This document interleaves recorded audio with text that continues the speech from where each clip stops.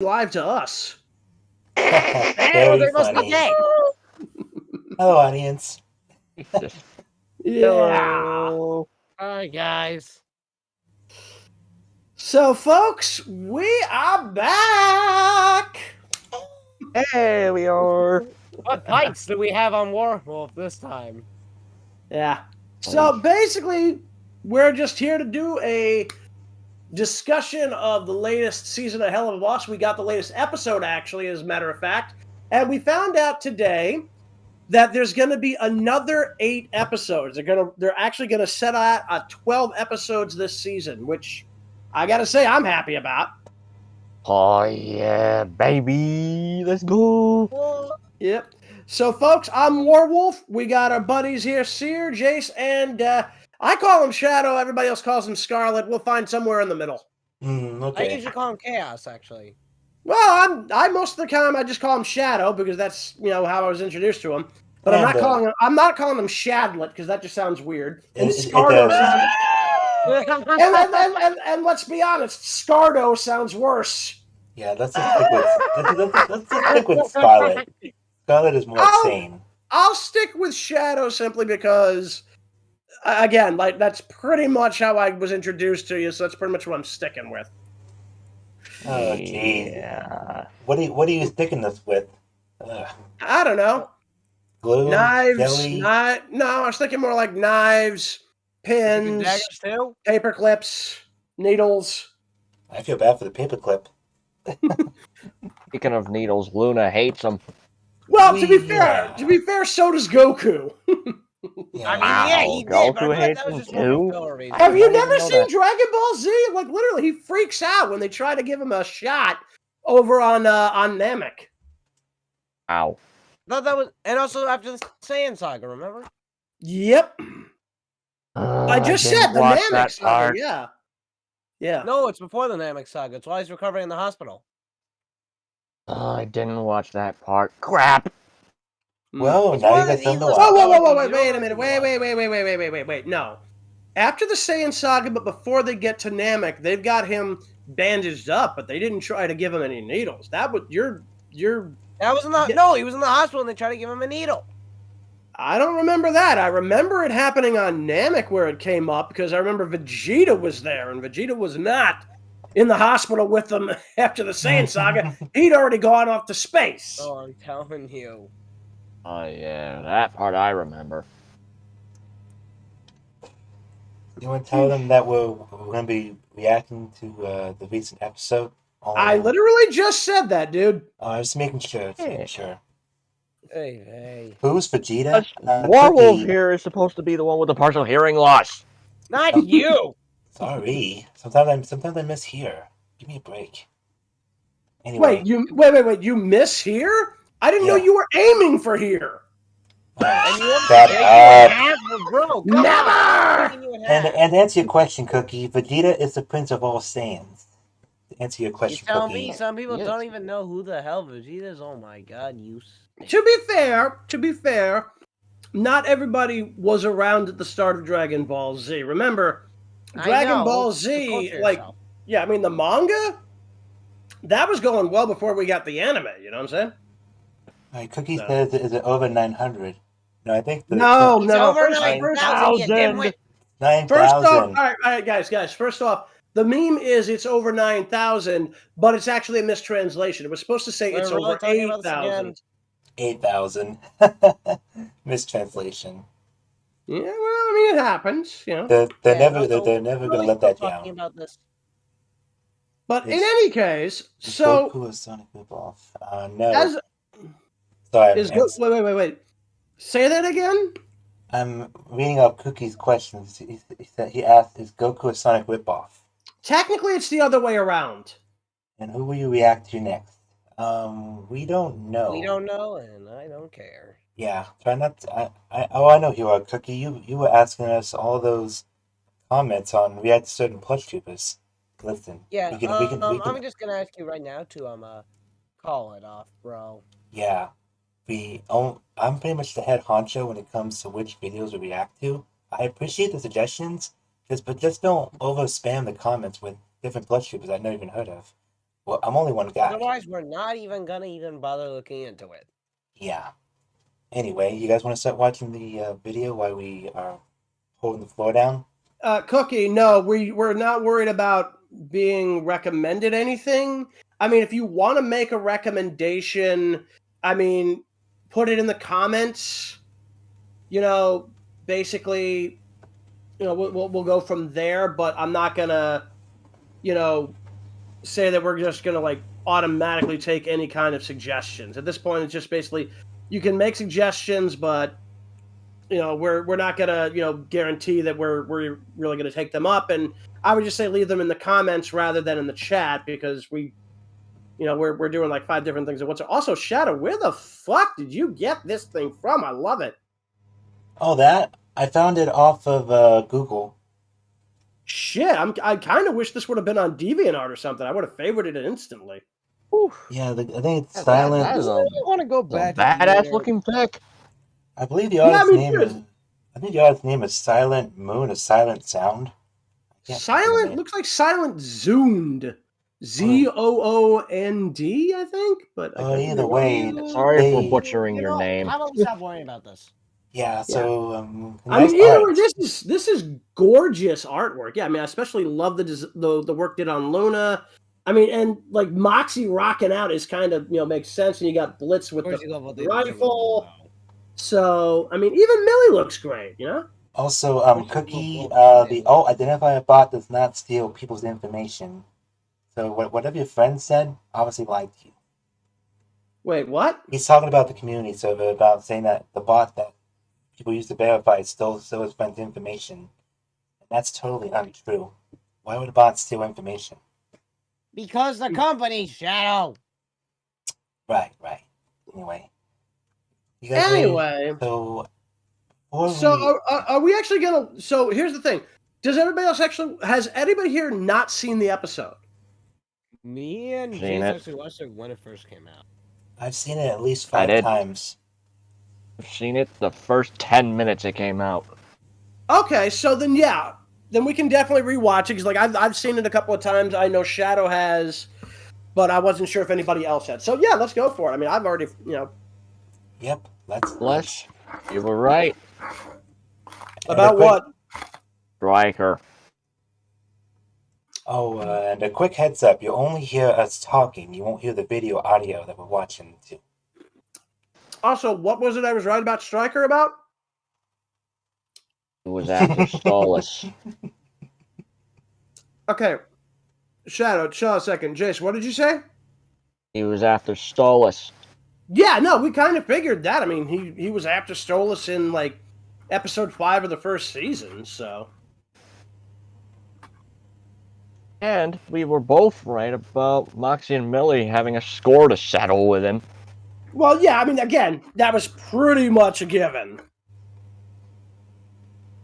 And here comes Striker.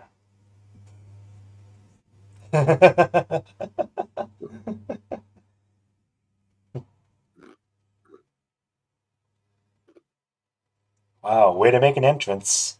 Mm-hmm. Oh, yeah. Honestly, Cookie, that would be an interesting thing we'd have to discuss, but at the moment, as far as I know, we haven't had any plans for that, but we'd probably do it as an out-of-character thing, not an in-character thing if we ever did it. Yeah. We'll probably do a live Q&A when we hit 1.5k subs, but that's kind of a long ways. That's not as far as you think, dude. I mean, we're already at like 1.11, so... Yeah. So we're getting close. It's like 1.5k, you know. So sexy. Yeah, I mean that for me, it's like that. I don't think Stolas actually looks at imps as actual imps anymore. It's just like, how hot are they, and do I want to fuck them? Yeah, Oh, honestly, jeez. that's- Warwolf. Dude, he literally just said when he was asked what Stryker looked like, his response was sexy. Come on, Oh, think about it. Jesus. I am thinking of that, and I agree Also, with you. fun fact, Edward Bosco voiced him. Yep. For whatever reason, voice Norman Reedus of did not Alistair. come back for this. The voice of Alistair. The No, Who, no, by no, the no, way, no. on the subject, I have heard rumors that Bosco might have ended up retaining his role as Alistair. I haven't gotten it confirmed yet. Okay, how many phones? It's still at this point up in the air. It hasn't been fully confirmed yet either way. I'm just curious. How many phones has Blitzo destroyed? Yes. Enough.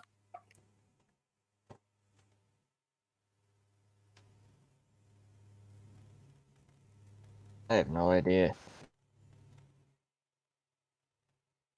Oh man, the way he's killing Luna. I mean, we've known he's stronger than he looks. I mean, she's not, a light character. I don't think. I mean, she's taller than he is.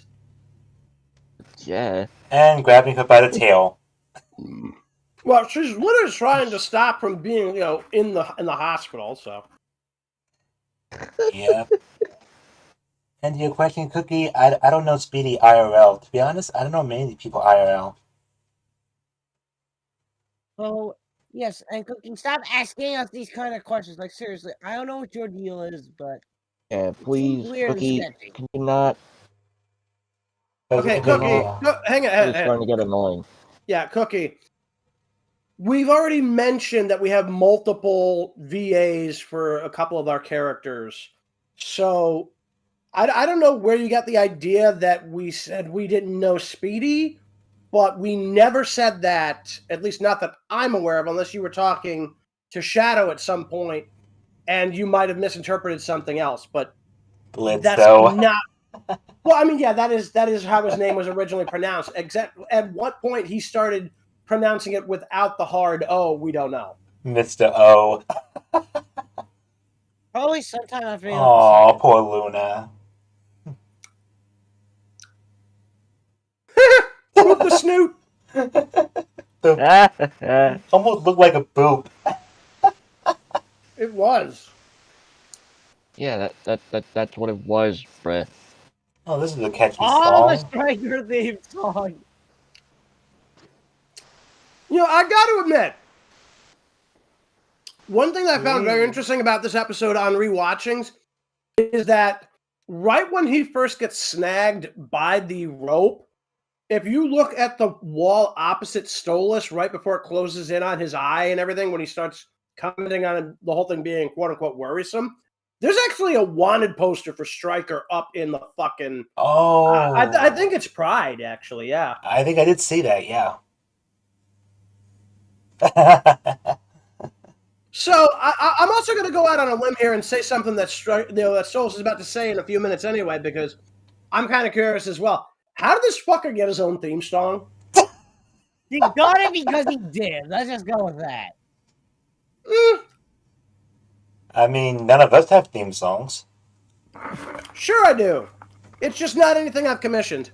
Ah, makes sense. I mean, sure, I have a theme song, but And to answer your I question, have not even Cookie, created one we yet. will. Shut up.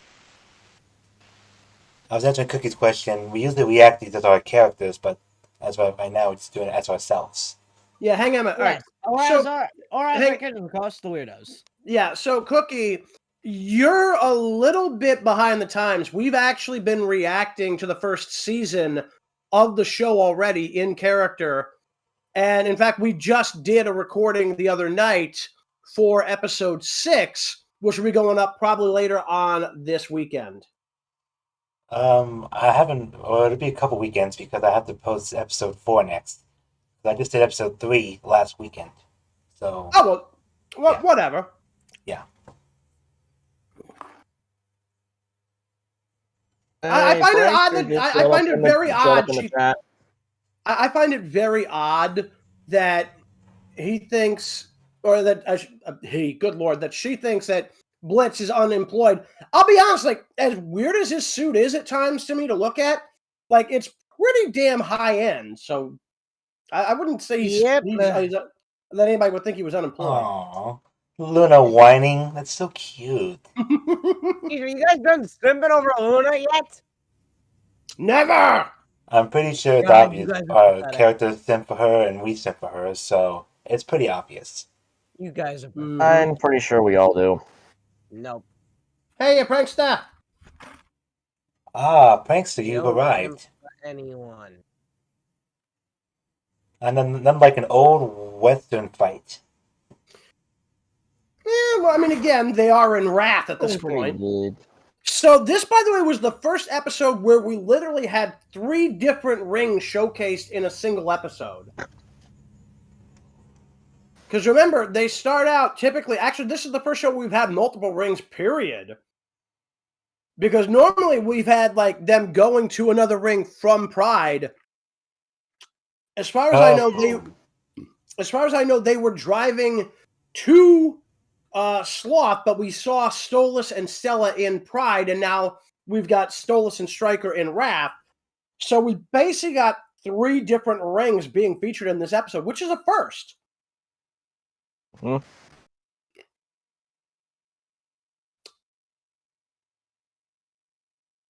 Wouldn't even call her a wife more than a psychotic. I think. No, they are married. Because they have a But I would daughter. still call them a psychotic. Well, no. That wouldn't have necessarily meant that they were married, Shadow, but... What's up with that statue? I told you about this the other night. Rooms up. See, even Stolas commented on it. Dude, I literally mentioned this in character last night as Sonic. I know you did, but we Yeah, have we to know you mention it did. out of character now because apparently we're weirdos. Yeah. Mm-hmm. Yes, That- and especially for you, Cookie, since I know I'm about to hear this question for the millionth Or time. ever called me a weirdo. I pimp slap him. I am unapologetically weird. I have no problem with the name. I've got no shame with it. And to answer your question, Hmm. Cookie, we're not watching, just be careful with copyright.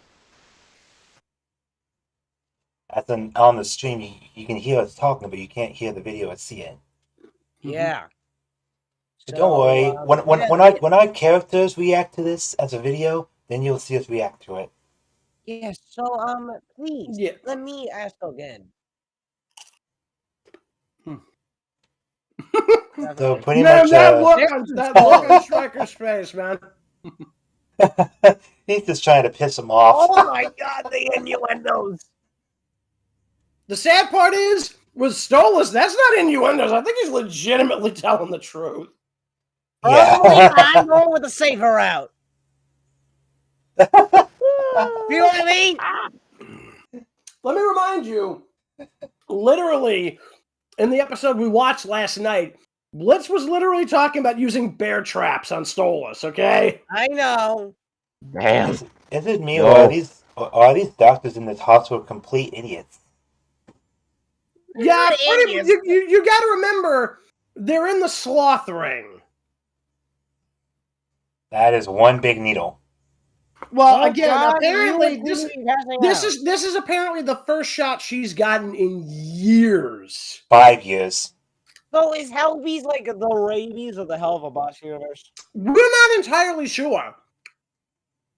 But the one thing I would point out, though, is we saw smaller needles in there.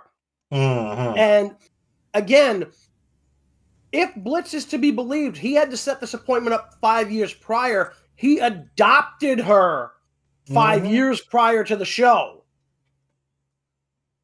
So theoretically, I mean, this is like the second season, so it's probably been about, because they mentioned it's been like about a year or so in episode 7. So my thought would be, my God, Stella is just dumber than a bag of bricks, isn't she? I wouldn't even say a bag of bricks, because at least a bag of bricks can actually have 1 IQ. Really? Apparently, I guess in this Okay, instance, it was a joke. Cookie. When you say no offense, that means you're trying to offend the person. No, I mean, to be fair, you can say that and legitimately mean it, but hang on, let me see what he was talking about here. Well, if I meant that as a joke, I wasn't being serious. We weren't talking about you, Sear. Yeah, no, Cookie, in character, he plays Shadow the Hedgehog, during the reactions. So he plays Shadow, I play Sonic and Mario. Sear plays Luigi, Mighty, and who's the other guy you play, Sear? Because I know you play somebody I else. play actually multiple characters and more than just. He plays the future boy. Right, We have Silver. like That was my the other. Yeah, because like Yeah. we have a couple of others who do multiple roles. I do Mario, Sonic, Eggman, Nega. Sear does I do Luigi, Mighty, and a bunch of Silver. others. And then we've got what the hell is it? Espio. Jayse does Eggman, Infinite, Bowser. So a lot of us are doing multiple roles over the course of the series. Yeah, Cookie, different version. We're literally not supposed to be exact to the canon. We're literally our own versions of these characters. Yes. That's why literally, if you've ever heard of TV tropes and you looked up the trope Sir swears a lot, I mean that's basically my version of Sonic. I mean he swears constantly. He swears more than even a sailor does. Mm-hmm. I put Cookie in timeout. So he wanted to take Stolas' eyes. yeah, No, the irony is no, I'm actually reading a Helluva Boss fanfic where yes, I read fanfics. Fuck you. There's nothing wrong with it. Why not? Because they're kind of cringy. Well, it depends on who's writing it. Anyway, the story that I'm reading right now is actually pretty good. It's a what-if story where instead of adopting Luna, Blitz adopted a very young Octavia who had been kidnapped and thought she had been given away by her parents. Meanwhile, Stolas ended up adopting Luna, and it's actually been running out very cool. What the fuck is with the pop song? I've been saying this since the first time I saw it. It's like, what is with that damn pop song, man? Well, Moxie did say he doesn't like pop music. Which is kind of funny. But yeah, anyway, as I was saying, in one of the later chapters, we find out that one of the people responsible for Octavia's abduction in the story was kind of having a freak out moment and kind of threatened to, cut her eyes out. So I found that very interesting that they would actually do that in this particular episode because it does kind of remind me of that particular fanfic. So. Ouch! That had to hurt. So we now know one thing about the holy weaponry. It does not make the weapons that they're mixed into indestructible. Because we've seen basically Millie now cut through two of Stryker's guns that, as far as I can tell, were mixed with heavenly weaponry. So, Ooh. Just missed. Mm-hmm. But that is one heavy axe. Because it's heavy-handed. Yeah, Millie's a freaking badass when she uses it. It still weirds me out that Stolas was using a statue of his dick as a hat rack. Man, Blitz, you are one tough dude. Well, you got to remember one thing. You got to remember here, Shadow. Oh wow! One thing you got to remember, Shadow, is that he's literally been able to go head to head with Stryker. Oh my God! Oh shit! Mine's just fucking playing mind games here. I love it. Oh, uh-oh. That's what I really call getting hard on for yourself. Oh, he got away. Damn it, Warwolf, you're gonna get us in trouble. Last second. How is that gonna get you in trouble? You'll get us in trouble. Oh no, it's the cone of shame. Let's go. Well, I mean, she did just get jabbed in the ass with a giant needle. Yeah, hashtag Philly moment for that. What? I said hashtag Philly moment whenever they show her ass. What does that have to do with Dude, she's actually anthropomorphic. Why would she count as a furry, you weirdo? Start making sense before I make you make sense. Well, to be honest, do no infinite. But no, see, here's the thing, though, Sear. He makes less sense because he doesn't make dollars. Well, I mean, we are a non-profit channel, to be honest. We can make it for profit. We're not going to. It's a joke, Shadow. Aw, what a nice foam wallpaper. That the crazy thing is, folks, for anybody who's wanted to find out more about what was going on after the events of season 1, episode 7, freeze frame the shots of Stolas on the phone here when you get to see this episode, because it fills in a lot of the blanks regarding that whole thing. By the way, this episode gave us an answer. You remember that shot we just saw of that hand? Anybody who's seen the fucking season 2 trailer now knows exactly who that hand belongs to. Stolas. Mm-hmm. I mean, I figured as much. See, the thing is, I remember when we first started talking about the season 2 trailer that we initially had 2 possibilities there. One was Stolas, the other was Fizzarali. Why did we put? And now it's confirmed. Again? Because of the robotic hands being jet black and everything. Yeah, but wasn't the Pancakes. shot of the hand on the phone shown to be like in the storyboard format?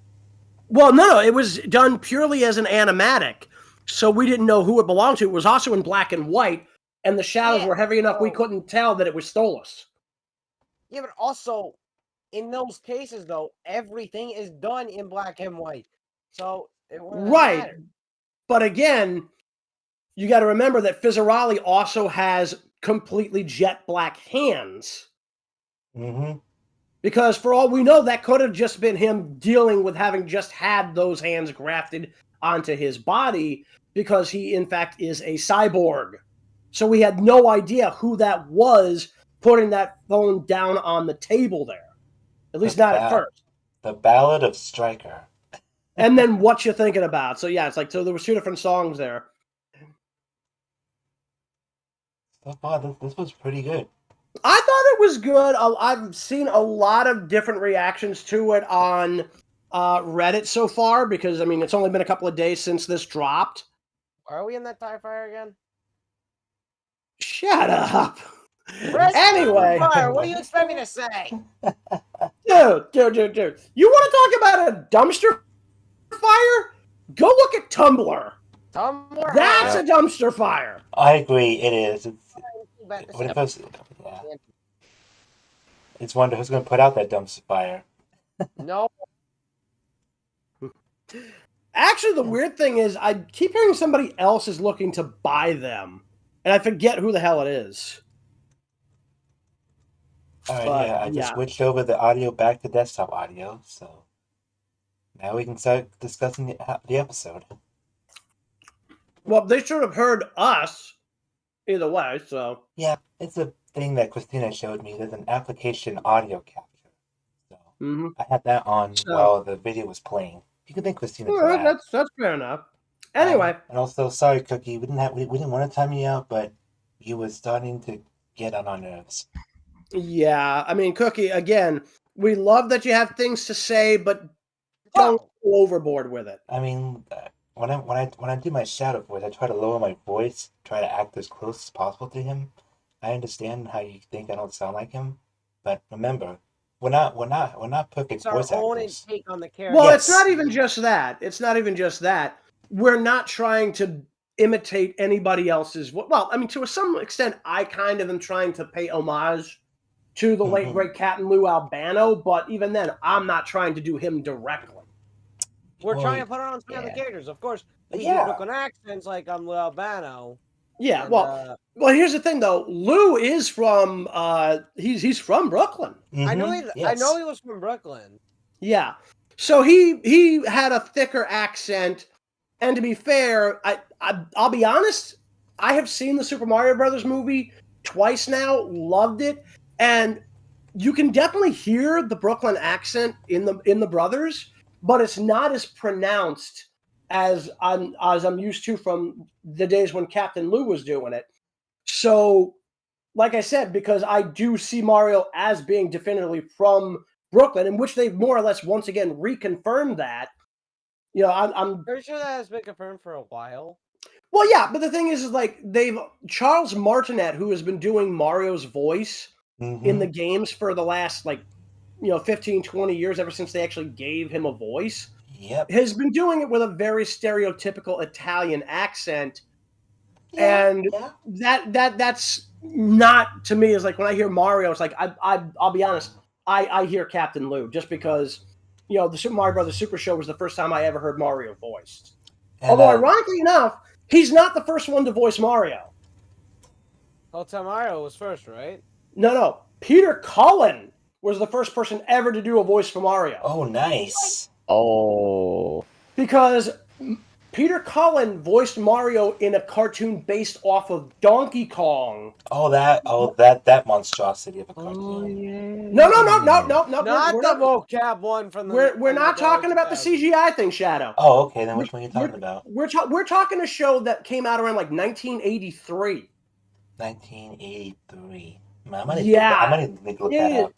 It is much, much older. You can, I believe you can look it up right on Wikipedia. Wikipedia. What are we gonna do without you? So yeah, I mean, Wikipedia does mention Peter Cullen's, for the most part, filmography. And when I found out that there had even been, a Donkey Kong TV show that early, I was like, holy crap, really? And it's like, yeah, really. And another thing about the artwork that we use in this stream, we always give the credit to any artist that we use art for our streams. Yeah, we've always tried to give credit where it's due, and if we at least have the information on who created the art. So yeah, it's probably somewhere. Do we have the information for the artist this time around? Say again? Do we have the information for the artist this time around? I don't really know. I mean, Shadow was the one who found it. He said he got it off of Google, but I mean, for all we know, it could be somewhere on DeviantArt or something. We just haven't found anything there for that. But I can probably find it. I mean, I have my computer open. It is technically in the top left corner. So. Yeah, but it's partially cut off. That's why we're not sure if we're pronouncing the name right. Right. And again, sorry for butchering your name. And, we don't know who it is. We're sorry. And to answer the question, and people wondering why there weren't that many lines for Luna, well, apparently because Erica Lindbeck is currently. Erica Lindbeck was dating Billy Kamitz, who did the voice for Naofumi Iwatani in Rising of the Shield Hero, and he passed of cancer last year. So at the time that these episodes were recorded, because they usually will do the recording first and then match the lip movements in animation to the voice actors. Because she was at a time where she was basically taking time off to deal with his passing. Hopefully it's only 2 episodes that we're not going to get her, voice work in, but I mean, there have been entire episodes where Luna hasn't shown up at all. So we'll have to wait and see what happens. We do know that as of this moment, there's another 8 episodes still to be released. So if we assume that the next few episodes after, because we've got 2 more out of the 4 that they said we were supposed to get in the summer, if they go back to their normal schedule, then it looks like around midpoint of next year, we'll see the end of season 2. And then some point late in 2024, we will see the start of season 3. And I did find the artist's name. It's Silent Sound. Zound? Okay. Sound. Sound? Silent Sound. All right, that's interesting. Yeah. We're in the sound of silence. Oh my God, dude! Simon and Garfunkel want a word with you. Simon and Garfunkel want a fucking word with you, man. If they want a word with me, they can put it out with my lawyers. Yeah. You don't have lawyers. Yeah. So yeah, the show specifically, I was able to look this up. The specific show for the Donkey Kong cartoon from the 1980s dealt with the title The Saturday Super Cave. Ooh. Which, yeah. Cool. So, yeah, it was primarily dealt with a number of different arcade characters getting, animated skits. So we had Donkey Kong, Mario, and Pauline popping up in the show on a regular basis. Oh. That's also why I was So a little it's kind of surprised like that I a couldn't weird find version it. of Cartoon Saturday Night Live, but without it being live. No. Cartoon Saturday Night Live? I get what he's talking about, just no. Okay. What? So it's like Robot Chicken without the chicken and the stop motion? Yeah. So no, the Saturday Supercade was literally just 1980s animation. So, and this was released in, I'm trying to think the exact year. Let's see what we got here for this. Officially, it ran in 1983. And oh wow, according to this, it started September 17th in 83 and ended December 1st in 84. But I'm going to assume that these were relatively heavily spaced out because I'm looking at the episode list here, and the first season ends December 10th, 83, doesn't start again until September 8th of 84, and ends in October of 84. In fact, October the 13th of 84. So that's kind of interesting. Well, that's cool. Yeah. So, like I said, this was the first time Mario had ever been voiced. I was just fortunate that I was able to watch the movie at my parents' house this past weekend. So that was fun. What? Wait, watch what? The Mario Bros. Movie. It's Mario. Oh, well, there you go. Yeah, yeah. So you have Chris Pratt as Mario, Charlie Day as Luigi. I can't pronounce the name of the woman playing. Anna Joy. Anya Taylor-Joy. Anya Taylor-Joy. I'm not even going to try to pronounce it because I know I'm going to butcher it. Jack Black as Bowser, which I thought was actually pretty good casting. I mean, it's amazing casting. I mean, he's perfect for the role. Mm-hmm. Jack Bowser. Seth Rogen as Donkey Kong. Yep. Seth Rogen. Yeah, I still hate that weird laugh that he does, but Yeah. No. it's like, does he have it in that? Does he have it in a contract somewhere that he has to get to do that laugh at least once in a movie? I wouldn't be surprised if he put that as a stipulation. And then you got. Because I'm sorry, it's like I hate that fucking laugh, man. And then you got Michael Keegan Key. Keegan Michael Key. Keegan Michael Key as Toad. Yeah, but getting back to Helluva Boss, so we now know a couple of things. Okay. Given what we have seen, that first trailer that we got in 2022 looks like it was almost entirely based off of roughly the first 5 to 6 episodes of the season. Ooh. Because we've now seen almost everything that was in those trailers. Cool. Because, like, the only thing we haven't seen was anything related to Barbie Wire, because we didn't see anything about her until that video that was leaked from Level Up Con. Mm-hmm. We haven't seen that other episode yet featuring what looks to be an issue of Fizzarali and Asmodeus dealing with the fallout of Ozzy's, where apparently they've been caught acting more romantic than lustful. It was in the animatic, dude. We actually literally, I think it was, I don't know if it was Ozzy or Fizzarali, but one of the two was reading a newspaper, and it was an article that was in the trailer. Oh, okay. So there's that. So we still got a couple of scenes of Fizzarali that were in that trailer that haven't popped up yet. My guess is we're going to see those probably pop up sometime in the next 2 episodes. So the other thing that I do want to bring up, because this was something that was confusing to me, was I did not realize until today, like I said, on Reddit, when I found out that, you know, they had established 12 episodes were going to be the length of the season. Don't forget, we have Sally Mae coming back, and then it was also announced that apparently, at the very least, Agent 2 from the Agents of Dorks is set for a return. And I had no idea how they were going to pull that off in something like 6 or 7 episodes and have it make any sense because of how tightly compressed the last couple of episodes are going to be. Because remember, we just got season 2, episode 4. Just before that, we got X's and O's, which was the third episode of the season. We've got 2 more that are supposed to come out by the end of the summer. And then we've got another 6 due to be released. So my guess is we're now going to start getting into the headier stuff for the second season. Because Nice. we know that the dorks have video footage of the Imp Gang. They have for a while.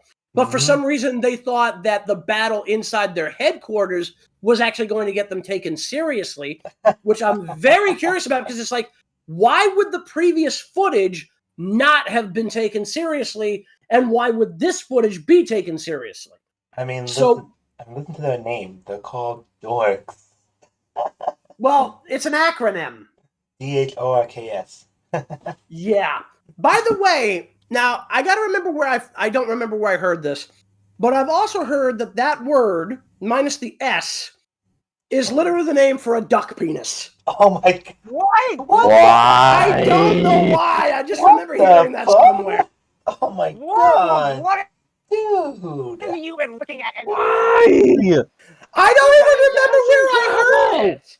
I Oh don't my even remember where I heard it. That's the sad part. Oh. I honestly, I don't. don't remember where I heard this. This was like about 2 years ago.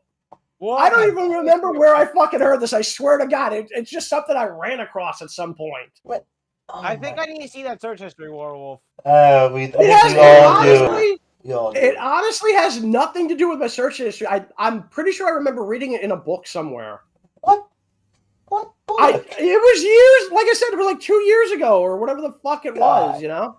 I feel bad for the book. I'm a little weirded out by the fact that somebody had to write that sentence down. I mean, And what's worse, I swear to God, this actually gets worse, guys. Oh no. They literally no. went on to describe the idea that a duck's penis is shaped like a corkscrew. What the Because it hell? That's because Wait, Sear, Sear, Sear. it rhymes with How do you cork. know that? Oh, How do you know that? Of a duck's penis. Oh. Wait. Why did you draw a picture of a duck's I've penis? seen one. Oh That's actually worse. Why were you looking at duck porn? Oh. Can we change the subject, please? I was not looking at duck porn. It just randomly came up. Okay, somebody needs to play the duck sound. How I You know we have the soundboard. Someone needs to Disturbing play that. animal facts. That's how. Oh Lord. I'm not even kidding. It came up like a disturbing animal facts Facebook video. We have a soundboard. Moving away from that. You not. Actually, speaking of soundboard, Hey Godzilla. You fucker. We'll Hold be- on. I gotta lay down some pipes. so yeah, that was actually one I added to the soundboard. One Yeah, of two. well, Yeah, this we'll one is only- gonna come from another server that I'm in, but I gotta lay down some pipes. But So anyway, Yeah, we're only using these doing live streams, not doing videos. And we pipes. yeah. Anyway, I gotta lay so down some pipes. moving away from that, moving back to the show proper. So let's hope so. we know When that the was agent. show ever proper. Okay. Yeah, shut up. Anyway, we know that the agents of Dork are supposed to return. Uh-huh.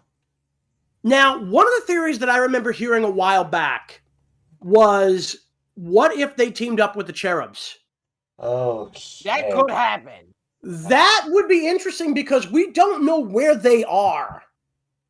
We Whoa. know that they were kicked out of heaven as a result of the events of episode 4 of the first season, but there's no indication that they ended up going to hell. So they're possibly still roaming around on Earth. So a possible place where they could end up would be the Agents of Dorks. And they could end up deciding, great chance for revenge without having to go to hell. Well, we could say hasta luego. Hasta luego? What does That's See You not Tomorrow what- have to do with anything? I don't know. Anyway, I'm trying to make we'll a Resident never- Evil 4 joke. Let me make it. well, Okay. again, a joke actually has to make sense in order for it to be a joke. Yeah. Anyway, so we know that the Dorks are coming back. We know Sally Mae's coming back. We haven't heard anything about the Hell, Cherubs. They don't find my body. What? Never do that again. He's He's bodies. he's quoting the line, "It doesn't count if you don't find the body," that she made in reference to the fact that Millie pointed out that she's got a neighborhood head count. So anyway, I mean, so we know Sally Mae is due to come back. We know that the dorks are coming back. That still leaves the question, other than Barbie Wire, who I think we're getting sometime in the next 2 episodes. What else could they possibly do? Because, I mean, again, if they've got another 6 episodes, we know at least 2 of them are accounted for. That still leaves another 4 to go. Mm-hmm. But on a side note, I thought it was funny when in one of the videos we did, Shadow said it's the final castle, the final countdown. I thought that was pretty funny. Why would we bring up a song about Europe? Movie.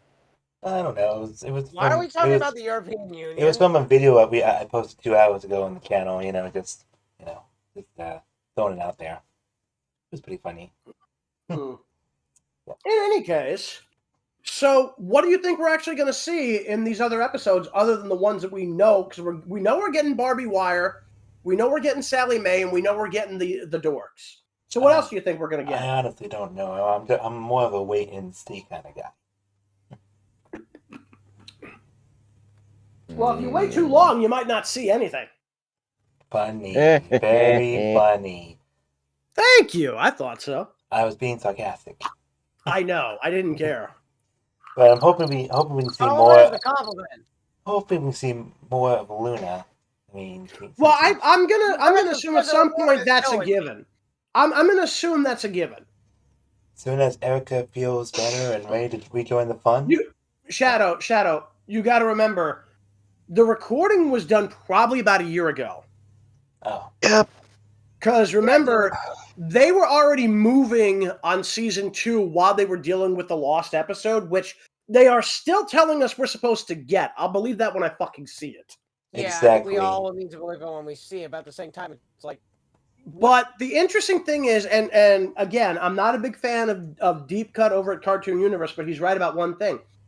With the exception of the Gluttony Ring, which is so far only been shown, as far as we know, in the lost episode, we have now seen every ring of hell except one. Oh, I put the Gluttony Ring on the screen, if that's okay. Yeah, go ahead. So, I mean, at this point, because the Gluttony Ring is the one that we haven't seen because of that being the missing episode, but at this point, we have seen Pride, we have seen Greed, we have seen Wrath, we have seen Sloth, Envy. Envy is the one that we're still waiting to see, and then Lust. So at this point, we literally only have like Gluttony and Envy still left to see. Everything else we have already seen now as of this episode. We're still waiting, like I said, for the lost episode to pop up. Brandon Rogers has said, when you see the credits, you'll understand why it took so long. Mm-hmm. So they seem to be under the impression that at some point they're going to get that out to us. They have promised we're going to see it. Again, I'll believe it when I see it. Uh-huh. But in the meantime, the fact that we've seen now every other major ring except for Envy is kind of interesting. Mm-hmm. I'm so glad I still had this ring in the OBS thing. Well, yeah, that makes sense. I mean, I think I'm the one who actually sent it to you. Yeah, you were the one. Yeah, that sent to me. I think it was during Helluva session 3. I think it was something like that. Yeah. So basically, hold on. Well, we're holding on, but to what? No. Hold on. I was just gonna say. My mother walked into the door. Oh. So I mean, at this point, I gotta go eat. So I'm Okay, then just come right back when you're done eating. We'll be here. Yeah, come back when you can. Yeah. We'll be here. Anyway, I'll be in the front. In the front of what? God damn it, Sear. Well, maybe he'll be in the front of the car. I don't know. Funny. Anyway, you were saying, Warwolf? Yeah. So at this point, we now have one other thing that I know is going to be an interesting point, and that's to see where the Pride Ring diverges between Helluva Boss and Has-Been Hotel. Because remember, they were originally both indie shows, but A24 picked up Has-Been Hotel for full series. as a result, I do think that there was a significant separation between the two shows because although we've seen a reference to the Hell News of Channel 666 in like episode 4, that's really the last time we've seen any real major reference to anything from Hazbin Hotel until we got to episode 7, where, and I actually didn't even notice this until somebody had pointed it out, that there was a poster for Angel Dust in the Lust Ring. Ooh, nice. And it's literally like the scene where Blitz gets thrown into that dumpster. Like, you look at that wall, there's a poster for Angel Dust, literally advertises doing some kind of a special performance. Now, according to the official Twitter for Helluva Boss, that makes things very interesting because all the Earthborn sinners are trapped in the Pride Ring. They can't move between the 7 rings of hell like our buddies here from Helluva Boss's main cast can. Mm-hmm. Oh. So I remember that I think it was Deep Cut, again, from Cartoon Universe. And again, not a fan of the guy because, you know, we've had our differences, and I'm not really fans of those people in general because they basically, you know, were like, oh, how dare you not like the Disney Star Wars shit? So fuck them. But Yeah. he did point out something with that, in that either A, that could have been potentially part of why we have like that missing episode, or he had put forth the theory that there could have been a way to sidestep the law of Lucifer that doesn't allow anybody, because basically he's the idea supposedly that Lucifer has basically decreed that every one of the Earthborn sinners only be able to exist in Pride, which is ironic because if they didn't, there wouldn't even be the overpopulation issues that result in the yearly exterminations that become the focus of Hazbin Hotel in the first place. But the thing that I find very interesting is that Angel Dust is literally an adult performer. So seeing him advertised in Lust was kind of interesting. And Deep Cut had come up with a theory of what if they were going to use some form of holographic technology to allow him to perform in the Lust Ring without actually leaving the Pride Ring. I mean, it's fully possible. Oh, okay. That makes sense. So,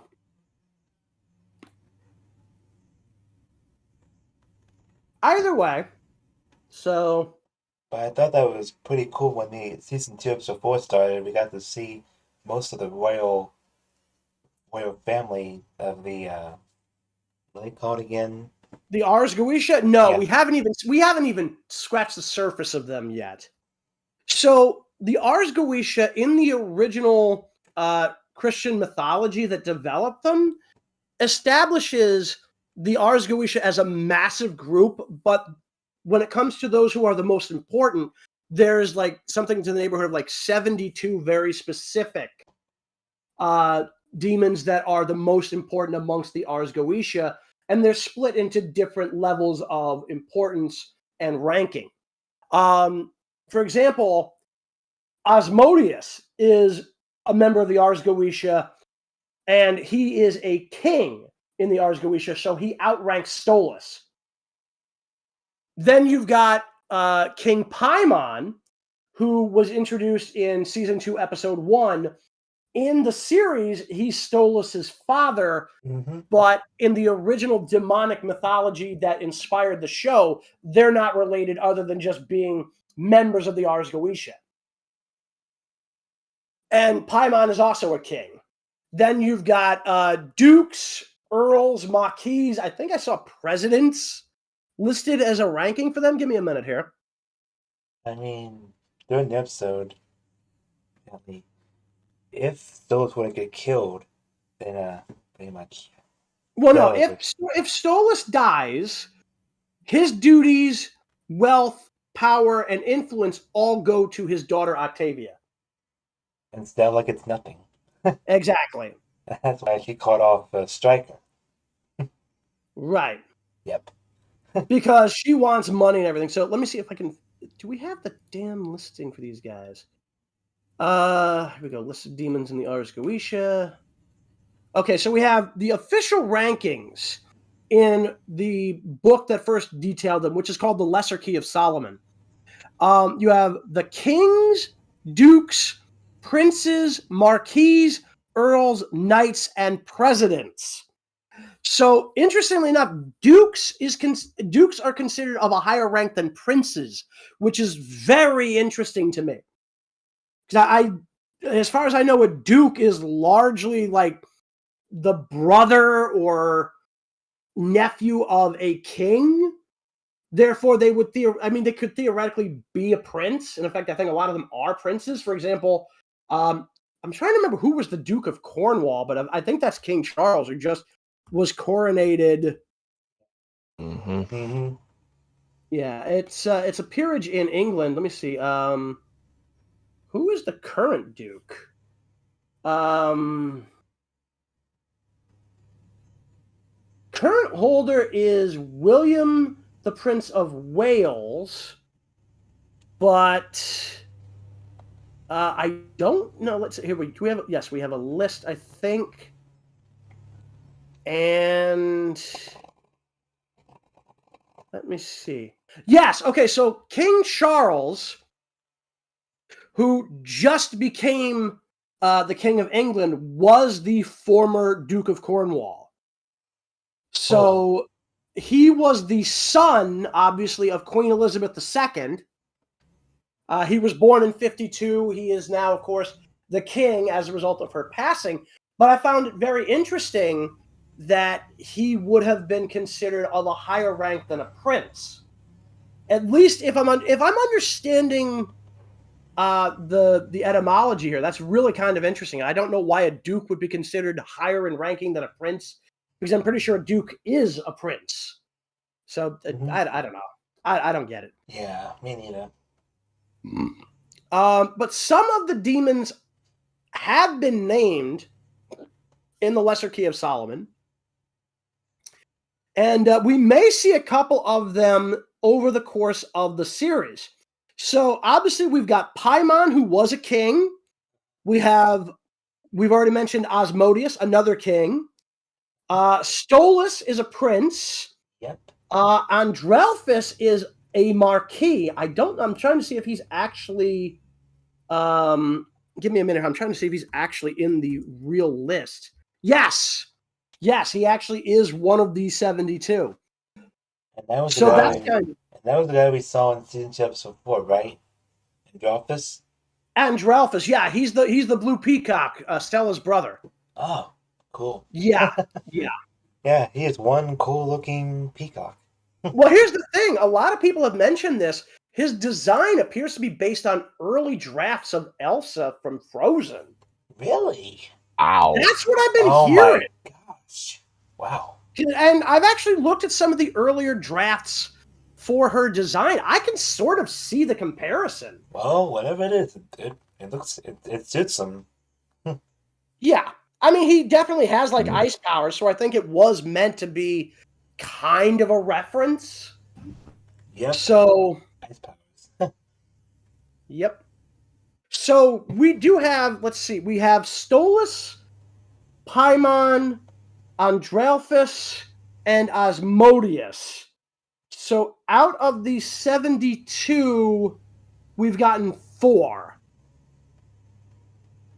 Which leaves us something to the neighborhood of like 68 left that we could conceivably run into before the show ends. Mm-hmm. We also have no idea how long the show is actually going to run. Yeah. We know that we've got 12 episodes for this season.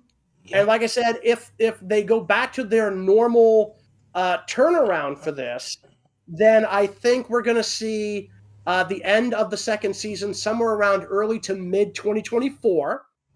And then we're possibly looking at late 2024, early 2025 being when we will get season 3, if there is one. All right, I'm back at the front. Welcome back to the front row. If it's at the front row, then I would be looking up. Oh, Jayse, that pun was horrible. Oh my God. That pun was fucking horrible, Jayse. No. Sear. I'm talking about Androphus. He made a comment in the chat for the text side of the voice What's the chat joke, about you mean? Androphus. Oh. So yeah, it was an ice pun. Oh. You made an ice pun, Jay? It was an iceberg. It was an Angry Birds pun, actually. Well, no, you got to remember you called him an ice bird, and we were just talking about him having ice powers. That is one Oh that is my one God. slippery Goddamn, joke. The goddamn. Ice Bird from Angry Birds Space. You got to remember I've never played Angry Birds. All I can say At all. was that joke was very slippery, like sliding on ice. Shadow, go to your room.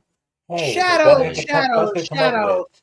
Shadow. Scarlet. If that was the best you could come up with, I'm going to say your sense of humor is completely cold. If you're trying to warm me up, it's Both of failing. you. I'm already in my room. Don't give a shit. Someone got the cold shoulder. You. That's it. Uh, Just for that, guys. Oh my God, we could drop in the pipes. No, that's a crowbar.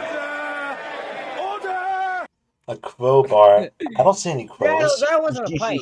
That was a crowbar. Anyway. Well, seriously, guys, we really don't want to like crowbar this entire joke, okay? Oh my Oh my God. So- Or it would be bent. Oh my God, Jayse, not you two.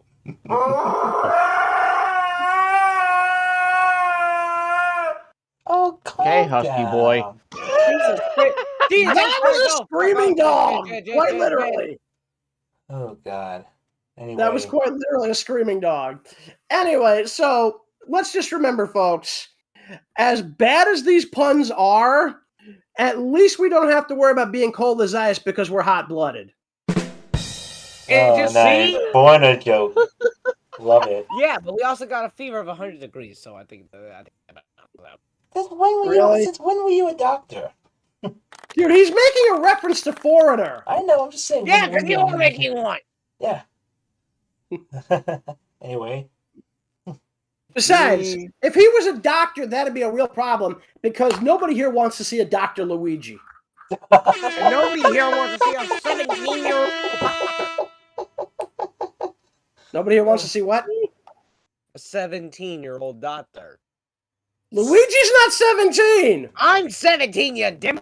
Yes, but I was talking about Luigi. I mean, Yes, there's already but Dr. we were Mario. That was the joke. Ah, yeah. Well, Yeah, anyway. well played. So, okay, so one of the things that I did want to discuss at this point Okay. is we know that in the Lost episode, Luna potentially gets a new love interest, or at least somebody that she's potentially going to be able to get paired up with, because we know Vortex is already dating somebody. Uh-huh. We know that she's following him on Instagram, or Sinstagram, as they call their version. That's funny. Instagram. Yeah, they kind of have a couple of puns like that. But one of the things that makes me curious now is they might bring him in at some point in the next couple of episodes, and it might confuse the hell out of some people because it's like, wait, who is this guy, and where do they know him from? And it's like, oh, it's the Lost episode. Because, I mean, at this point, like, they keep saying we're going to get that episode at some point as a special.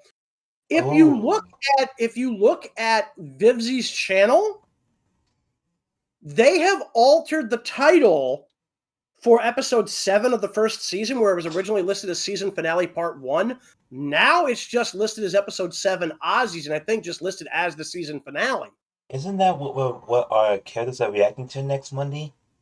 Yeah, actually they are. Oh, okay. That's very they're gonna funny have one timing. hell of a time.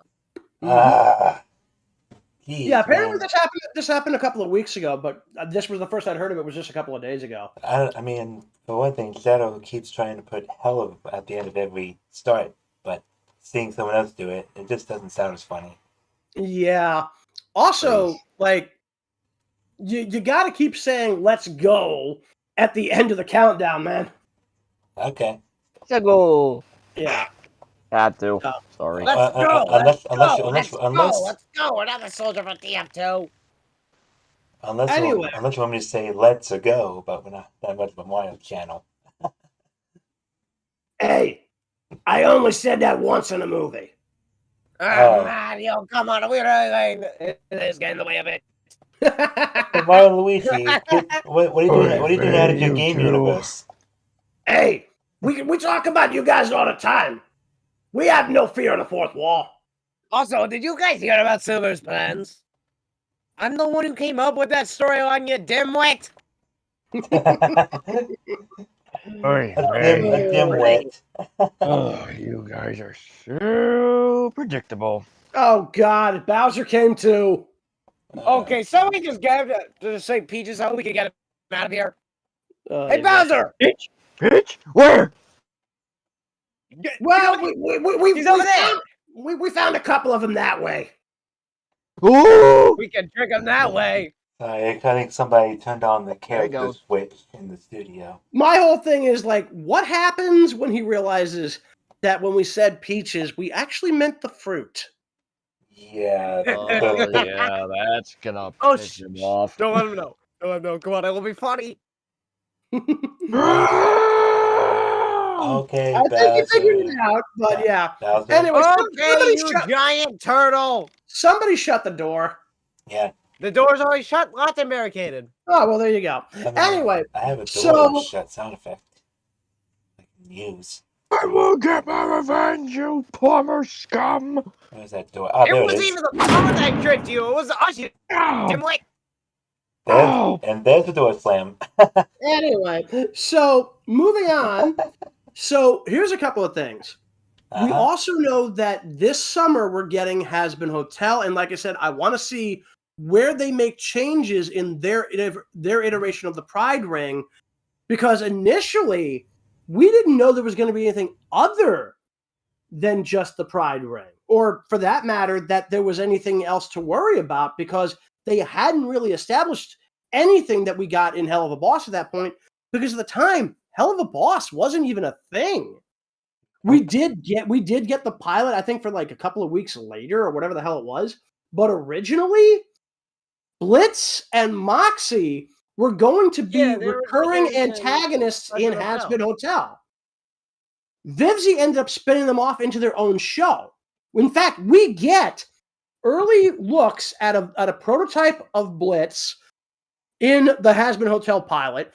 Moxie is a silhouette in the crowd in that same skit where Charlie starts getting ready to sing, and we've seen not one, but 3 different designs that could have been a prototype for Luna in that same episode. Oh yeah, that was there too. Because we literally had like 3 different Hellhounds. 2 of them were watching the whole thing on TV where Alistair popped up, and one of them was in the studio. So yeah, that was the whole thing. So we also know that at that point, they hadn't really established anything all that seriously. So now that we've got Hell of a Boss, I'm very curious to see how the shows will diverge, simply because at this point, they have to. One's an independent thing, and the other is technically owned, or at least co-owned, by A24 Films, at least for... I'm wondering how long Luna's going to be wearing that cone of shame. Probably not long. Remember, they typically have like a situation where at least a little bit of time has gone between one episode and the next. I mean, you look at the first episode, they were talking about how business was slow. Mm-hmm. And then literally by the time of the Harvest Moon Festival, like Blitz is talking about having a backlog of clients. That must be because and then of course he did the discount deal thing for the Spring Break. Yeah, but that's, I don't necessarily know if that's still attached to that. Because remember, this is like 2 episodes later, and we know that there have been time skips in the show. You know, I mean, for the love of God, like Moxie and Millie are stated to have only been married for about a year. And we don't know how long, Millie's been working for. We don't know anything about how Moxie and Millie met. And we don't know how long they were dating before they got hitched. And apparently in the episode we watched, when Blitz was telling Luna it was only going to be a prick when he touched her nose, the woman in there called him a pervert. I don't know. Because of the phrase, like, it's only going to be a quick prick, you won't feel it. She was misinterpreting, like, because he's talking about getting the shot. She thinks he's talking about something else. She thinks he's talking about being promiscuous. Yeah. That was just a whole nother thing. Yeah. So the thing for me is I'm still amused that he did the whole boop the snoot bit where he just like does that little nose tap for Luna. And it was definitely cute. It was definitely cute. You normally see a person. It's wholesome. Yeah, it's wholesome between a person and a dog. It's very wholesome. Yeah, except that's not just a dog. That's It's his a fucking hellhound. dog. Yeah, it's a hellhound. Yeah. With Yeah, a well, bad you two attitude. quit obsessing over that. Honestly, like here's the other thing though is like if you had said that around Blitz, he probably would have beat the shit out of you for calling her a dog. Yeah. And then I'd say. So we're basically saving your ass, Shadow. So And then I would say, I'm sorry, I didn't mean to call her a dog. I meant to say hellhound. you meant to say hell? Well, we already No, know there is. hellhound instead of dog. Yeah, but you didn't say the other half. So I Yeah, did. you only Anyway. said hell. Well, probably because my mic didn't catch that part. Anyway. Mm-hmm. And just to close out Sear, everyone sims for Luna. Get over it. Yeah, really. I don't. You need to learn that. Bullshit! Everybody is a fan of Luna on this show. Yeah. What the hell's wrong with you? Well, you know Also- how Warwolf loves to say bullshit? I put my own musical spin on it in the most least musical way possible. Yeah, anyway, before I forget, also, hi, Gabby of the Stars. Hello, Gabby. Yeah, she, he, she, star are whatever. you? It's a she. It's a she. She just graduated high school. Yeah, so Gabby actually mentioned, a quick hello to us earlier in the chat. I don't know if she's still in there. Let me look. But, I've been doing other stuff on my tablet. Yeah. So, I mean, we haven't really had too many people talking since then, but, I mean, at this point, do we have anything else major going on in the chat? Because, like, I'm not really in the chat right now at this point because it doesn't seem like anything's going on over there. Let's see. That's completely silent. Yeah, I thought. Radio silence. Yeah. Anyway, Radio So- silence. Funny. here's a couple of things that I'm very curious about. Uh-huh. I would love to know where Blitz went to college. Why would you want Oh to? yeah. Yeah. Because he mentions in Truth Seekers that he did a lot of crazy shit in the college that he dropped out of. Like, you got to remember, like, the dude can't spell to save his life, Oh, right. and this guy went to college. Either the Standards standards are you can't spell. either the standards there are piss poor, or the dude just really has some kind of a problem with spelling. Now, to be fair, the dude seems to be very streetwise. The guy can hold his own with Stryker. All right? The dude literally was able to go head-to-head with Stryker and basically stand on par with him. And you look at Millie and Moxie, they had to tag team him, and he still pretty much kicked their ass in the most recent episode. It was only by dumb luck and a little bit of head games by Moxie that they came out on top. I remember that old line when Moxie said, "You cowboy piece of shit." It made me think of cowboy shit from AW with Adam Page. To be fair, that wouldn't be a surprise. Actually, speaking of, don't forget we've got like a major show coming up tomorrow, and then we've also got like the pay-per-view on like Sunday. Isn't there a Rampage before then? Yeah, but I mean, usually most of the stuff related to the pay-per-view is only majorly going to be done on Dynamite.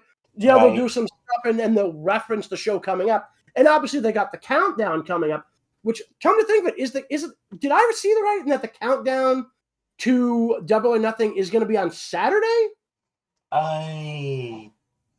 Don't they usually have them on Friday after Rampage? Yeah, usually they do. So that makes me wonder if they're doing another preemption for the damn NBA crap on Friday. I mean, I guess we'll find out tomorrow when they launch the episode of Dynamite. I've actually got to do a review for that and Rampage from last week. Well, let's just hope. The Miami Heat sweep the Celtics so they can start the finals and get it over with. Because all these time changes, It's giving me a headache. Yeah, Yeah, well, I'll be honest. It's like I'm getting very annoyed. It's like trying to figure out what time Rampage is even supposed to be on. I've actually missed it twice in the last couple of weeks simply because they kept moving it around, Damn. and I forgot what time it was supposed to be on. Yeah, hopefully when the NHL and NBA finally conclude, then they can go back to the original regularly scheduled program. The funny thing is, this now means we're getting 5 hours of AEW on TV. Yep. Because we got Dynamite on Wednesdays, we got Rampage on Fridays, and then we're getting this Collision thing on Saturdays, which is a 2-hour show. Oh, that's going to be cool. Yeah. Only thing Are we is, even still gonna do our usual thing of just sitting down and watching it? for the pay-per-views, yes. I mean, we're going to be watching them in the VCs when they're live. Yeah, that's pretty much what we always do. But the collisions and the other stuff, those are on cable, and we mostly watch them on our cable TV. Yeah, well, I don't use cable that much anymore in the first place, and I don't feel like coming back on cable. Well, wait, dude. Do you have cable at all? I do. I just don't feel like coming Okay, back so on. what? So I'm assuming you use Spectrum. Nope. No, really. What do you use? Oh. Files.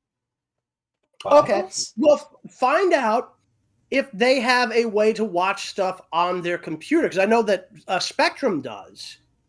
In fact, that's typically where I'm watching, most of my wrestling. Anyways, I'll just watch on Spectrum's streaming site for their channels. I mean, I could probably find a way to watch it from Peacock somehow. I feel like I could find a way. Yeah, I mean, because Files, that's Verizon. I can't imagine them not having a way to stream stuff. And there was also that MLW show that was on Tuesdays at 10 p.m. on. I'll be honest, I've seen like 1 or 2 episodes. I'm not really sure it's for me. I haven't been watching either. I mean, the fun thing is at least we know what happened to what the fuck is his name? Enzo. Thank you. Yeah, Enzo's there. Lindsay DeRitto's there. Leo Rush is there. Yeah, I just don't care about Leo Rush. I never cared about Leo Rush. I mean, first he's retired, and he's unretired, and now he's retired again. He needs to make up his mind. The only guy that I really think I care less about than Leo Rush at this point is Swerve Strickland. I just can't stand the guy. Yeah, and he's getting all this hype with his new mogul affiliates, and now. It's the mogul embassy. They've kind of merged with those two, so that's the whole thing. Yeah, since his other 2 lackeys are currently injured. Yeah, and the other thing that kind of annoys me is like Jade Cargill. It's like I'm literally at the point where anytime she comes on screen, I'm just calling her boring. Yeah, I'm probably just going to either mute the channel or just watch something else until the match is over. Yeah, well, for me, it's like I kind of have to like at least sit through the matches for my reviews and everything. Mm-hmm. But no, because I usually like while I'm watching the show, I'm like making screen caps and I'm writing the script for the reviews. And like at this point, even in the scripts, I refer to her simply by the name Boring. I still wish Tyra, if it's true that the Tyra does take it off of her at Double or Nothing, it'll be a goddamn miracle. Yeah. What were you saying, Sear? Dude, you ever gonna try? Do you ever get bored of you wanting to get somebody else to read at that point? Your microphone was roboting. I couldn't hear a word he said. Yeah. What the hell happened there? What are you talking about? Your microphone made you sound like a robot. You were roboting. No, it didn't. You're fine now, but what were you saying? Do you ever get bored that you just like want someone else to read something, or you just imagine? What? No. In your head, or is that just no. He's asking like, do I get so bored I just want somebody to tell me the result of the matches that she's in? Oh no, yeah. And there's really no point because she's just gonna win no matter what. Right, because like the problem is like they're trying to turn her into a Goldberg type character. The problem is she's not interesting. Speaking of Goldberg, it's the same reason I don't like Bianca Belair. They're trying to fit her into the mold of Kurt Hennig, aka Mr. Perfect, and she just can't pull it off. Speaking of Goldberg, apparently he got hurt in an accidental shooting today. Oh, Jesus Christ. Do I even want to know? I don't want to know either. I heard the news about it, but I haven't looked deep into it. But yeah. He's doing okay, though. So he's and on the subject, I mean, Randy Orton has been advised to get out of the business. To be honest, I think it has something to do with his shoulders. I've heard that it has something to do with his shoulders because, remember, he has those hyperextended shoulders and everything, whatever the hell it is. Yeah, he's been out at least a year or more. Yeah. But getting back to the show, so we now know at least a little bit about a couple of things. We know how and why Stella and Stolas ended up together. Mm-hmm. I've heard some speculation that Andralphus might actually become a primary villain for the show. Makes sense. Which, I mean, that could work because Lord only knows he's got more brains than Stella. Yeah. He's honestly got It's like more a brains than one-track Stella. mind. Because, like, here's the thing. At the time that she initially hired Stryker, Mm-hmm. that actually would have made sense simply because they had not really started going through the full procedures of divorce. If she had succeeded in having him killed, theoretically, yes, she could have retained some amount of influence, but with Octavia now being 17, probably going on 18 sometime in the next few episodes, she's a legal Oh adult. God, the floodgates will open. So pretty much. No, we're talking in universe. We're not talking about the weirdos who want to do like crazy things. Like I remember that whole thing with the Instagrams. I remember, like the guy said, if Stryker had killed Stolas like Stella did, everything would have gone to Octavia anyway at this point. when he said Via, I was like, oh, Octavia, because he said Via, not the whole name. Well, have you never? Because like Stolas has called her that before. Okay, maybe it's just been a while since I've watched Helluva. Yeah, I mean, I think the first time he ever used that particular nickname for her was, in fact, in the second episode overall of the series proper. Because, because I mean, it makes sense because she is the heir, so she would get everything if he dies. Right. I think the thing was that because like they were already now in the process of divorcing, so if she had successfully had him killed off before they had even started going through the procedures, she might have gotten something out of it. But the vast lion's share of that probably would have gone to Octavia anyway. And you saw how Androphus was very clear and specific when he said that. Yeah, it's very interesting to note that, again, a lot of people are saying that he could become a recurring villain for the series because, again, and I gotta say, he's got more brains than she does. Yes. Well, so it would make sense for him to become a recurring villain. Well, here's the thing. My whole point to this is he doing this because he wants to help out Stella, or is he doing this because he wants to move up to the ranking of Prince and take over Stolas' job, or is he just doing it because, why not?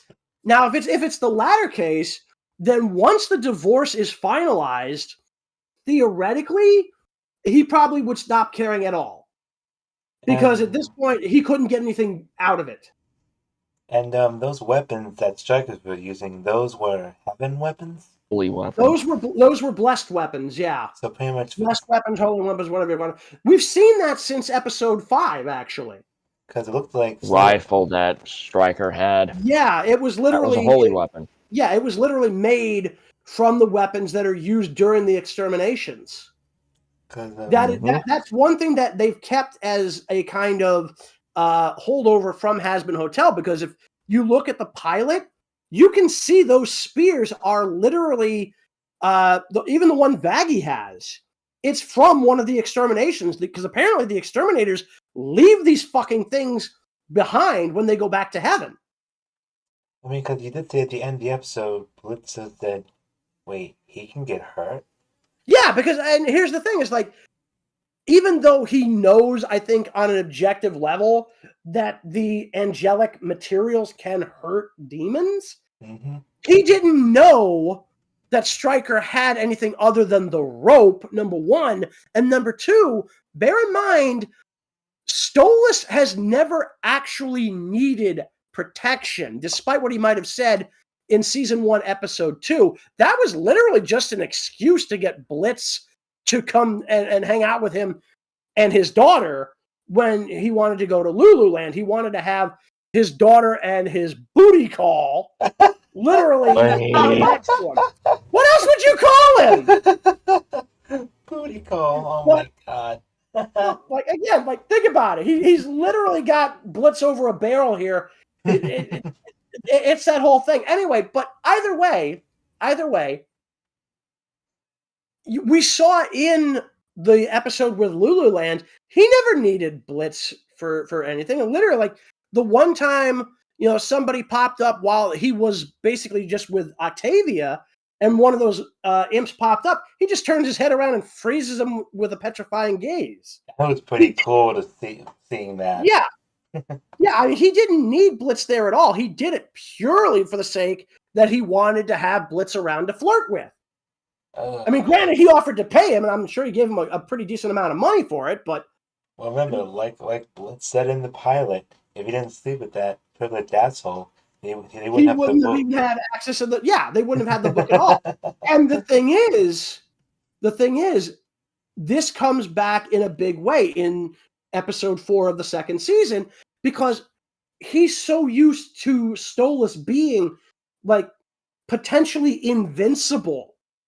And we even hear, quite frankly, in the 6th episode, like, they get up to some really kinky shit. Him and Stolas in bed. Would you shut up and I'll explain it? We know that they get into some very kinky shit because, again, he brings up using bear traps on him in episode 6. Bear traps. And yeah, no, he straight up says this. Oh my and God. Dude, in this episode, partly to just screw with Stryker's head, he keeps bringing up all the crazy shit that Blitz has done to him during their sexual escapades.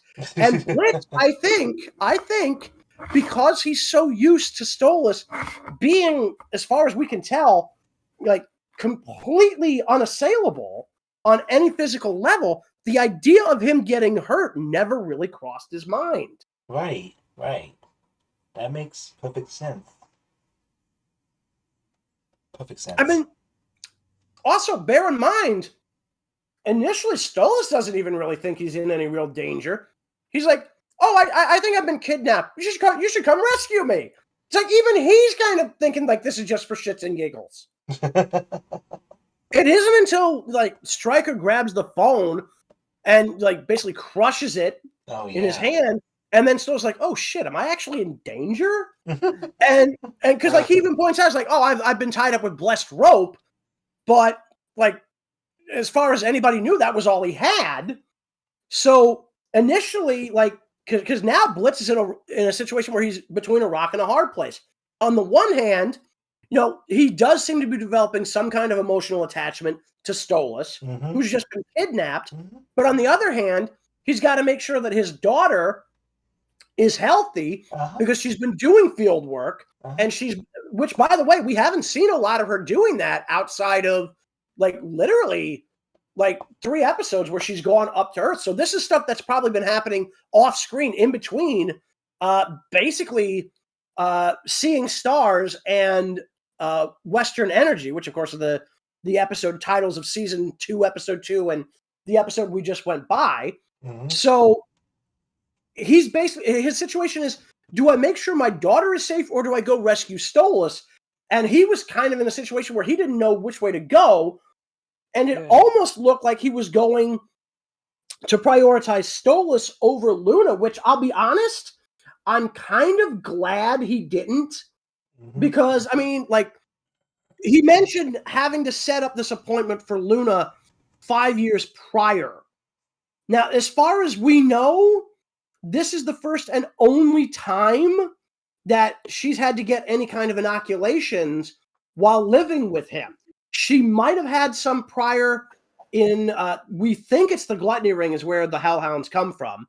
But either way, we do know that at this point, this is probably the first time she's ever gotten this shot, which might explain why it was so damn big. But either way, regardless of the situation, he had to choose his daughter or his boyfriend, and I'm glad that he chose his daughter.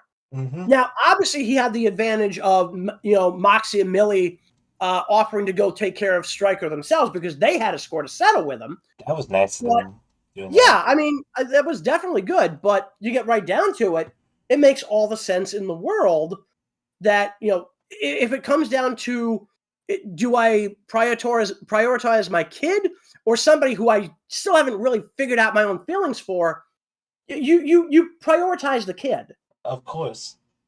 Kids are the future. Mm-hmm. Kittens are the future.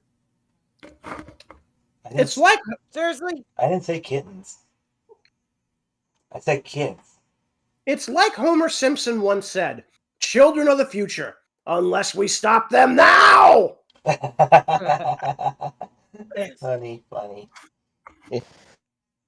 I miss the days when the Simpsons were actually funny. These days they're just woke bullshit. Yeah, I mean, especially with this whole writers' strike going on right now. Mm. Honestly, Your Family Guy's not in production right now because of it? yeah, they're on hiatus, and so is American Dad. Yep, those are two of TBS's most popular shows. Well, American Dad is. Family Guy's not on TBS. Yeah, Family Guy's on Freeform because Disney bought Well, them. Family Guy's also still on Fox. Yeah. I mean, they used to be on Adult Swim before Disney bought them. They were on Adult Swim for years because they were just in reruns. Same as Futurama. Which, by the way, I've heard Futurama's coming back. And they're going to bring back the original Bender voice actor, Mike DiMaggio. I forget his first name. They're John DiMaggio. Yeah, John DiMaggio. Sorry. Yeah, the only one, as far as I know, the only one of the original cast who isn't coming back is only not coming back because he's literally dead, and that's Phil Hartman. God rest the man's soul. God rest his soul, indeed. Well, who did Phil Hartman play? So, Phil Hartman was Zap Brannigan. He was the original voice for him. Oh, cool. He was also Troy McClure and Lionel Hutz, actually. Yeah, I was lucky to be alive when Futurama first debuted. The early 2000s were pretty good. 1999. I was only 3 years old when it premiered. Mm-hmm. Lucky me. Yeah. To be honest, I think you and me were probably the only two people that were alive when it first came out. Well, again, I'm like the oldest member of the cast, so like, I mean, I've lived through the golden age of animation for our generation. I think Jayse might have seen them when he was little, but I can't remember. I think he's in his 20s, isn't he? Aren't you 20, Jayse? What? How old are you? How old are you currently, Jayse? I'm trying to do the math here.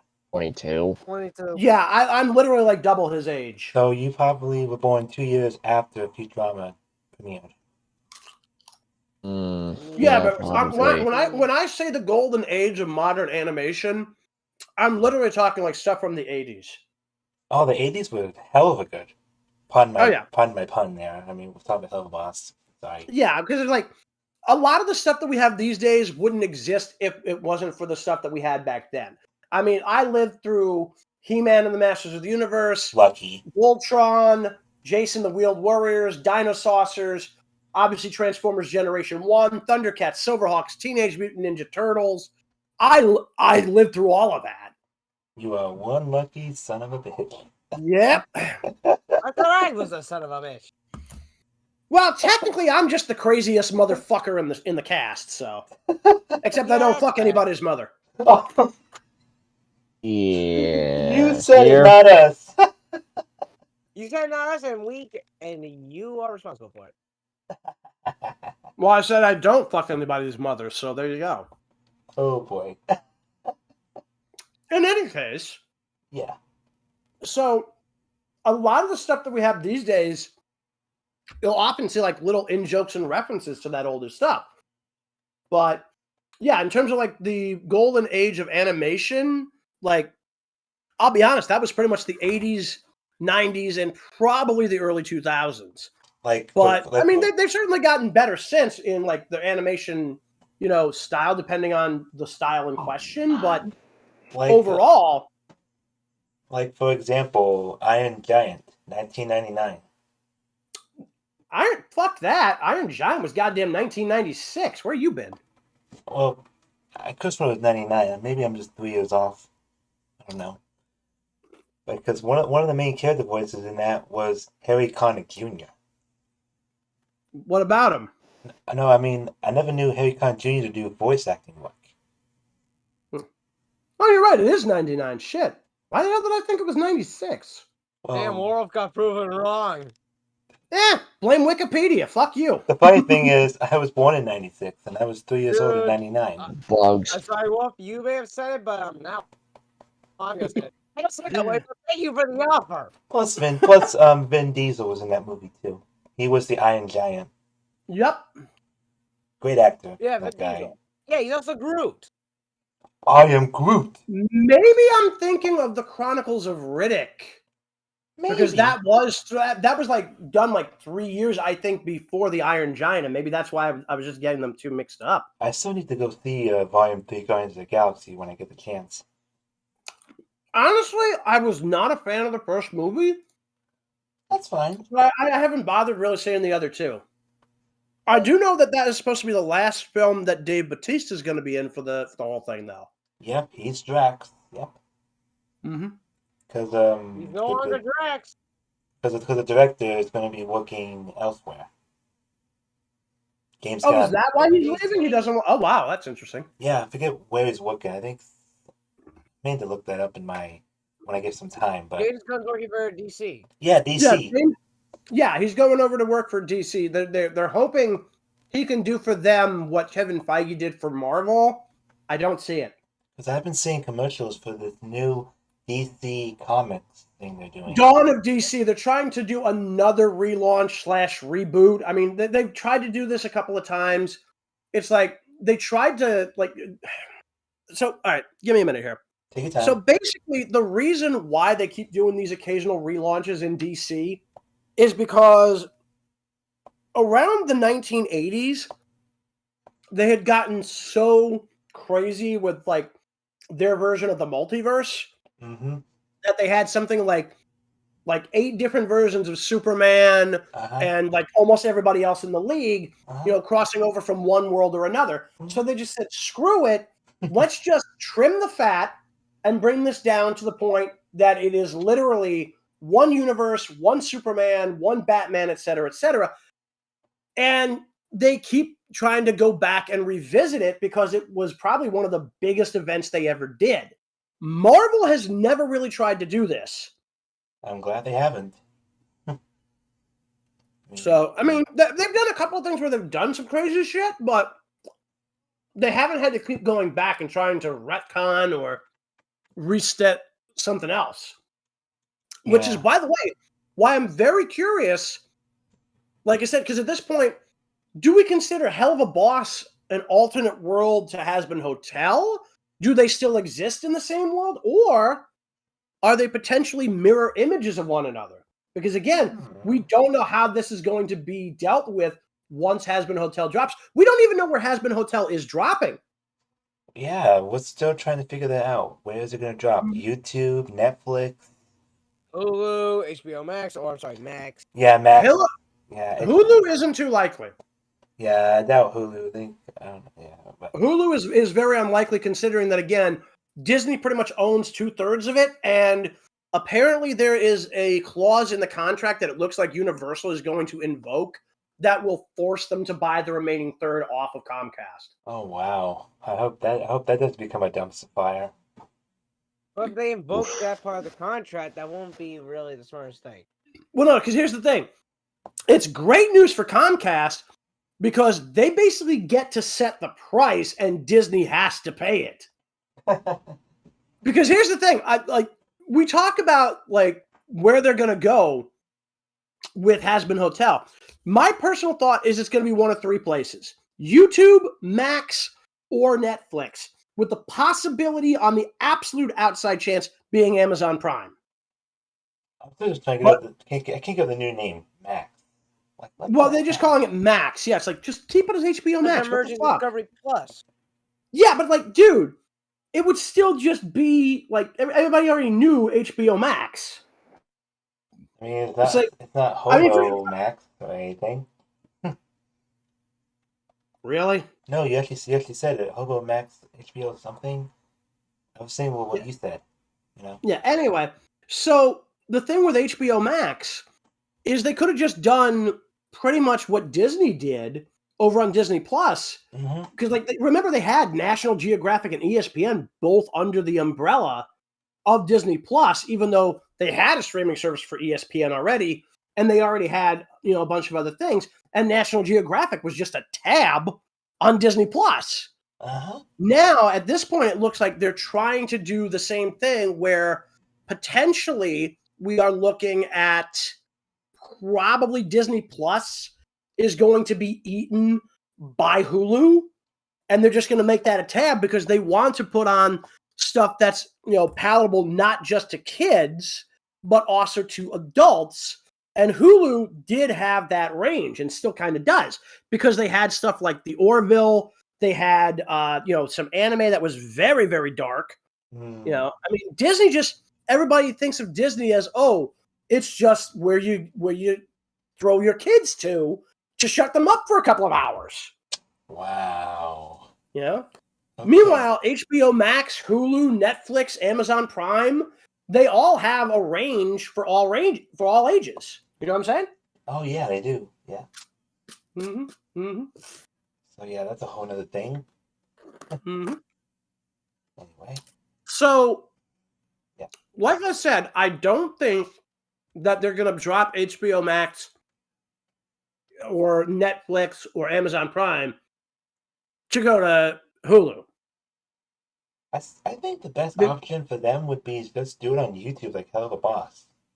The problem is, though, they wouldn't get any real money from that. Oh, because, yeah. Remember how many people use ad blockers anyway? I can't really think of a number. Right, yeah, exactly. Meanwhile, if you go with HBO Max, or Max as they're calling it now, or if they go with Amazon Prime, or if they go with Netflix, they're at least getting a portion of the subscription fees. Because that's, part of it, I think, is also, they're also potentially going to get money from whatever streaming service they go with to allow them to put their stuff up. Because look at it this way. I mentioned this the other day. Justice League and Justice League Unlimited are now on Netflix again for the first time in years. Nice. And that's a Warner Brothers owned series. Yes, so that being the case, why wouldn't they potentially put it on Netflix? Yes, they would have to take a chunk, of the profits they would make from that and give it to Netflix, or maybe it's the other way around. I don't know which. Who just joined? I'm not right here. Anyway. That's on Metflix VA. That's CJ. Yeah. So yeah, why is this switch channel? Anyway, he can't hear us anyway. But Shadow, you might want to let him know to unmute himself. I am about to DM him right now. Yeah. You just keep talking now. In any case, one of the things that I already told him in the side chat. Oh, there you go. But I don't know if he's paying attention to the side chat. Go ahead and DM him anyway. Anyway, unmute. I message. Yeah, well, undeafen, not unmute. But either way. Well, no, he's not muted. He's deafened. He's both. He's literally on the deafen setting. Yeah. Anyway, so when you think about it, whether it's Netflix paying them or them paying Netflix to air this stuff, I really think that Netflix would be the best place to send Has Been Hotel if they don't just throw it onto Max. They're owned by, A24 Films is owned by Warner Brothers. I still can't get over the fact that I have to start calling it Max now. Yeah, I don't like that name either. It's really, really dumb. Because every time I say it, I'm thinking of Max as Goofy's son, Max. Really? That's where your mind goes? That's what YouTube is thinking of the name Max. It's weird. Yeah, I got nothing. Oh, sup, CJ? Hey, CJ, how you doing? There's CJ. Great. This is Doing CJ. good. He's on Metflix VA. Yeah. So, anyway, like I was saying, I really do think it's more likely to be Netflix or Max, maybe Amazon, but that's probably a major outlier. Yeah, a major outlier indeed. Yeah, like them going to Hulu would be like, holy shit.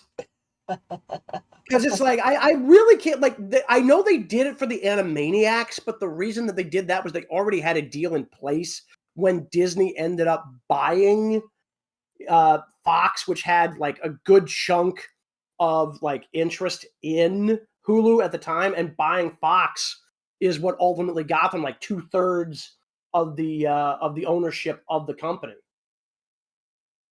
So I really have a hard time believing that Warner Brothers is going to like give Disney any chance to make money off of this. Makes sense. Yeah, like they might have no problem with Amazon doing it because Lord only knows Amazon would be desperate for something anyway. Well, yeah, because the Rings of I mean, Power. yeah, that's why.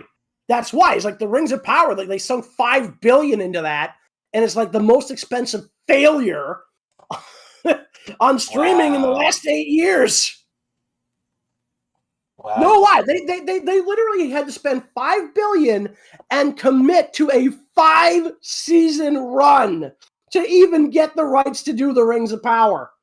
Holy Wow. crap! Yeah, they're literally going to spend $1 billion per season, and people already hated the first season. This is the single biggest failure in streaming, maybe the biggest failure in television. Holy crap, man! That's just sad. And it's a shit show. So Yeah, so I mean, again, at this point, it's like Amazon spinning on Tolkien's grave. Yeah, Amazon is probably desperate for something that will actually attract viewers. So we know they shelled out God only knows how much to get the Super Mario Brothers movie because you can watch it on there now. But at the same, and I think Sear has mentioned that at some point Netflix is supposed to be getting it. So I think he said Peacock Getting be what? getting it. no, we know Peacock is getting it. But I remember Sear the other day saying that Netflix was potentially getting the Super Mario Brothers movie. Netflix and Peacock are both getting the Super Mario Bros. Movie. Yeah, we already knew that Peacock was getting it because that's Universal. And when I watched the movie with my family over the weekend, we watched it on a thing called Voodoo. VUDU. Shit, Voodoo's already got it? That's impressive. Yeah, you How have to, did yeah. Voodoo get it? I don't Well, know. that doesn't surprise me because Voodoo is not that different from like Redbox. The only difference is it's streaming. And I think it was like $20. I think it's how Yeah, much that's about it's like I think Amazon to buy it it's like $24.99. And we're talking just for the streaming video. The DVD, or rather I should say the Blu-ray, is apparently not even coming out till January. Oh wow. Mm-hmm. That long, huh?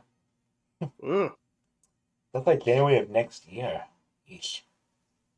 2024. No. Well, obviously it's January of next year. What did you think that means? January of 2025? I hope not. That'd be 2 years. Mm-hmm.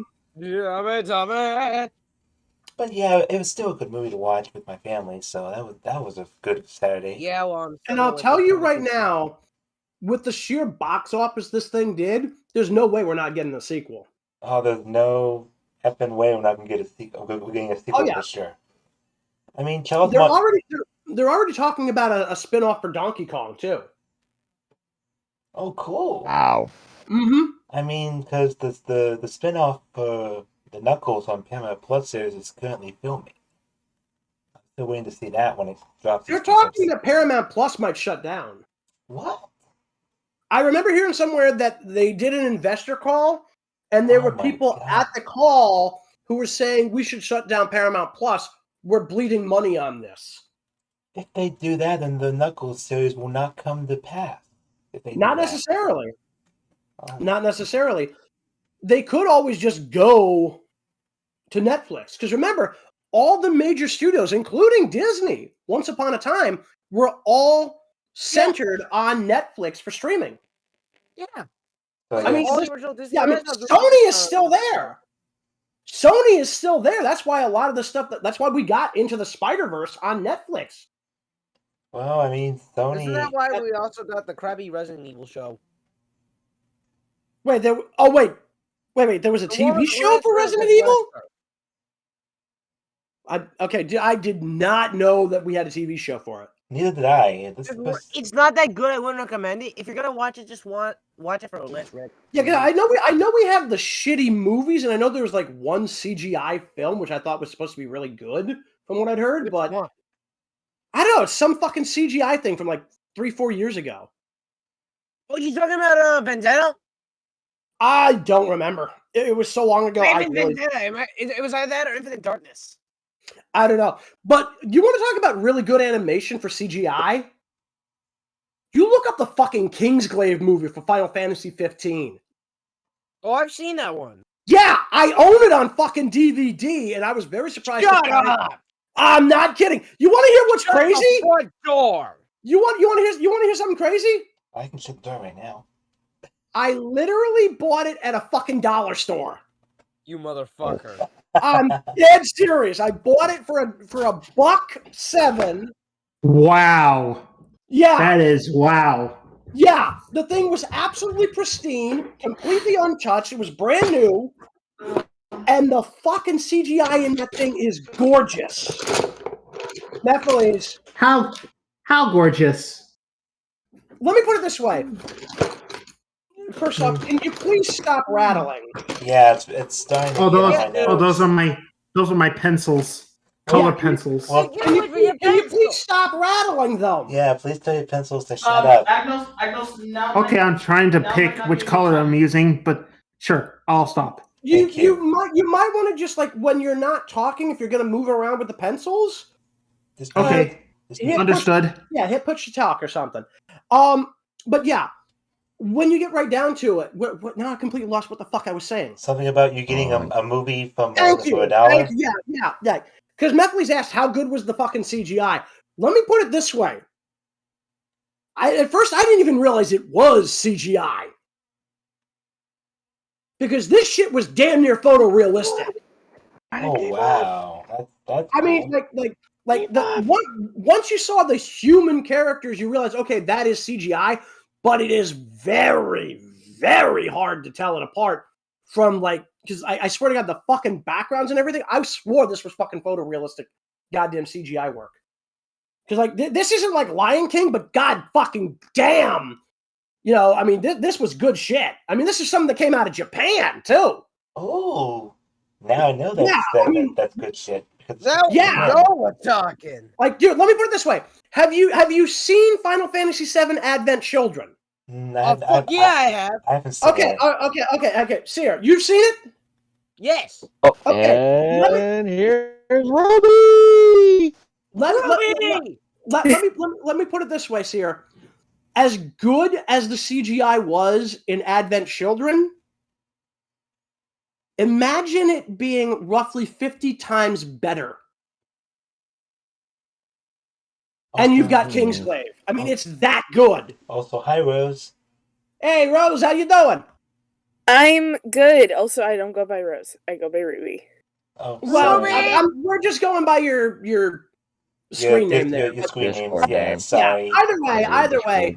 So yeah, in any case, so we've been talking mostly Helluva Boss since the start of the stream, and basically we've been discussing a couple of things we've learned about it. First off, there's another 8 episodes left in the season.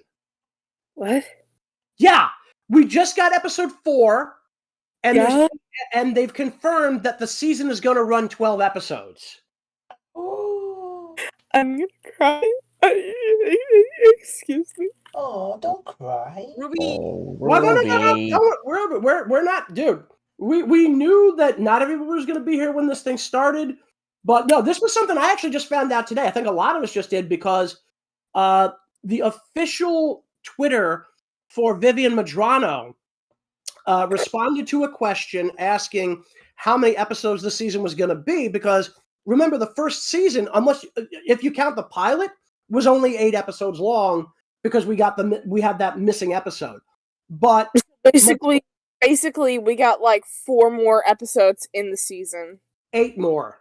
Yeah, we'll have to do episode 4. We have 8 more sweetheart. episodes this season. Yeah, we're only up to episode 4. Yeah, we're only up to episode 4.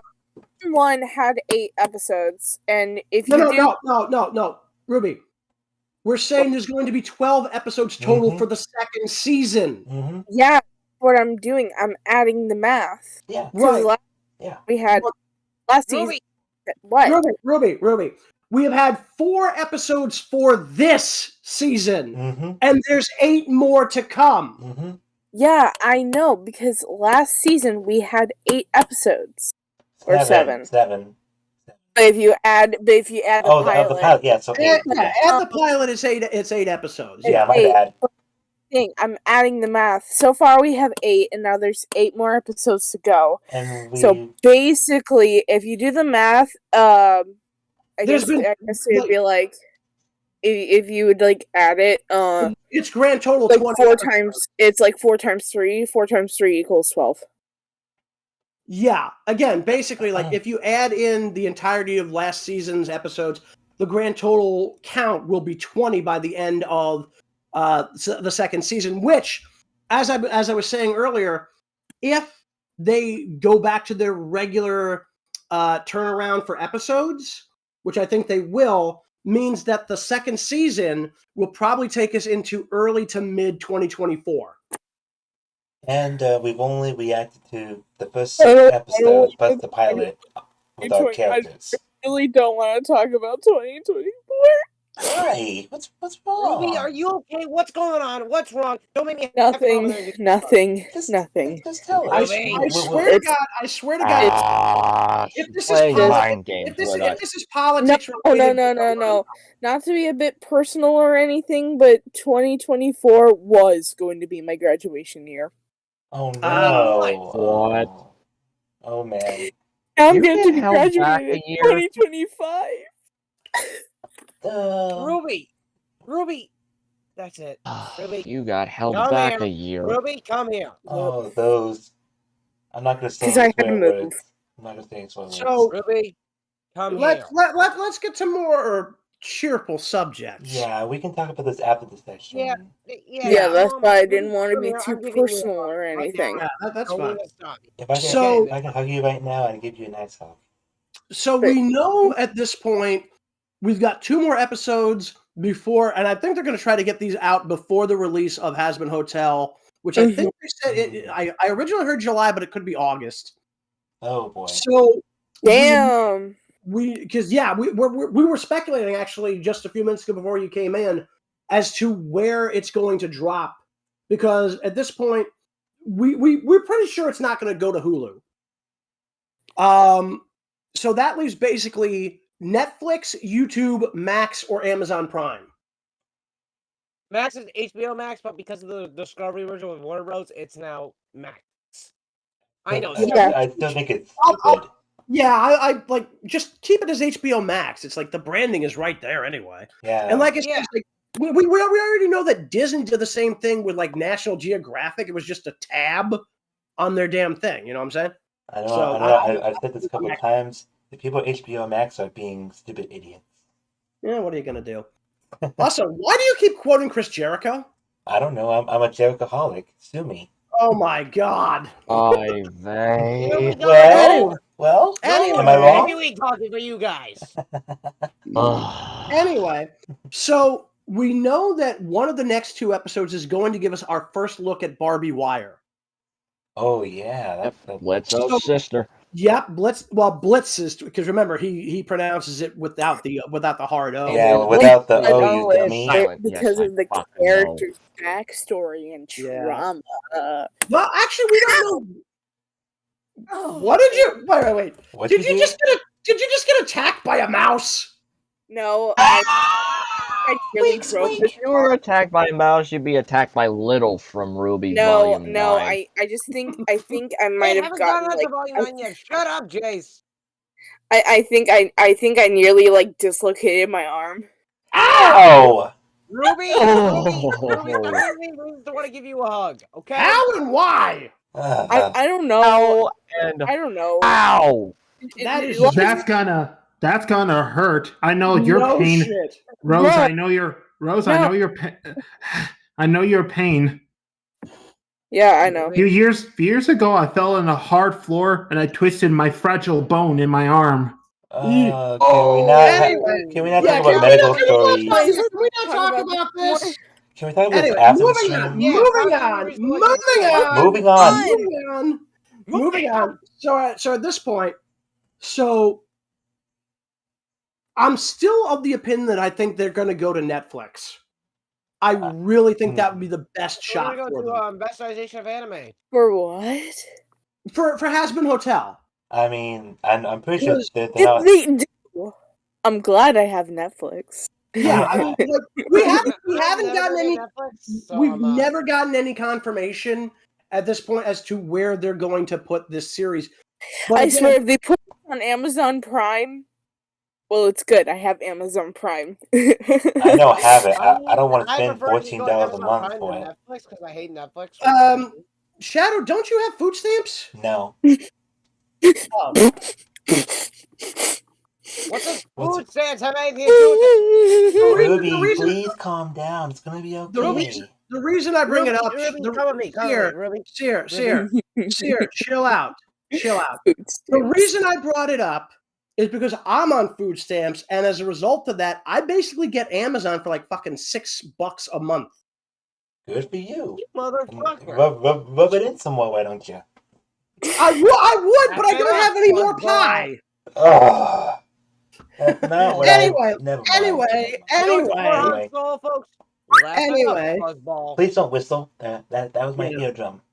That was painful. Anyway, talking to a dog.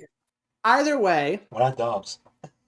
Either way, so like I said, I do think that the most likely thing, if they're not going to Max, they're probably going to go to Netflix because, like I said, they just put Justice League back up over there. Cool. You know, I mean, and that, like, again, when you got Justice League and Justice League Unlimited, which are probably some of the best animated work they've ever put out, and they're putting it back up on Netflix, that's impressive. Now, if you look at the guys at Clownfish TV, they've even pointed out that a lot of the studios are potentially looking to shop their material to other streaming platforms. Netflix would be the perfect choice simply because it is centralized and everybody, well, nearly everybody at one point had it before the whole streaming wars thing started up and just made cutting the cord almost pointless because you'd be spending as much money, if not a little more, getting all the different streaming services instead of just having one centralized location. Yeah, they should really be making a centralized system. I feel like that would make more sense. But the real question is, though, is like, would it even be worth it? Because recently Netflix has been thinking about like adding ads to. No, they've already added. They've already done that. I mean, like if you have an ad blocker, you're not going to see them because it's. But no, like here's the thing: I have it on my TV. Okay, yeah, like I've been basically just doing it through my computer.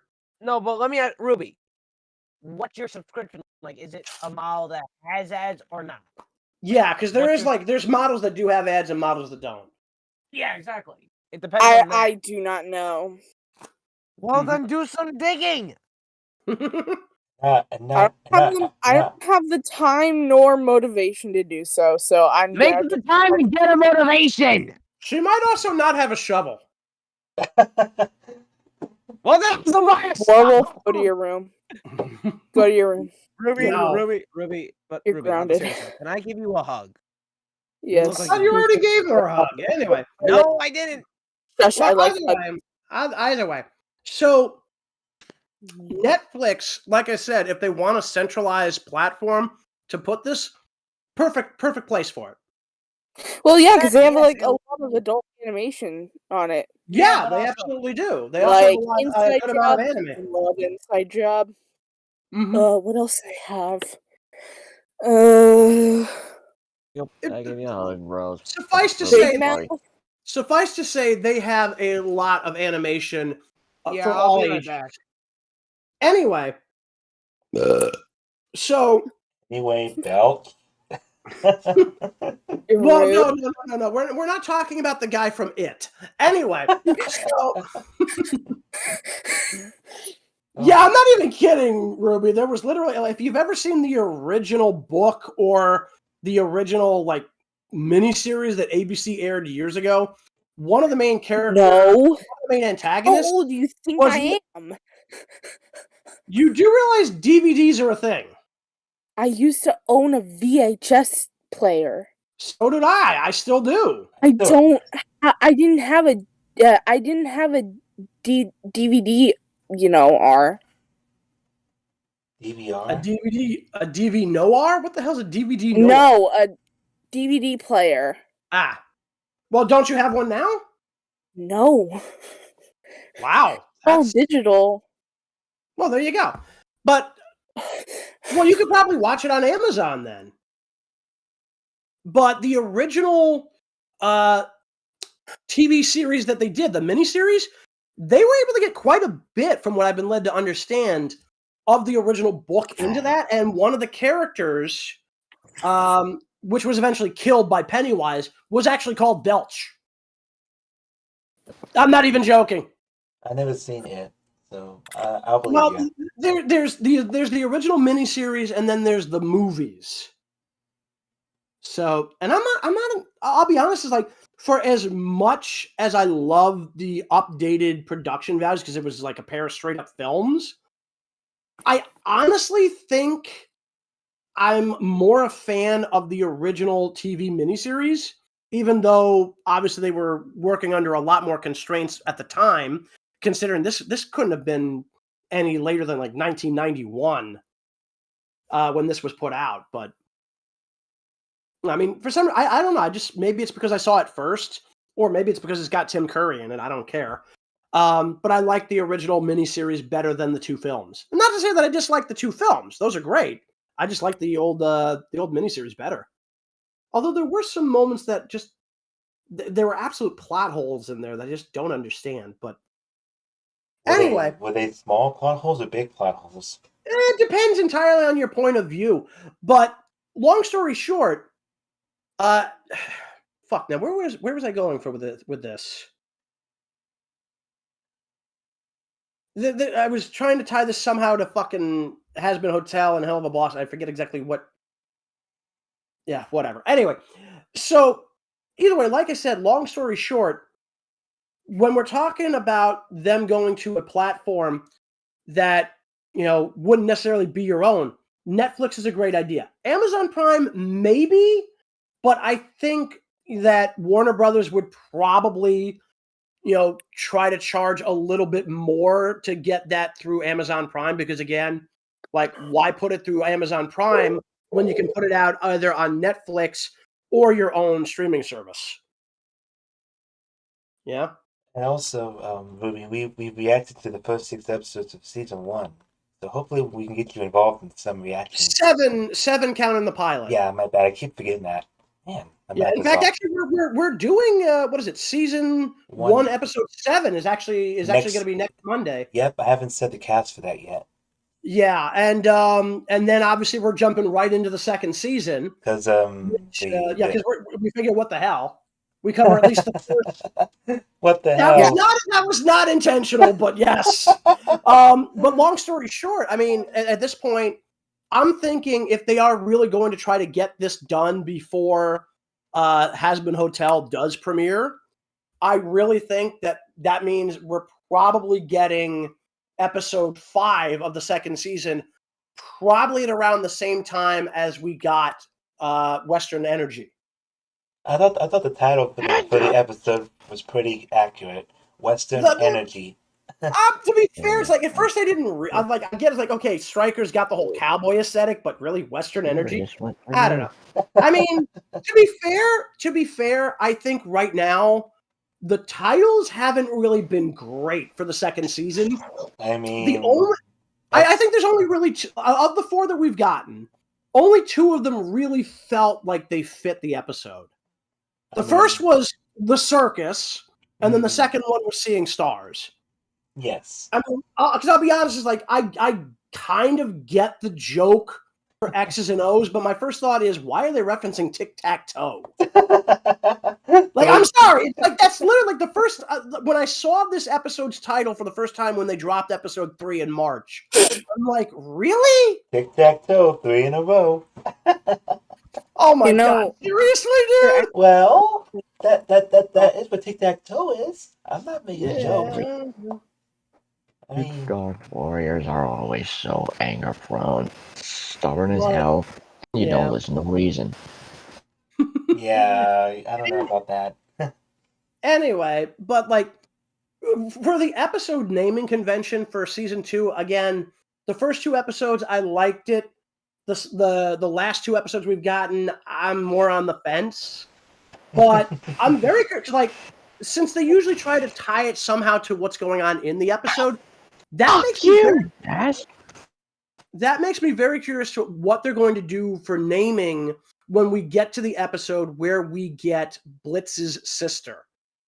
Uh-huh. And I'll be honest, for some reason, I really think that the episode title, now this is just me, but I would love to see the title be Twisted Sister. Are you referring to the music group? To the band, yes, just because it would fit. That's a good band. Yes, but it's perfect though. Rose, don't sing it. It might be copyrighted. Well, no. I'm talking the band. These were the guys who sung "We're Not Gonna Take It." Yeah, that's what she was trying to sing. But also, No, because Am there's I also not allowed to sing from my favorite band? No. technically sing if you want to get actually, Sear, if we're doing it a cappella, I don't think they can strike it because we're not doing an They actual really copyrighted cover. Mr. Beast for whistling. Wait. What? They copyrighted Mr. Yeah, Beast Mr. for Beast whistling. whistled like the Who the fuck is song, Mr. And then he got Wait. copyrighted. Wait, who the fuck was Mr. Beast whistling? I forget the song, but it was like a song of a band. Okay, that he not recorded. every band is going to be copyright happy, but in any case, And by the way, you almost called him Striker for Sear. yes, I know. Shut up. I need Or to is how bring me to Norman says Reedus. in- Right.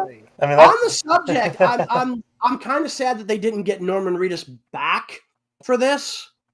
Now, I'm going to assume there was probably some kind of scheduling conflict that prevented him from returning. Anyway, I'm gonna go one for dinner. I'll be right back. Yeah, you do that. So, welcome back, by the way, Jayse. So, at this point, He never left. Well, I thought you were doing something that you had to mute out for. That's why I said welcome back. He was That's back right. this whole time. Yeah. So anyway, as we now you weren't here for this, Ruby. We mentioned that we do know, and especially because we now know that we've got another 8 episodes to go before the end of this season. We know that there are 2 characters coming back from the first season. First off, Sally Mae has been confirmed for a return. And we know that at least 1 member from the Agents of Dork are back sometime during this coming season. Wait, Warwolf, I have to say it again. I am sorry. I'm about to say, you know what I'm saying. Yeah, let's not even get into the ducks again. Doesn't count if they don't find their body. Yeah, shut up. Anyway. Nah, I'm gonna keep going. With you, they'll never find your body. That's not what she said. Anyway, but anywho, no. Yeah. Doesn't count if you can't find the bodies. Doesn't Anyway. count if they don't find the body. Okay, enough.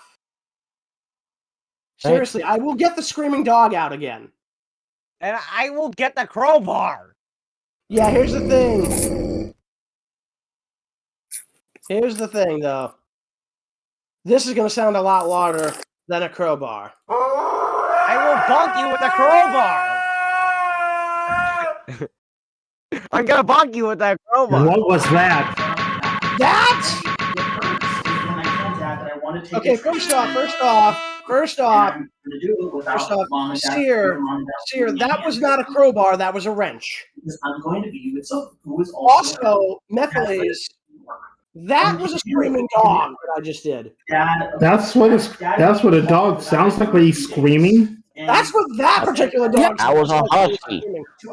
Also, what the fuck is that in the background? We didn't hear that. And if I talk to her parents, I'll buy her and have her come here. Methylase. Hold on, Wait, what did I walk into? We have no idea, but something was going on in the background there. I don't know if he turned on the TV or something. Anyway, I'm back with my grilled cheese burrito. So, Welcome. Oh, you're not the only one with food. I have cheese balls. Oh, cool.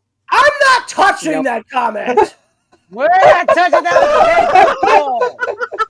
I think she means the little snack, the little round snack. Dude, I don't guys, no! Let's just not even.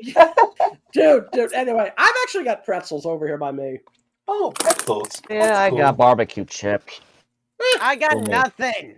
I technically got Doritos over here as well, but who's counting? Wait, I got nothing, so fuck you. I mean, you have something. You have us here. Wait a something. I'll give you some cheese All right, balls. folks, we are just Sear. Dude, I unhinged don't at want to the hear moment. about you doing anything to balls. No, it's like really good. Rose, It's just literally cheese flavored like. Ruby, I know what cheese balls are. I'm literally making sick jokes for the fuck of it. A dumb bastard. Do that again, and I swear to God. Well, if you swear to God, he's just gonna swear back. Yeah, so I'm about to commit arson. Give me 1 second. No! Okay, we are now going to commercial. After these messages, we'll be right back. back. Oh my God. Shut it, Navi. Really? Navi? I added that. I'll pick blame. I added that one. Okay, guys. Quick ground, Enough. Luna. Eat. Enough. Jesus. Does she need it? We are just unhinged at the moment, people. I'm not unhinged. Anyway. Shouldn't we hinge him back to normal? No, Not No, even I don't think he qualifies as a door. Guys, I'm not even a dorkoon. I'm guessing that's one squeaky door.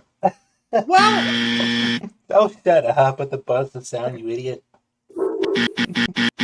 Seriously, shut up. Okay, I gotta go now. here. I gotta come up. Okay, see ya. Take care. All right, so that's Mephiles out for the night. But Kill all her, right, CJ. Alright, So- now, where were we? we were right about here, and that's because we never back left to where we here. started. Well, no, we literally never left. So, anyway, so as I mentioned, we're getting Sally Mae. We're getting at least Agent 2 from the Agents of Dorks. Sucks. But they're all dorks. Yeah. So we know that that's happening. And again, now I actually suggested this earlier. This was before you got in, Ruby. But I am actually starting to wonder if we might see the Cherubs team up with the Agents of Dorks.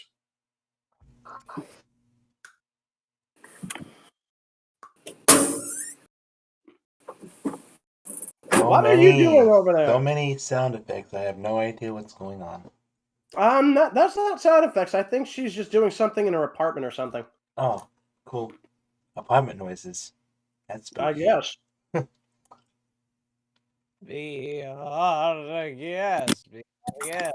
Anything going on over in the chat? Because, like I said, I haven't been there since we got done with the viewing for episode 4. I'm both looking right now. So, in addition to that, I think we're going to get some more characters from the Ars Goetia. I think you were right about that, Shadow. I just don't know who it's going to be. Okay. Because, I mean, at this point, when we've got that much left to do, and again, at some point, they keep promising us we're going to get the missing episode. Regardless of whether or not we do get that, I think at some point we are going to see characters from that episode pop up in the second season. And I think one of them is going to be that Hellhound who was flirting with Luna in the trailer for season 2. You know, since that particular part of that episode had been finished and they aired it as part of the trailer back in like January or whatever the hell it was. So apparently Speedy left a lot of messages while we were talking. Oh, really? He said, hi guys, how's the stream been? We're doing the stream. How's it been for you guys? been to search for a server, seen the FNF movie trailer, and might go to Perhaps Hotel, Prime Top Choices. I'm just I reading. don't think you need to read them all off, dude. But And then someone named Flyer Mason said, "Hello, Hotwire." so. And pretty much One thing. And Jayse said, a user by the name of Cookie, and no, you're not, about backseating. So yeah, we covered that. That's already there. So anyway, So pretty much So- nothing much. here's a question that I'm curious about. When are we going to get more information about Blitz's mother? Just be careful not to get too curious. You might kill the cat. What, That's a already curious cat? dead. When? Oh my Panda. When was the cat dead? No one told me? All right, guys, one at a time. I was trying to First of say, when would the cat die? I'm pretty sure I had that cat fed. Anyway, so Sorry. basically, like I said, one other thing I want to know is I want to find out more about Blitz's mother. Oh, Because yeah. remember, episode 7 indicates that thing, that skull charm that he wears around his neck was originally hers. Oh. I mean, we all know what happened to Moxie's mom. Yeah. Yeah. Crimson killed her, yeah. That was sad. Also, who was the truck guy that got killed in X's and O's? That was Chaz Thurman. Yeah, rest in peace, Chaz. Why would we want him as a piece? The guy's a dickhead. And he was also obsessed with his dick. Wow, okay. Audience, do not take that out of context, please. And Yeah, no, we're being very literal here. The guy was literally obsessed with the size of his own dick, to the point he literally sang a song about it. Oh my god. yeah, Uh, something I want to forget. Yeah. I think most of us want to. That was probably one of the weaker moments in the entire series. Yeah. No, I really just want to forget about it because the fact of the whole idea that the dude is so self-obsessed about his own fucking dick. Well, he's dead, so And I'm pretty we sure don't that, have to I'm worry pretty sure about that it the anymore. voice actor who did him probably wanted his character killed off. So that's probably another He whole probably thing. did. Hold on. Nobody will know, but Guys, hold on. I smell something.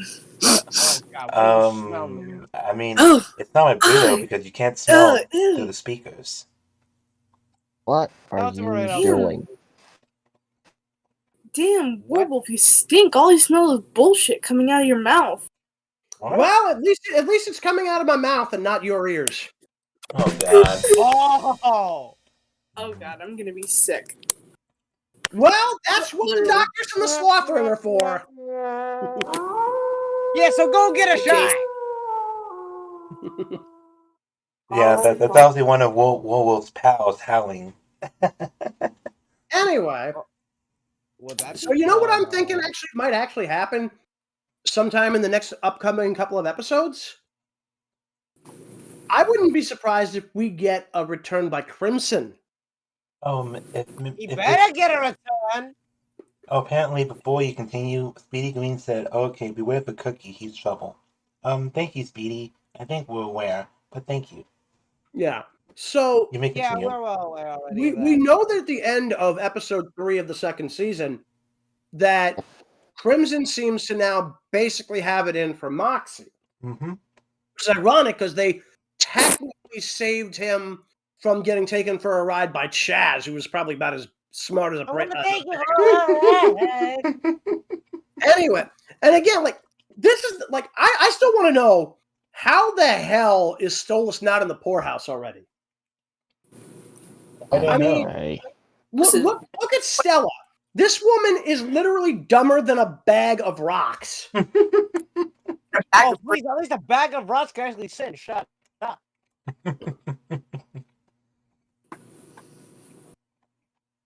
Oh, and by the way, was I the only one who picked up the vibes of like Andropus wants to fuck his sister, or was that just me? I think it's just Oh, you. you're God, not- why? What is wrong with you? I'm not even joking. because please- literally, if you look at the episode and the I way plead the fifth. if you look at the episode and the way he's talking and acting around her when they're in that castle of his. Oh, Like, yeah. dude, Here's the thing. I was just getting some really bad vibes off of that. But No. aren't they brother and sister? Yeah, so were Cersei and Jamie, and it didn't stop incestual. them. Okay. Dating your sister Why when do your we brother is just just chill out for weird. every Listen, second? No listen, shit, it's weird. Of course it's weird. listen. He does not want to commit British Sweet Home Alabama to his sister. Are you He sure? Oh my god. Really? He clearly does, Ruby. Stop As trying to defend him. Ay. He has an accent. You can't just assume every person with a British accent wants to fuck That's their not what No, we're no, doing. no. It has nothing. It has nothing to do with the accent. Ruby, It has you're to being do. It has ridiculous to right do. It has to do with the way he was behaving around her. No, he's being endearing. No, he's not. Oh, That is more from See, endearing, let me dude. put it this way. Let me put it this way. Literally, when he's trying to point out to her that having Stolas killed means that she would get nothing out of the divorce because everything would go to Octavia. She literally just he literally tries to lead her into this realization. She completely fails, and he literally says, "You're lucky you're attractive." That is not something you say to your fucking sister. Unless Uh, you're fucking your sister.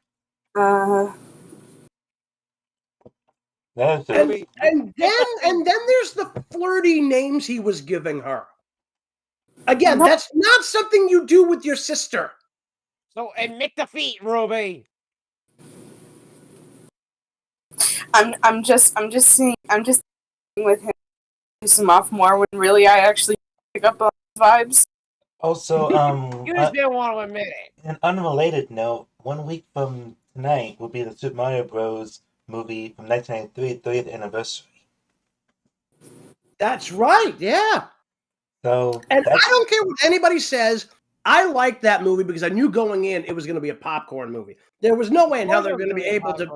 There was no way in hell they were going to be anywhere near faithful to the original games. oh my based god, on no what way we- in hell. Oh my goodness, dude. Again, It will be a again, cold no day pun in hell intended. before you see me make No that joke. no pun intended. Anyway, happy 30th anniversary Mario Bros. Movie. It's not a person. It can't talk, Shadow. Dude, you do realize they've released anniversary editions of different movies before, see? Yes. Oh, always times zero. I mean, Yeah, I literally had the 20th anniversary release of Yeah, Transformers. I'm saying it's not a person. It can't talk. Are you missing the joke? Yeah, of course it can't talk. That doesn't mean you can't still wish it a happy anniversary. Yeah. I mean, You guys are missing the point of the joke. well, maybe the joke went over our heads. There was no joke to Clearly, be. you're an There was no joke airhead. to miss. I'm not an airhead. Shut up. No, because I think you took it too literally. I didn't mean it like. Wait. See, here's the problem, sir. If he's an airhead, that means he's a candy. If he's a candy, Exactly. that means. But here's the thing. That means everybody loves him, which means you just basically got to the center of a Tootsie Pop. I mean, I don't know how many licks it takes. Oh my God! You actually counted. Oh my god. Please No, tell me I you did don't. not count the licks. I counted. Why did you count the licks? Want to know how many licks? No, we don't My want to know. guess is he took one bite and then bit in. Nope. Yeah. It took it. It took. God damn it. That was funny. No one cares.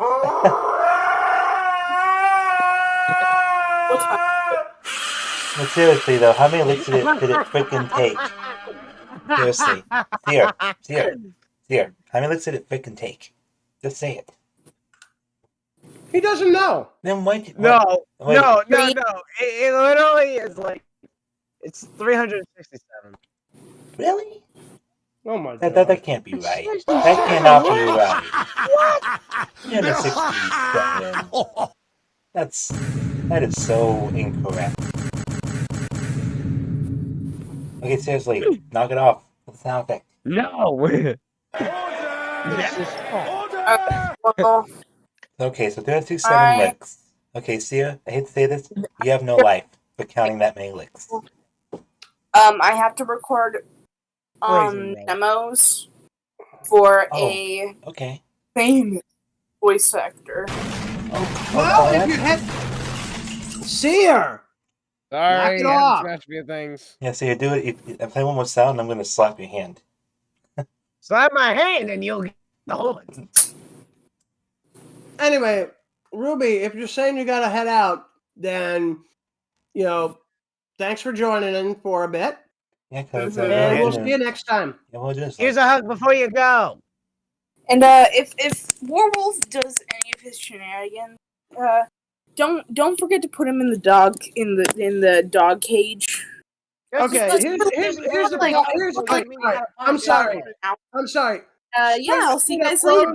Bye. Ruby, I tell you, that woman really is in the doghouse at this point. I mean, I think Pissing you off? Yes. I guess when she would have said the wolf pound, since you technically are a wolf. Not a. Never mind. I was trying to sound superficial. Shadow, the joke doesn't work. Stop trying to force it. Anyway, I'm not forcing anything. Well, that's because you're neither a Jedi. forcing Here's the problem. Of course, you're not forcing anything. You're neither a Jedi nor a Sith.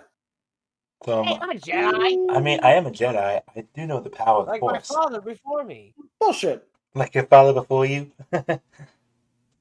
My father is my father.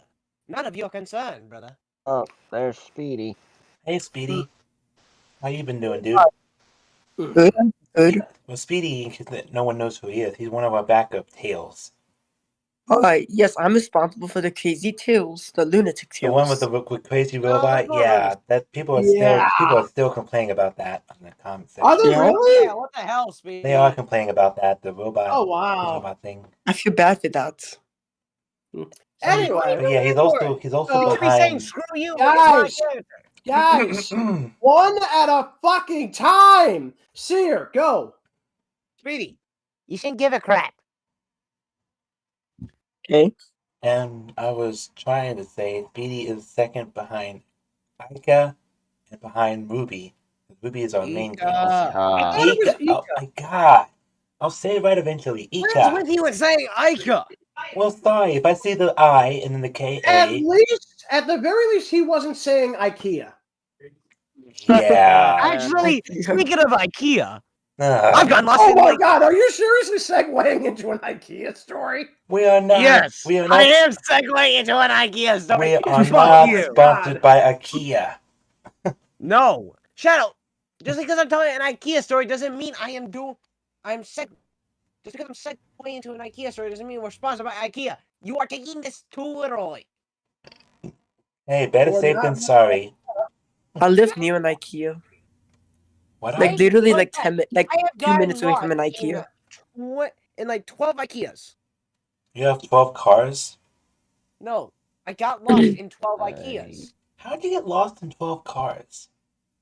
Not cars, you idiot! Shadow. Stop.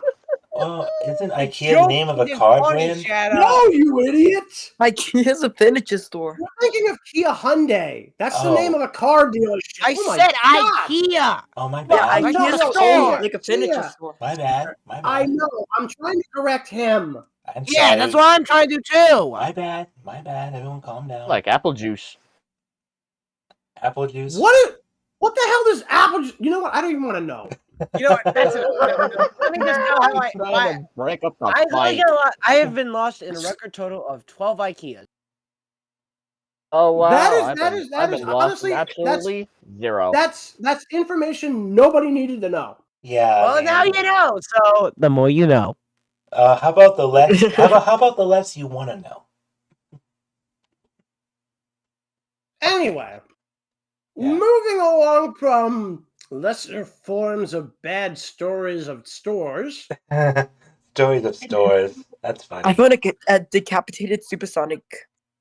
Why? What the hell? Decapitated? What the What hell? the fuck, man? Dude. There might be Speedy, some. get out! There might be some Sonic You fans gotta that tell are this young. crap, What get out! was even This the was- point of this that? I found this guy like 2 weeks later at the Like, same store. Dude. Speedy! Dude, Nobody wants to see Speedy, that! Speedy. Nobody wants to hear Like, it. nobody, dude, nobody needs to fucking see that.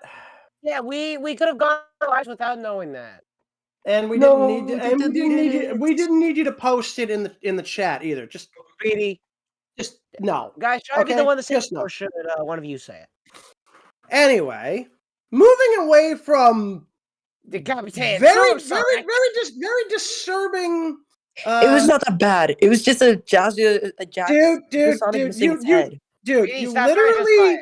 you literally randomly out of the blue said, I found a toy of a decapitated Sonic, okay? We don't need to see that. Distinction irrelevant. Anyway, so, okay. So, as I mentioned, I think we might see a return by Crimson later on in the season. What do you guys think? Anybody you think we might get other than the ones we already know? I forgot who Crimson is. What about Velasca? Whatever happened to her? That would be because we've seen her twice. I mean, I know she was her and her friends were currently arrested by the police. I know that from Spring We'll Broken. probably find a way to see her save Blitz's skin. Well, no. She obviously got out of that because she was back in episode 7. Remember? Oh right, yeah. Like I said, it's just been a while since I've seen the episode. They were probably let out on bail or something. Oh yeah, bail. Yeah.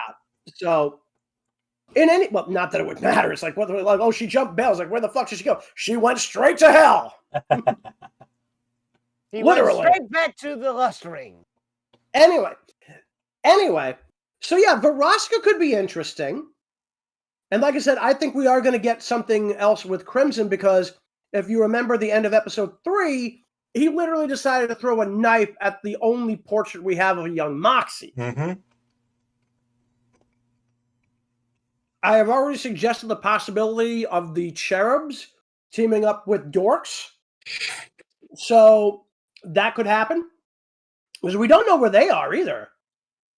Wait, so if they team up, wouldn't they call themselves the Dorky Cherubs?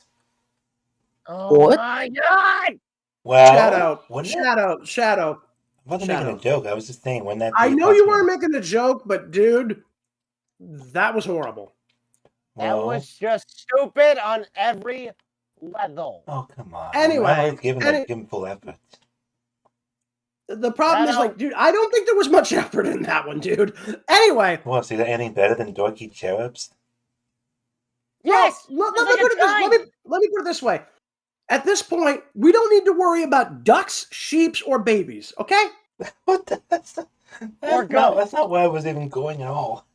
Well, yeah, at this point, like, Blitz already took us there when he basically accused Keeney of fucking Cletus, so. Oh my god. I'm not even kidding. That was in episode 4.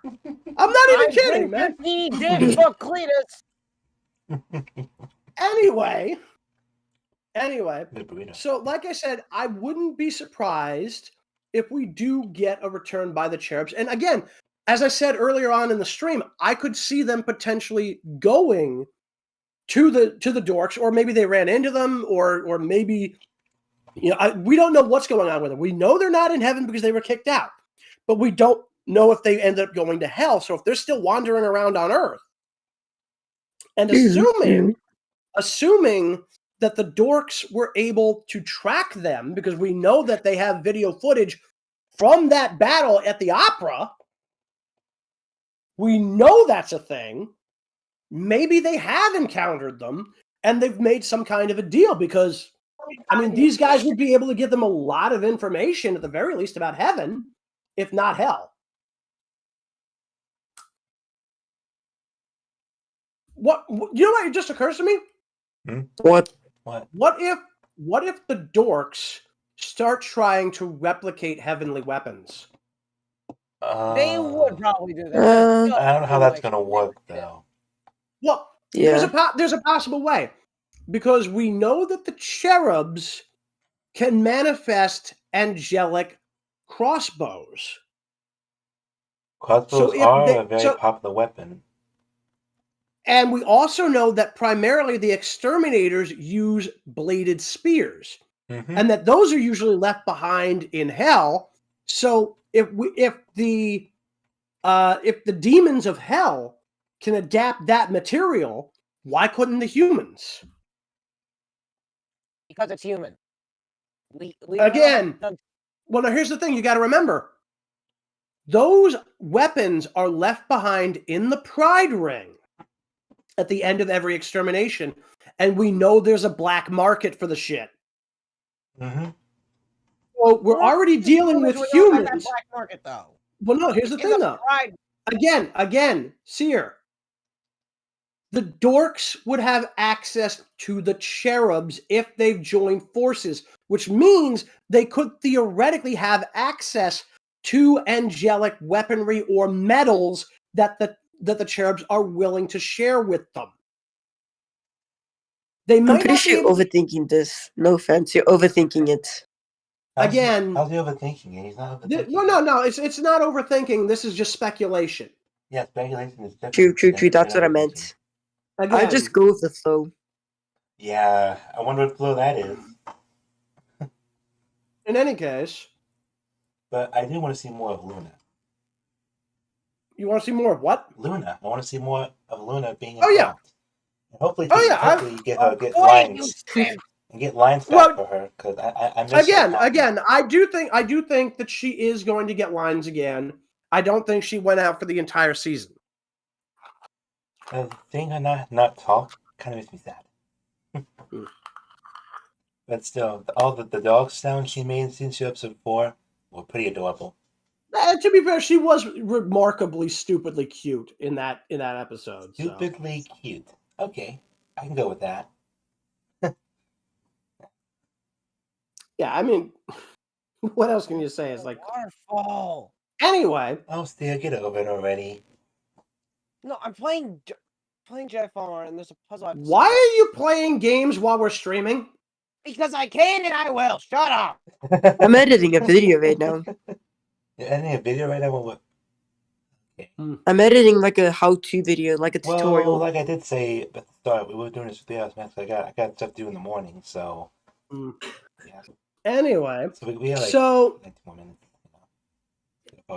In any case, so we do know at the very least that with Sally Mae coming back, we're guaranteed at least one more return to the Wrath Ring this season. We also know that with the appearance of Barbie Wire, we're finally going to get a little bit more, I think, about the backstory for Blitz, because, I mean, you got to figure she knows quite a bit about him, because, again, they would have grown up together. So then you've also got to figure, with the return of the Agents of Dorks, we've got to find out exactly, what's going to be happening there, because, again, this was the part that drove me up the wall, is they literally had all this footage of the Imp Gang doing shit on Earth, including that fight at the opera in episode 4. And they're telling us that despite having all that video evidence, they weren't taken seriously at that point, but yet they think that this will get them taken seriously by having the footage of what was going on in their own headquarters. I'm very curious to see why they weren't taken seriously before, and I'm also curious to see who, quote-unquote, corporate is, because I'm very curious. I don't think they are human government. Moxie thinks they are, but who the hell talks about corporate if they're in the government? You got me. Corporate.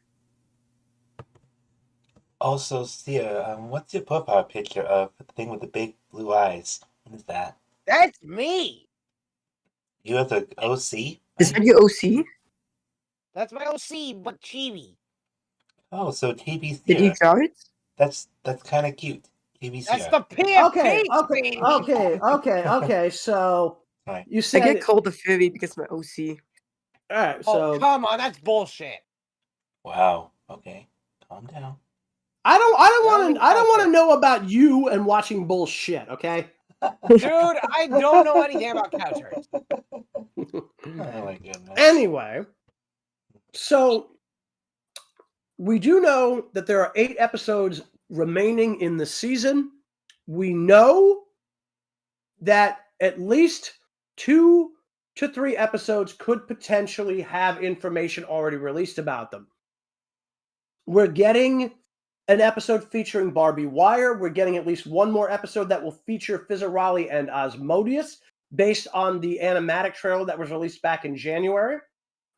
We know that Sally Mae is set to return. We know that at least one of the agents of Dorks is set to return. And that still leaves a good couple of episodes free. I wouldn't be surprised if we do get a return by Crimson. I wouldn't be surprised to learn that the Cherubs are indeed working with the Dorks. But what would be very interesting to me would be to see something more powerful than the Cherubs pop up. Because at this point, I don't know. But at this point, we know that the Cherubs are effectively the equivalent of the Imps. So what's above the Cherubs in the angelic line of ascension? You know, I mean, because I would assume that the top of the ladder would be the Seraphim, but there's got to be other stuff in between the two. We know that, you know, Stolas being part of the Ars Goetia is pretty high up on Hell's social ladder and has quite a bit of power involved in that particular position as well. So what happens if we end up seeing the Imp Gang potentially making enemies of something more powerful than the Cherubs? So like God? Yeah, that makes sense. So like God or Jesus? Well, no, dude. God isn't going to give a shit. Nope. So, He never yeah, has, like, he never will. Actually, the weird thing is that in this series, I mean, if you look at that weird sign on the wall during the commercial that the Cherubs did in episode 4, God might kind of be an asshole in that universe. And I believe, No. I believe Really an asshole in that universe. And I believe our characters reacted to that already. Yeah, It just hasn't been but posted yet. How about we just well, yeah. Either way, like I don't think it's going to be God, you know, because again, like it's just that's a little overkill. I wouldn't be surprised. How is it overkill if we haven't even underkill? Again, God and Jesus are effectively the same entity. Either way, that's debatable. Either way, I'm not getting into a theological debate here. We're not. This isn't the channel for theological debate. He's not trying to get into a theological debate. Anyway, my whole point is, we know that there is a hierarchy of angels in heaven, the same way there's a hierarchy of the demons in hell.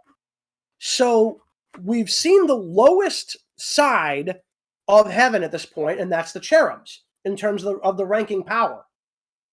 My guess would be they would probably start introducing more powerful angels, or they might go right to something that is equivalent to the Goetias, which would be really unique because I'd love to see Stolas and or Octavia working side by side with the Imp Gang to take on a more powerful angelic entity.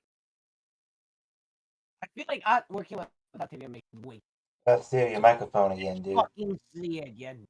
Dude, half the time the reason why you're having issues with your microphone, 1, you're not facing the goddamn microphone, and 2, you're doing something else that is potentially taking bandwidth away from your microphone. I'm not even doing something that's taking away bandwidth from my microphone. Are you online? Are you online with Fallen Order? No. This is a game you can't play online. Yeah, Fallen Order you can't play online. Trust me, I played it too. It's not a online multiplayer game. No, if he's using Steam, but whatever. But I'm playing Xbox. Well, this video is sponsored by NordVPN. No, we are not. Shut up. Speedy, never fucking do that again. We are not a sponsored fucking channel. We never have been. We never will be. That was wholly inappropriate and could get us sued. Yeah, for misrepresenting us. Like, dude, that's not a my bad moment. That was literally, what the fuck were you thinking? Yeah, this channel is pretty much. This channel mostly has all my memories in it. If we get sued, I'll be really upset. What were you thinking? We are doomed. I know. I know you're saying my bad. My bad. You're tired and go to bed. If you're tired, dude, seriously. If you're tired, go to bed, but we don't need you spouting off shit that could get us sued. Dude, seriously, just no. Yeah, go to bed, Speedy. Get some rest, dude. Go get some sleep. Find something better to do than... No, I don't want to sleep. You're going to bed, Speedy. I don't want to hear it. Yeah, dude. Just never do that again, okay? that was just not cool. Oh, Anyway, by the way, that was little- on an unrelated Yeah. note, if you look at the stream right now, I have the Discord call being shown on the overlay. If you're not I watching the know, stream I right see now. it. ah! So if you guys wanted to, you could do face reveals if you wanted to. It's not recommended. You can if you want. No thanks. My face is ugly. Yeah, you're not ugly, I am. Shit. dude. Have you seen Warwolf? He he looks like a painted picture. What? We need proof right now. Wait, all of you guys adults? I Pretty, need proof. pretty much. Let me turn my camera on. Jesus Fine, Christ! no. How Here I old are am. you guys? Here's my Luna plushie. Oh my god, dude, seriously. Fuck you, Bill. You bro. Dude. What? Dude. What? Fuck your No. friends. What? Also, Sear, what the fuck? Dude, what are you Sear. singing? What the fuck are you doing? Sing a What are crappy you tune. singing? Well, don't. Actually like country music. Dude, don't. I'm pretty sure everyone knows I'm a Tim for Luna, so. You all are Honestly- central. I'm the only one that isn't. I'm broke as hell. I mean, I spent I'm all my also- money on plushes. Speedy, go to bed.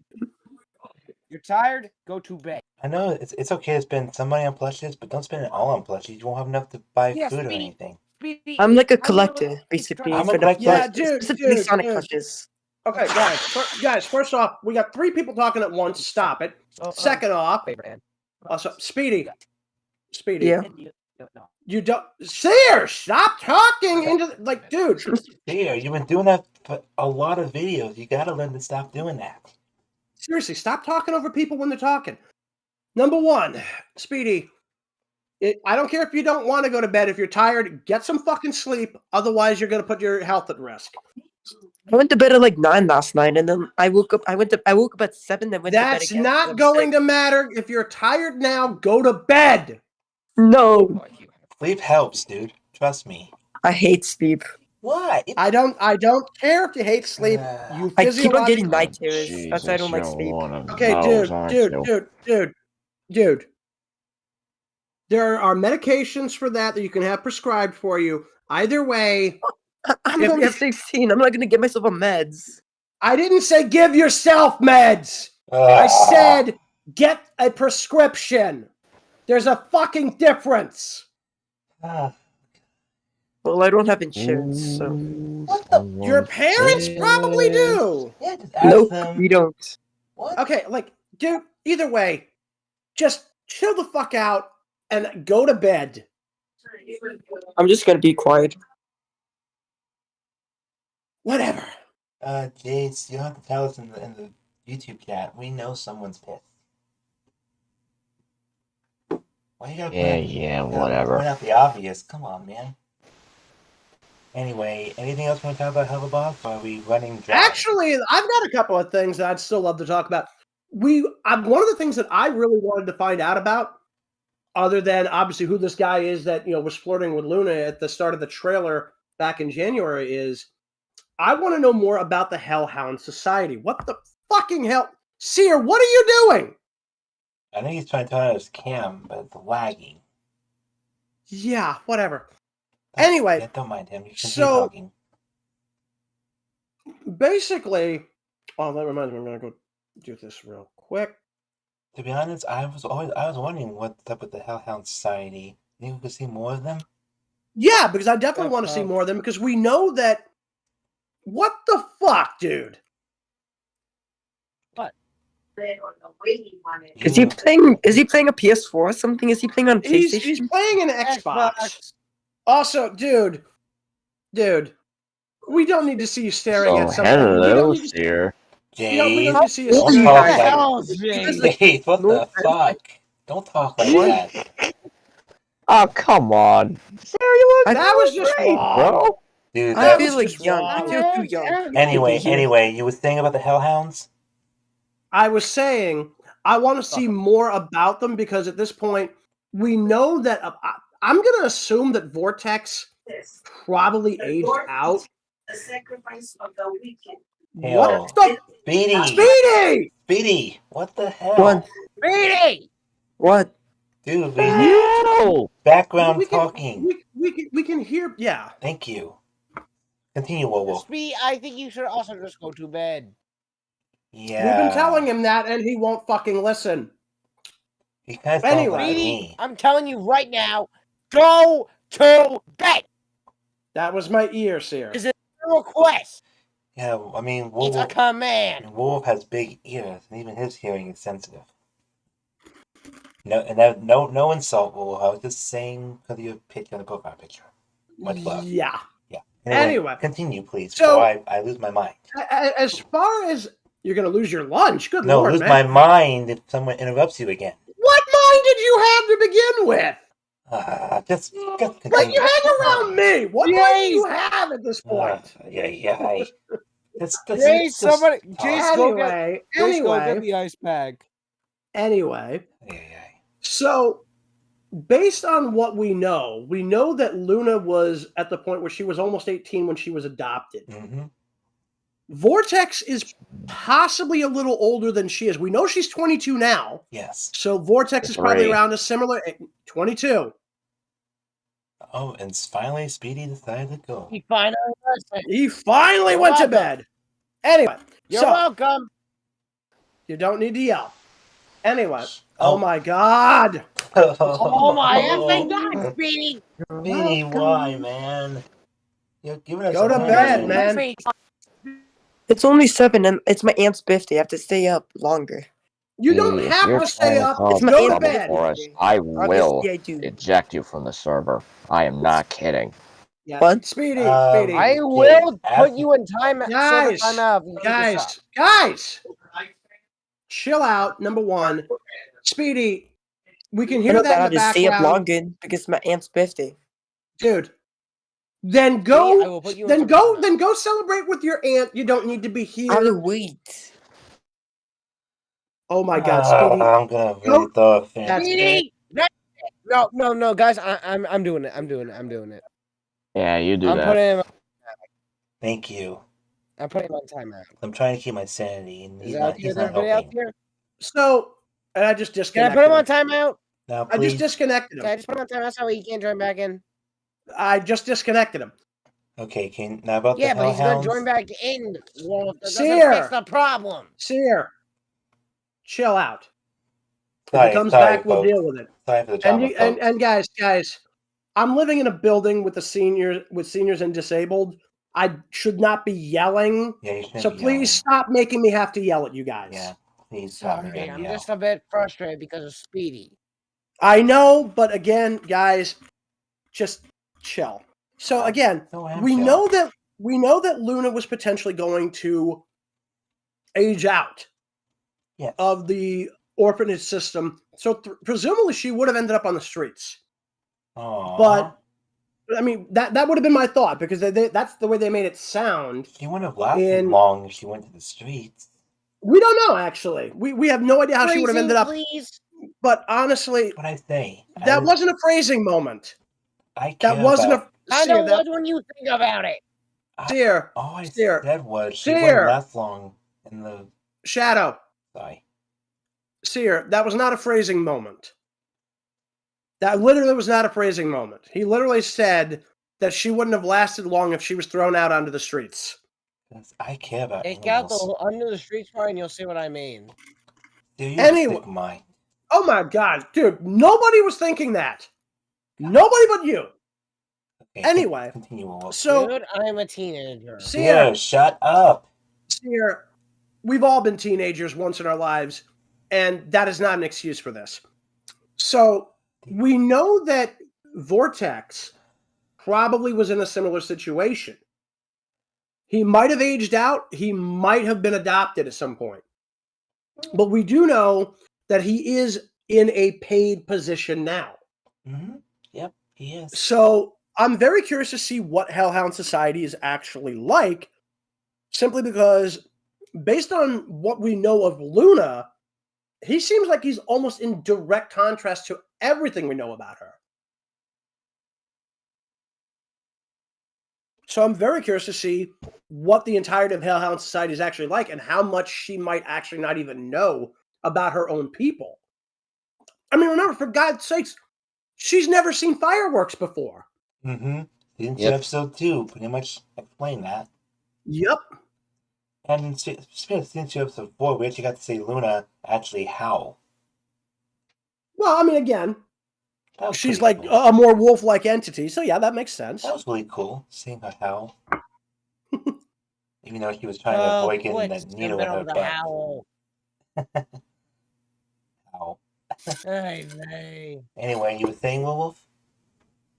Well, like I was saying, what else does she not know about her own people? That's a good point. A lot of things? Define a lot of things, like, where are... Well, no, in this case, that's getting overbearing on it there. No, in this case, it's like, we're talking about somebody who, like I said, she's never seen fireworks before. Well, just based on this, like, what has she not, like, between her time in the fucking orphanage, or pound, or whatever the hell it was, I think it was and the 5 years, it could have been, well, no, they called it an orphanage, but either way, she's lived with Blitz for 5 years. Yep. What else has she missed out on? What else is there about her own people she may not even know, and that we don't know as viewers? Well, because most of the time she's on her phone. Not doing much. And part of that seems to be because, part of it is she really is in a situation where she's flat out said she has no friends. I mean... And I've got to imagine part of that is because she has been, basically kept in isolation most of her life outside of other people that were in the orphanage with her. And most of what she knew seems to, by and large, be based around combat. It's why I think she's one of the better fighters they have on the show. I mean, we all saw what she did to that little hound that was bothering her. Mm-hmm. That was pretty funny, though. Mm-hmm. The hound was being annoying. He's asking to join back. I'm trying to put this as nice as I can. For the rest of the stream, we're not letting him join back. Yeah, I'm trying to be nice about it, so unless you guys want to be rude about it. Let's not be rude, but No, they're like, Speedy, like, if you're watching this on YouTube, go to bed. Please. We're asking nicely. We effing mean it. Yeah. Please. I don't care if the party doesn't start until 10. And I don't give a It's crap. almost 11 for me. Yeah, again, seriously, Speedy, just go to bed. And I got work in 12 hours. So. Yeah. Either way, so long story short, on the Hellhounds, there's a lot more we still need to see. And I'm enough with the howling, please. I said sorry. Okay, guys, chill. Sorry won't cut it this time. Seriously, Sear, knock it off. Anyway, so in addition to that, there are other things that I'd still love to find out more about. We've got a number of the Ars Goetia that have popped up here and there. Mm-hmm. We don't know if any of them are part of the named 72 from the Lesser Key of Solomon, right, other than a handful that we've seen. Because so far we've seen Paimon, Asmodeus, Stolas, and Andralphus. They're the only ones who are taken direct from the Lesser Key of Solomon, which is part of legitimate demon mythology that we have here in the real world. I would not be surprised to learn that we're going to see other members of the Ars Goetia get involved in the story as we go through this. So I'm very curious to see what their behavior is like, because, I mean, even Andralphus is like, well, Stolas' behavior is unique. Well, we've all seen that they're kind of all dicks for the most part. Mm-hmm. Stolas is the closest one to normal out of them other than Octavia. Yep. So I'm very curious to see what the others are like. Speaking of Octavia, hopefully we can see more from her in the story. On the subject of her, I've heard some rather interesting theories recently that suggest that Andralphus might be willing to try to go after her. Oh, jeez. Now, that would be very interesting simply because, like, if that were to happen, I mean, that would theoretically put Andralphus and Stella kind of right in the hot seat, because there's no way in hell that this information isn't eventually going to come out, that Stella was the one behind the assassin, Stryker, who was the reason why Stolas ended up in the hospital. That's going to end up being major news, especially because it's clearly an attempt at retaliation for the divorce. Oh, but like Stolas said, the divorce was forthcoming. No, he said it was a long time coming. Yeah, a long time coming, yeah. I mean, it's also a case that it hasn't been finalized yet. And like he said, that Stella didn't give two shits about him. And she's right. That he's right that she didn't give two shits about him, and she even flat out said, and she's right about this, that he hated her almost as much as she hates him. Because Stolas, for the most part, he seems relatively chill. Yeah. I can't with Speedy. Ignore it. Just ignore him. So the other thing I do want to bring up, because I don't know how many of you actually noticed this, but in that scene in the diner, did you happen to notice what was on Stolas' phone? What was on his phone? Yeah. He literally had a thing on his phone for a calendar saying, "In 3 days, deal at Ozzy's set." Oh, that. Now, they have been laying the groundwork for the possibility, I think, of the Imp Gang getting access to what is called Asmodean crystals. This is, I think, the way Verosica and her crew got to Earth in episode 3. So it looks like Stolas is trying to get a deal set up where he can get one or more of these crystals and give them to the Imp Gang. So this way, they are effectively free from the once-a-month thing with Stolas and Blitz having to basically fuck him for continued access to the Grimoire. I'm very curious to see how that's going to play out because of this whole incident now. Okay. So that's it? That's all you have to say about it? Is okay? So I was just trying to talk to Speedy on no mic chat. So just telling them, just calm the hell down, please. We won't ban you. I get the final say on this matter. Because I made this up. Anyway, anything else we're going to talk about? Or are we just... Well, as I was just saying, I do think we're going to see more information in regards to the Asmodean crystals and what's going on with that whole deal, I think. Because I'm very curious to see what we're getting to deal with next. But so we know the Asmodean crystals were a thing that apparently was going to happen with Stolas having been injured. I'm curious to see how that's going to pan out. And I'm also very curious to see if that might even play into the episode that we know is still potentially coming up that is going to feature Fizzarali and or Asmodeus, which potentially could be episode 5 or 6. So I'm very curious to see how the whole thing will play out. If he does get his hands on the Asmodean crystals, here's the other question. How is Blitz going to take it? Because on the one hand, if you look at it from this perspective, he doesn't have to fuck Stolas for the book. On the other hand, we know Blitz is a bag of issues. Traumas and everything else. And we know that he is definitively, he's forming some kind of emotional attachment to Stolas, who we know is apparently head over heels for Blitz. But how is he going to take this whole thing like, well, you don't have to sleep with me anymore. Here's a crystal that will get you to and from Earth. You don't need to sleep with me just to get the book. Is he going to take that as, okay, now I can just pursue an actual relationship? Or is he going to basically see this as somebody else in his life basically trying to throw him away? You might see it as like somebody trying to throw him away. Yeah, and it'd be very interesting to see how that whole thing will play out.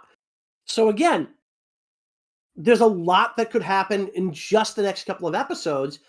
And with another, again, roughly, 8 episodes, or, well, by that point, like 7 or 6 episodes, depending on how quickly they get these other 2 episodes out to us, left to go. I'm very curious to see what's next. Oh yeah, same. So we know that deal is going on. We know that deal was going on. We know it's been interrupted by this attack. We don't know if that means they got to reschedule or what. We also don't know what's going on. We know there's still a couple of other scenes that haven't been covered yet from that 2022 trailer, and I think they're all going to play into that Fizzarali episode. That's my guess. Because at this point, almost everything else has been seen from that trailer. So either way, I think we're going to get some very interesting things happening in the next couple of episodes. We're getting Barbie Wire. We're getting Fizzarali and Asmodeus. We're getting Sally Mae, and we're getting the Dorks. And then there's no telling what else could still be out there. Plus, we've still got the missing episode, which, if they're telling the truth, and we are supposed to get that at some point as a special, that's definitely going to be interesting. And then we got to figure out, is there even going to be a season 3? Because we know that Vivian Madrano, Vivzy Pop, has stated that as far as she's concerned, Has Been Hotel would probably take about 3 seasons to tell the story she wants to tell. But we don't know if that same kind of thought has gone into Helluva Boss. This could be something that doesn't have a set ending. And that might be for the best, because this series started out kind of with a negative continuity. Yes, you'd still have a couple of things that would have happened, and they're obviously numbered in order, but much like an episode of The Simpsons, like, you could theoretically watch most of it and not have to worry about, the order you watch it in if you haven't really watched any of the show. There's some things you could just watch and not have a problem. You got friggin', Spring Broken, Cherubs, Truth Seekers, Harvest Moon Festival, Ozzy's, even season 2 for the most part. Although they've had some callbacks to previous episodes, like, for example, bringing back Octavia for the 2nd episode of the 2nd season. But for the most part, you can watch most of the series without necessarily needing to do it in order. But at the same time, there is still an order to the series. But the question is, how long have they plotted this out for, or have they plotted that far out? Because at this point, Helluva Boss, which is still an independent production based on something they're doing for free and basically getting the money from all these sales on Shark Robot, that could go on for years. I was going to say. Jayse, what are you doing? Brangle Burr. PhD Brangle Burr. What? PhD brain. Aha. Apparently, Christina said in Vince's point, is this a numlock issue? I don't know what the hell a numlock issue has to do with any of this, but... I was looking at the vent and support. Sorry. So, but yeah, there's a possibility that this series could keep going beyond season 2 into season 3, but is there anything beyond season 3? Have they planned that far ahead? We know that the script writing is probably the easiest thing that they've got to deal with, because it's just a matter of brainstorming the stories. Then it's a matter of doing the recording and then the animation, which is probably what takes the longest out of the entire process. Well, yeah, animation takes like a really long time. Yeah, I mean, depending on the kind of studio you've got dealing with it. By the way, what? Sorry. You finish first. Yeah.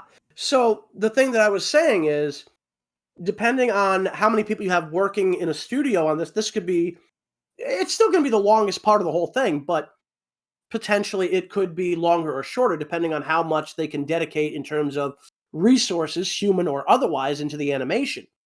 So my question then would be, if they've already written through all of season 12 and season 12, good Lord, season 2, shut up, Shadow, shut the fuck up, just shut up. Nah, keep going, bro.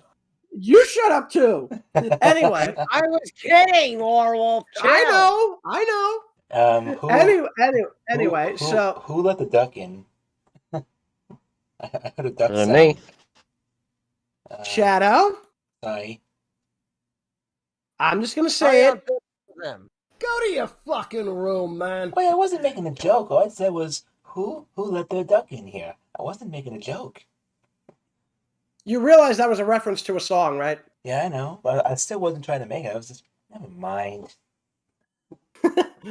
Anyway, so as I was pointing out, if season 2 was already written up and finished by the time they had already launched into the second season, then if they're just dealing with the recording and the animation, there's a good chance they might already have been working on season 3. I don't think any of these guys are involved in the Writers Guild of America strike, so they're just going to keep going.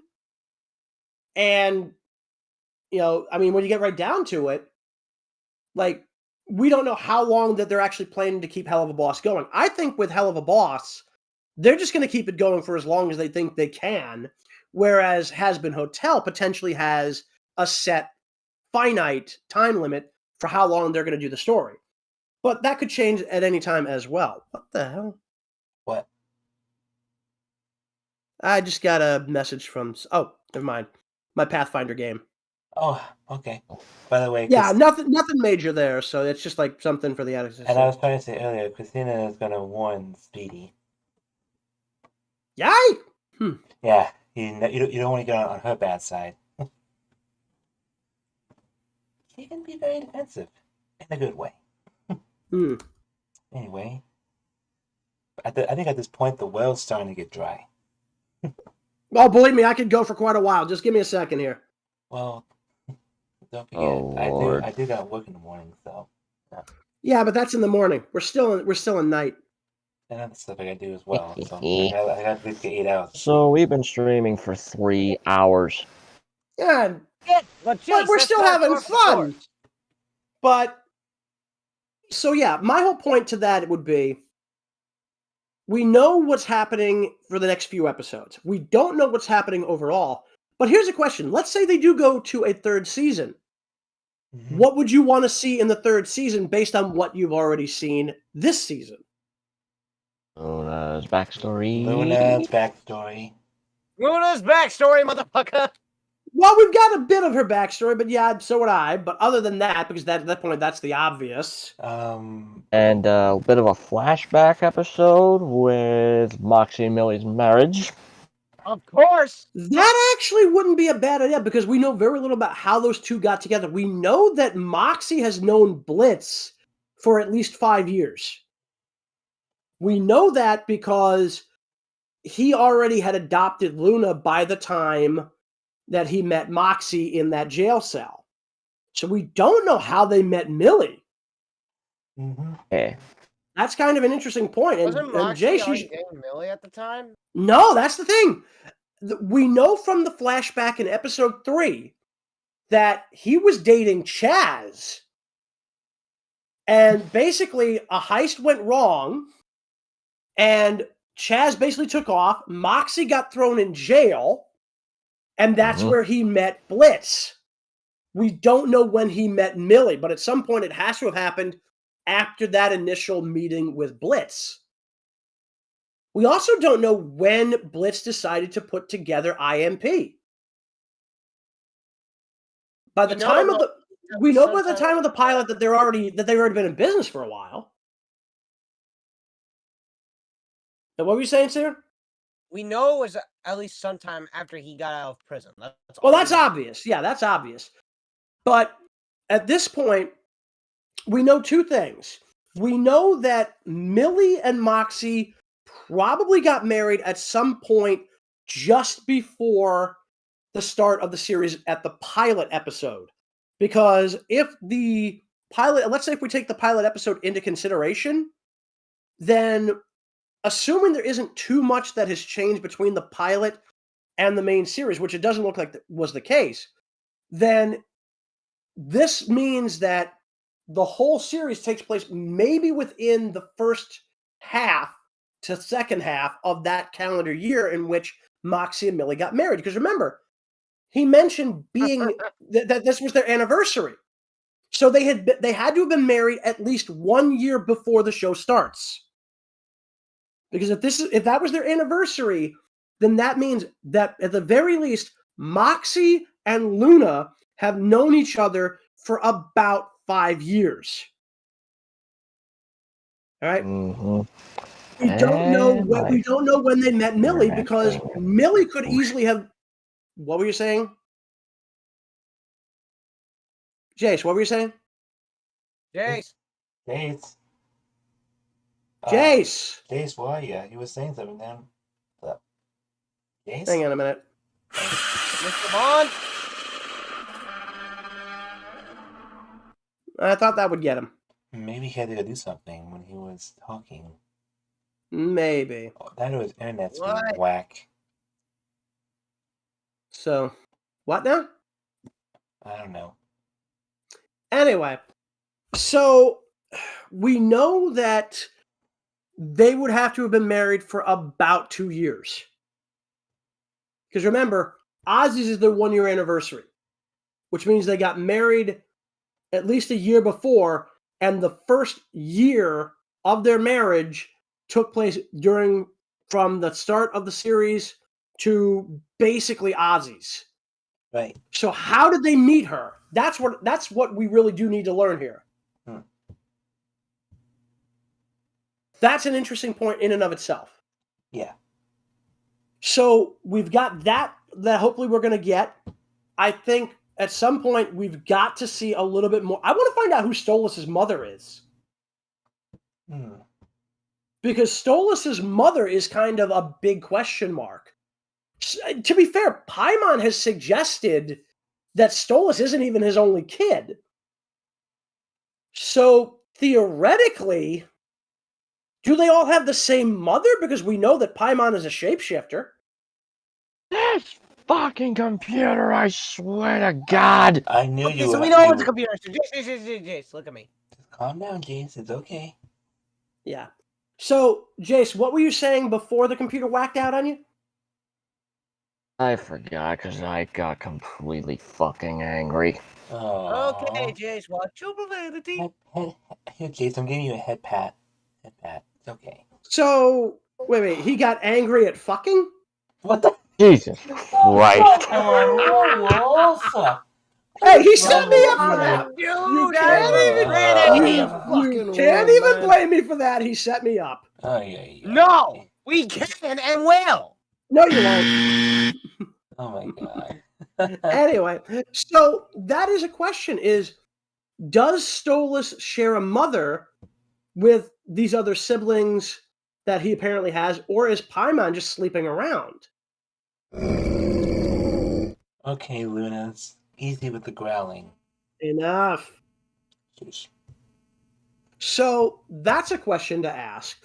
We still need to learn a little bit more about Blitz's mother, and I'm still trying to figure out how he ended up getting that massive scar on his face, because we know it's something he had to have gotten later on in life. There's a lot of people who have suggested that Blitz might have burned down the circus that he originally worked at.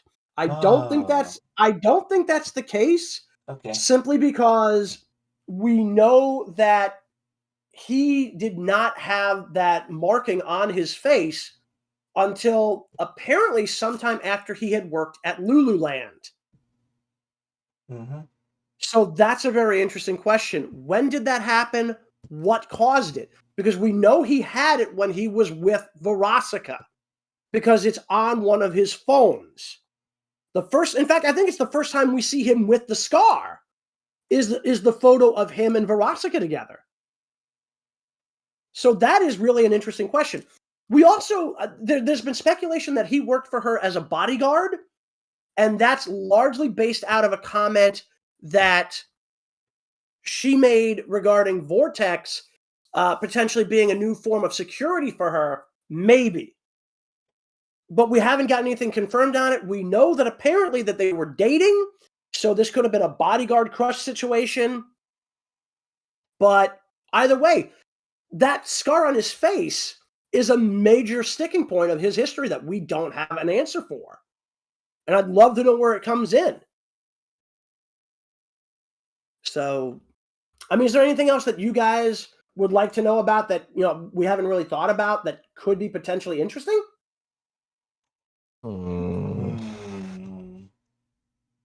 I really don't have anything.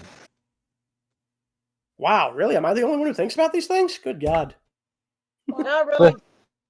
Well, I mean, most of us are just watchers of the show. We just really. I mean, I watch the show too because I enjoy it, but I also like to think about the different aspects of the story because, the story itself is interesting. I mean, granted, I'm also a writer, so I mean, I'm always going to be thinking about that aspect of it. I'm curious about one thing. How did Stryker not get crushed by his own statue? To be fair, that's kind of a matter that, probably they'll either answer or... I mean, it... Oh, my God. Anyway. He did! In any case... I'm just curious, because when the thing fell, all that was left was a part of his scarf. I thought it was part of his coat. Oh, coat. Sorry. Coat. Yeah, the other thing is, like, it literally looked like it was going to land on him. So, yeah, it is kind of an interesting question. Like, how did he get out of there? What was he using some kind of magic talisman or something to teleport? That's possible. And then the other thing is, why did that guy think that Moxie took his hat? No, he didn't think he took his hat. He was basically like going like, "Are you trying to steal my look?" Because they had identical hats on. You saw how that ended up. Yeah, which I got to give Moxie credit. I mean, the guy's actually grown some balls and is actually learning how to fight hand to hand. I think you meant to It's say. pretty impressive. I think you meant to say he's growing a pair. Well, I mean, well, see, here's the thing. If I said he grew a banana, it'd just be too soft. Okay, I walked into that one. Okay. Okay, whoever hired We'll the be drama. right back, folks. I mean, we're pretty Stop much. with the continue! We're pretty much at the. I'm sorry, I had to. We're pretty much at the tail end of the stream anyway. Yeah. Also, Shadow. Yeah. You got to take that off, man. What? Which one? The be continued thing? Yeah, because seriously, that's getting on my nerves. Okay. Oh, come on. That was funny. No, it wasn't. Okay, then. I don't know how. Don't get rid of it, Shadow, please. Well, I really don't want a pissed off wolf on my hands. Thank you very much. And none of us want to get pissed off. Whoa, that was a terrible imitation of a growl. You should be ashamed. Yeah, this is an actual. Was that you? That was me. That was me. Oh. That was not me. But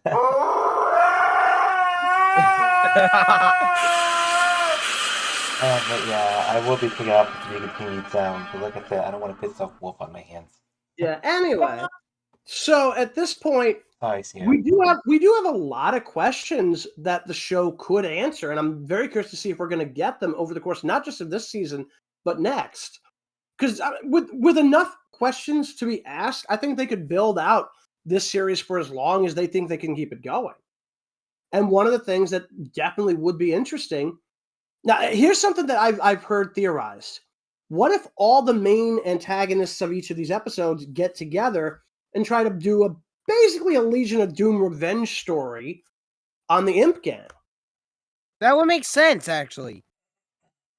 Like, I think the only set up towards the end. Yeah, I mean that's possible. I mean, the only things that would be difficult would be getting the cherubs and the agents of dorks in on it, unless they found a way to set it all up on Earth. Oh, by the way, the to be continued sound is gone. I just took it off. Woo! Oh, Sweet. quiet down, Sear. No! Go to your fucking room, man. Anyway. Oh my god. Can you tell Godzilla to go do another movie or something? No! Actually, speaking of, he is doing another movie, and it's going to be coming out in is. 2024, Godzilla and Kong: The New Empire. Oh, cool. Yeah, we might go through Yeah, actually, here's the kicker. Now, we're getting a new Titan in that film. Yeah, Orangutan. Oh, nice. Yeah, we've been looking at this thing from like every possible angle. The prevailing theory right now is that the new Titan is an orangutan.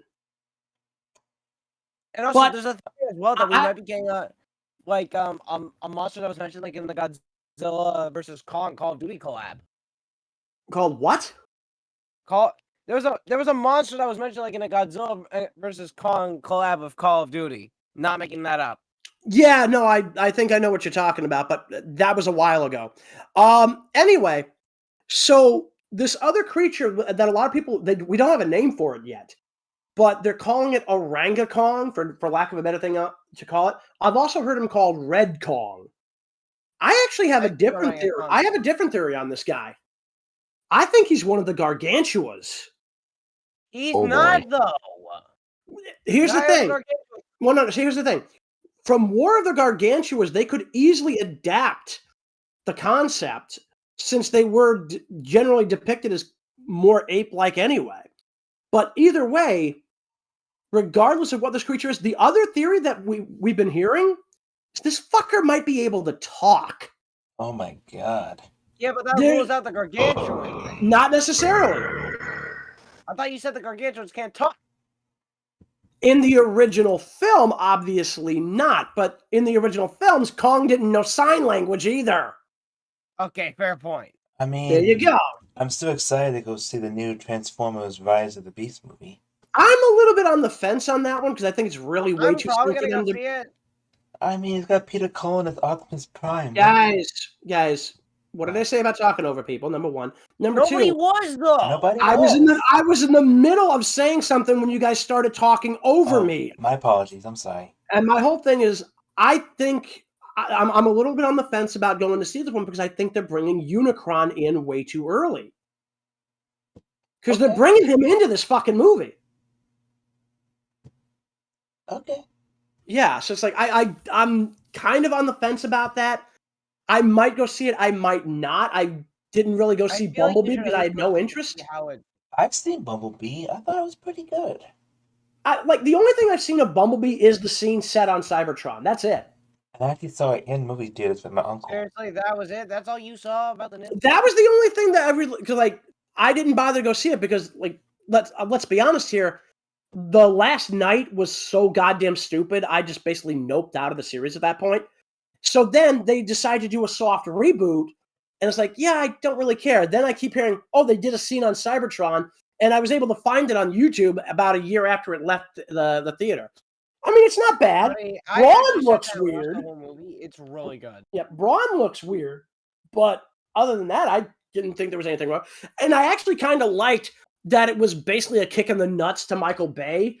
Because he's like, well, no, I'm not even joking. I'm not even joking. Okay. Because he literally said the reason that they weren't going to use the original designs was, they wouldn't look good in CGI. Fuck you, Michael Bay. Wow. I mean, didn't we all just say fuck you, Michael Bay? Fuck you, Michael Bay. If you're dumb enough to even watch any of his movies. In any case, Jesus. So, like I said, I'm on the fence about Rise of the Beasts, but I mean, I will say this: when Godzilla and Kong, this was originally called Godzilla versus Kong 2 as a working title for a while. So, anyway, the new Empire is definitely going to be interesting. There's rumors that they might also introduce the son of Kong as a separate entity rather than have him being directly. To be fair, I don't even know why they called that first movie Son of Kong, because he couldn't have actually been related to Kong. Okay. Well, I'm talking about the one from the 1930s, but that's beside the point. In any case, so they're calling it the New Empire, so I'm very curious as to what that actually means. That's what everybody wants to know. Yeah, it's like, why is it called the New Empire? Is it because, Kong is going to take over from Orangakong? Or are we going to see another number of members of each of the two different species? Because as far as we knew, Godzilla and Kong were supposed to be the last of their kinds. Plus, but then again, the Godzilla comrade, Team Godzilla, get nuked off in King of the Monsters. Well, no. Basically, as far as we know, according to Godzilla vs. Kong, there was a war between the Godzillas and the Kongs. And as far as anybody knew for the longest time, Godzilla was the only survivor of that war until they found Kong on Skull Island. So then when Ghidorah was released in King of the Monsters, he basically summoned... Rodan died. Rodan didn't die. He didn't die. He merely got stabbed by Mothra's stinger, and it's... Well, because Rodan literally just got pitch slapped into becoming Ghidorah's. No offense here, bitch. Nobody here is going to be offended by Rodan. Yeah, nobody here is going to be offended by that. But the idea was that Ghidorah apparently had tried to become the king hundreds, if not thousands of years prior, and Godzilla managed to bury him in the ice. But at this point, we know that Godzilla, Ghidorah, and Kong were considered Alpha Class Titans. Apparently, Mothra approaches that. Yeah. Either way, so we basically had a situation where Ghidorah woke up every fucking Titan on Earth, and the only one who didn't actually answer his summons, other than Mothra and Godzilla, was Kong. Because he basically ignored Ghidorah's call and spent most of that time basically killing skullcrawlers that were answering the call. Yeah, because he kind of figured out what was happening. He was like, no, he didn't. He had no idea what was going on. He was just killing them because they were coming up out of the woodwork. In fact, the novelization for Godzilla vs. Kong straight up says he has no idea who the fuck Godzilla is. Which is interesting because in one of the art books for the Monsterverse, they actually flat out say Godzilla showed up at one point on Skull Island and scared the piss out of the Iwi. Oh, wow. Well, I mean, yeah, he's taller than Kong. No, actually, Kong. No. First off, Godzilla and Kong are actually the same height at this point. No, Godzilla literally is taller by like a dorsal fin. No, Sear. We're talking about Monsterverse Kong and Godzilla, and they are literally the same height.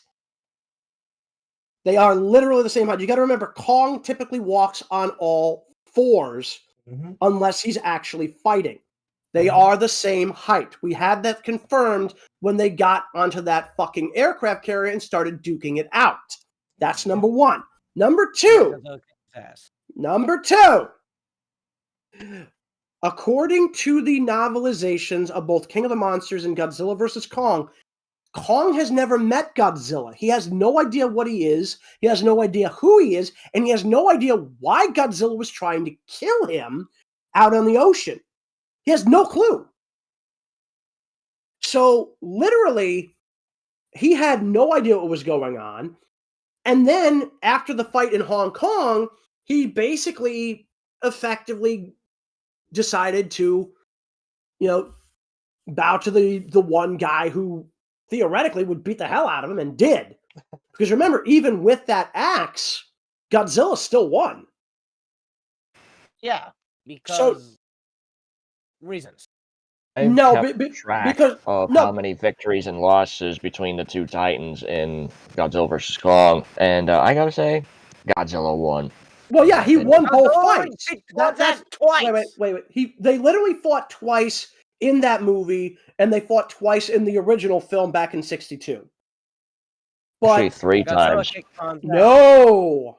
In GBK, they fought 3 times, one in the ocean and twice in Hong Kong. Nope, that's a single fight. I'm just learning as you guys are talking. Because I'm telling you, the Hong Kong fight is a single fight. That's literally all one fight. That's all one set piece, dude. Yeah. And Godzilla literally won twice, but Kong put up a fight in the second one. Oh yeah, you could tell he was like, "Fuck this, I'm going all out." Yeah, because at this point he actually didn't have to worry about drowning. So yeah, it was a more even fight. But yeah, Godzilla still won. So either way, we now have the situation. We have this situation with Orangakong, and if this thing can talk, that's very interesting. One of the theories that I've heard is that he might try to sway Kong to his side, and that could be why we could get a second fight between Godzilla and Kong, after the third battle at this point, when you consider the first two from the previous film. But the other thing is, what if we're also going to get more Toho monsters? I would love to see. Oh boy! I would love to see Godzilla.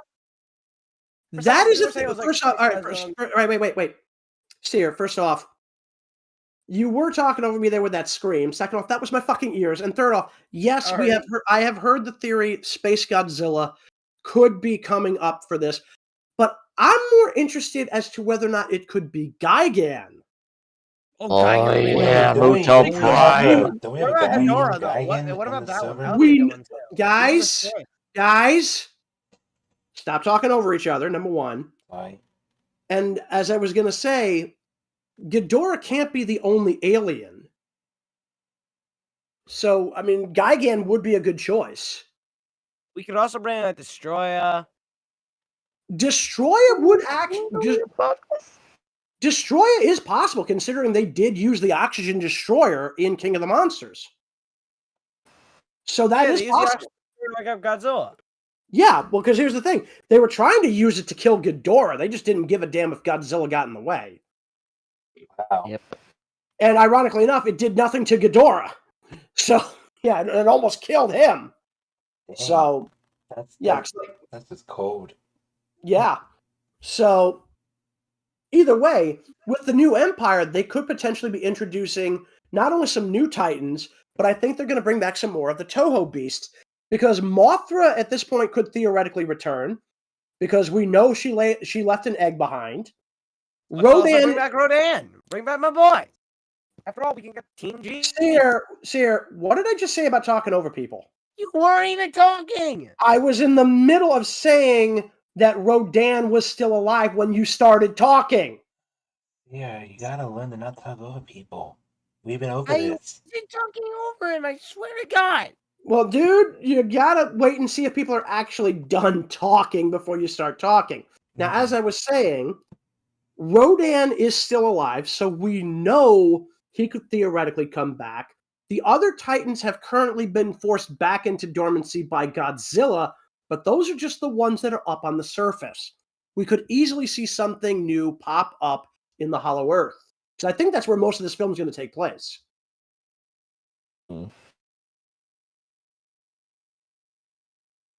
You can talk now, Sear. Just remember, yeah, we still love you, buddy. Just trying to talk about people, that's all. In my ADHD, my medication is wearing off. Aha. Either way, so Yeah. Here's a question. I was in the middle of a thought. No, he was in the middle of a thought. That was my bad. Okay. Of course, he was also mumbling half the time, so I didn't even know what he was saying. Okay, let me just say that. I don't want to sound too loud either. I have to control myself. Okay? I'm trying my best to control myself off my medication. So please bear with me. Wait. He wants me to be a bear with him?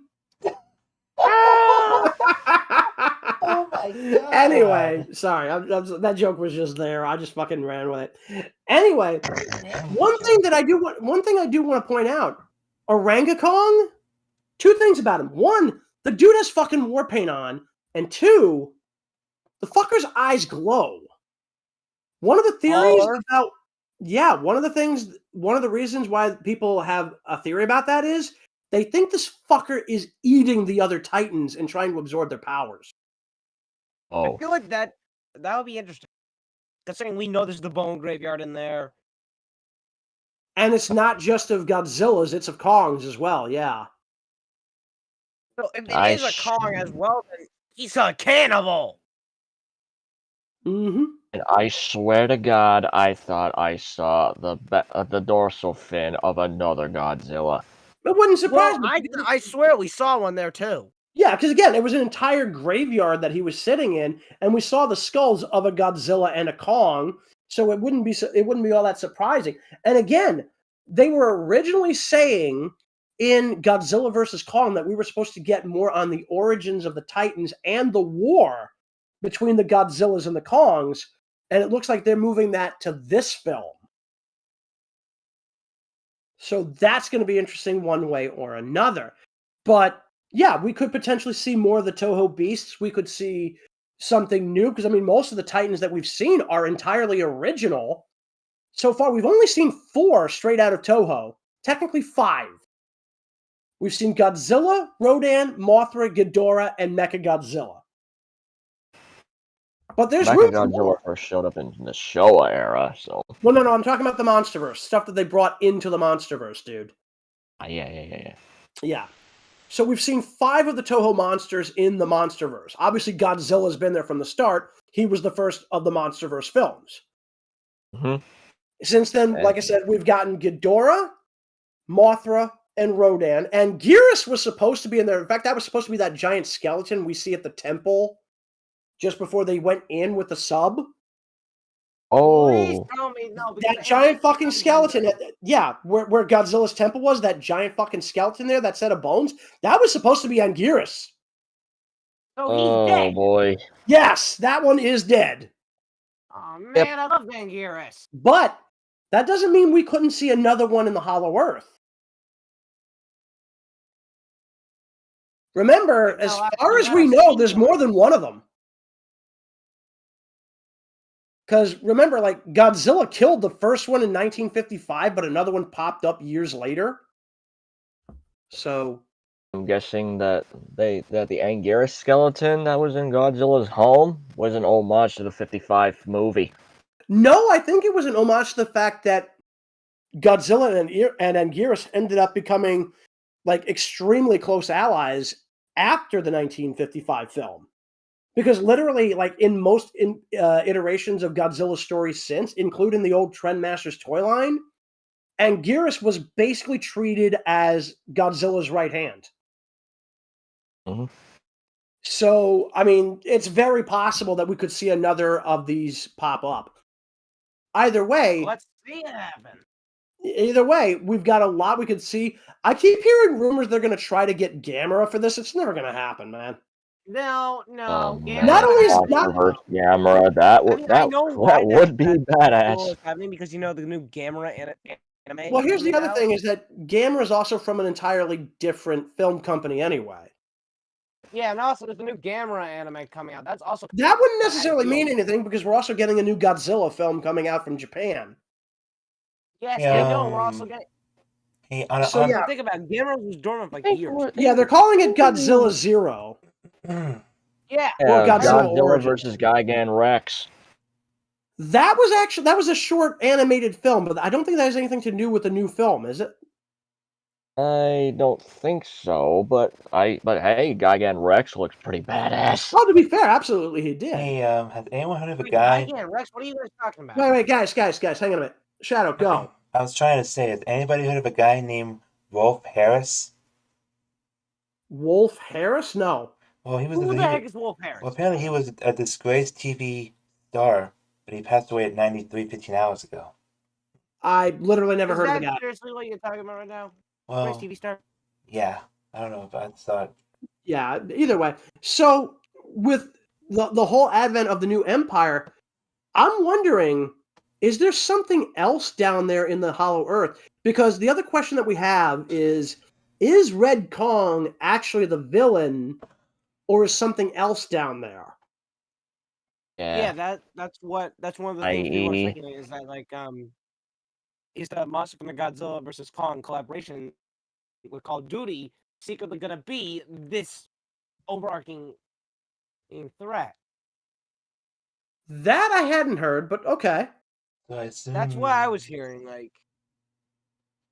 So I assume what? I was watching. I don't know if you heard this channel. It's called Dangerville. I've heard of Dangerville. In fact, that's where I've gotten a lot of the information regarding the theories about the new. Oh empire. yeah, so then you should know about this. I think I've seen some of the footage, but it didn't have they didn't mention anything about the whole thing with that potentially tying into New Empire. But getting back to Helluva Boss, because we have kind of gotten off track there. Way off track. Well, it's a live stream. It happens. So here's a question. In regards to Helluva Boss and even Has Been Hotel, what kind of sports do they have? Why are we talking about sports? That's an interesting question. I'm tired. I don't know. Oh, yeah. So it's like, we know at the very least that the sinners would probably bring their sports with them to hell, I would think. But you got to wonder if there's anything that's developed in hell that's specific to them. You got me, pal. Well, yeah, we do have you. You're right here in the stream with us. Why do you gotta ruin a good moment? How is that ruining a good moment? I was trying to... Never mind.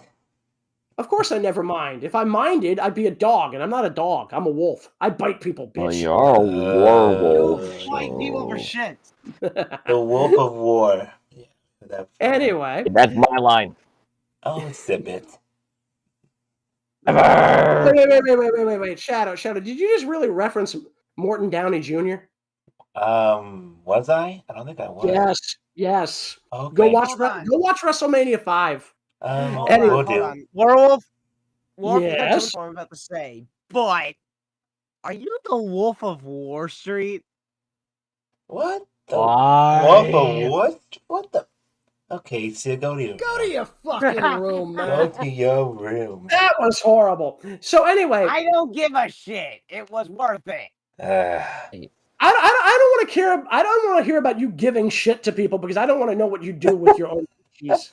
I don't even want to know what you want to do with your stocks. My stocks? What do I look like? A goddamn stockbroker? I mean, Wolf of Wall Street. He doesn't. He doesn't. I'm laughing too hard right now. Anyway, so the sports thing is definitely something I'm curious about because we know that there has to be something more for them to do entertainment-wise. Otherwise, it's like, what the hell are they doing down there? It's like, clearly they have a civilization. So, and we know that they have social media. We know that, they have the news and all this other shit. They've got to have some kind of sports, right? They must. Could be a thing. Another thing I'm curious about. What actually backs up their Greed. No. Do you remember how the dollar bill used to be based on the gold standard? Yeah, and then Nixon changed it, right? I don't know who it was, but they basically went from an actual exchange currency to fiat currency. One sec. Yeah, second. So, ding. Basically, with fiat currency, it basically just says, the government just says this money has value because we say it does, but there's nothing backing it up. We used to be based off the gold standard, where a dollar would get you like a certain amount of gold if you actually went into a bank and said, I want to exchange this dollar bill for its worth in gold. This was also why the British pound was called the British pound sterling, because it was based off of silver sterling. It was literally on the silver standard. So we know that the Ring of Greed obviously is run by the Prince of Greed. That's Mammon. But how does he generate any actual value for the money? Is he on a fiat system and just says, hey, I'm printing out these bills and they have value because I say they do? Or is there something they're actually using as the backing for the money that they have in hell? That's really an interesting question. Now, to be fair, I don't think the guys over at Spindlehorse have ever given this any real thought, but it would be interesting if they did. And if they're watching this, I mean, I don't know why they would be, but if they are, that's a question we'd love to have answered. That and the sports thing. Here's another question for you.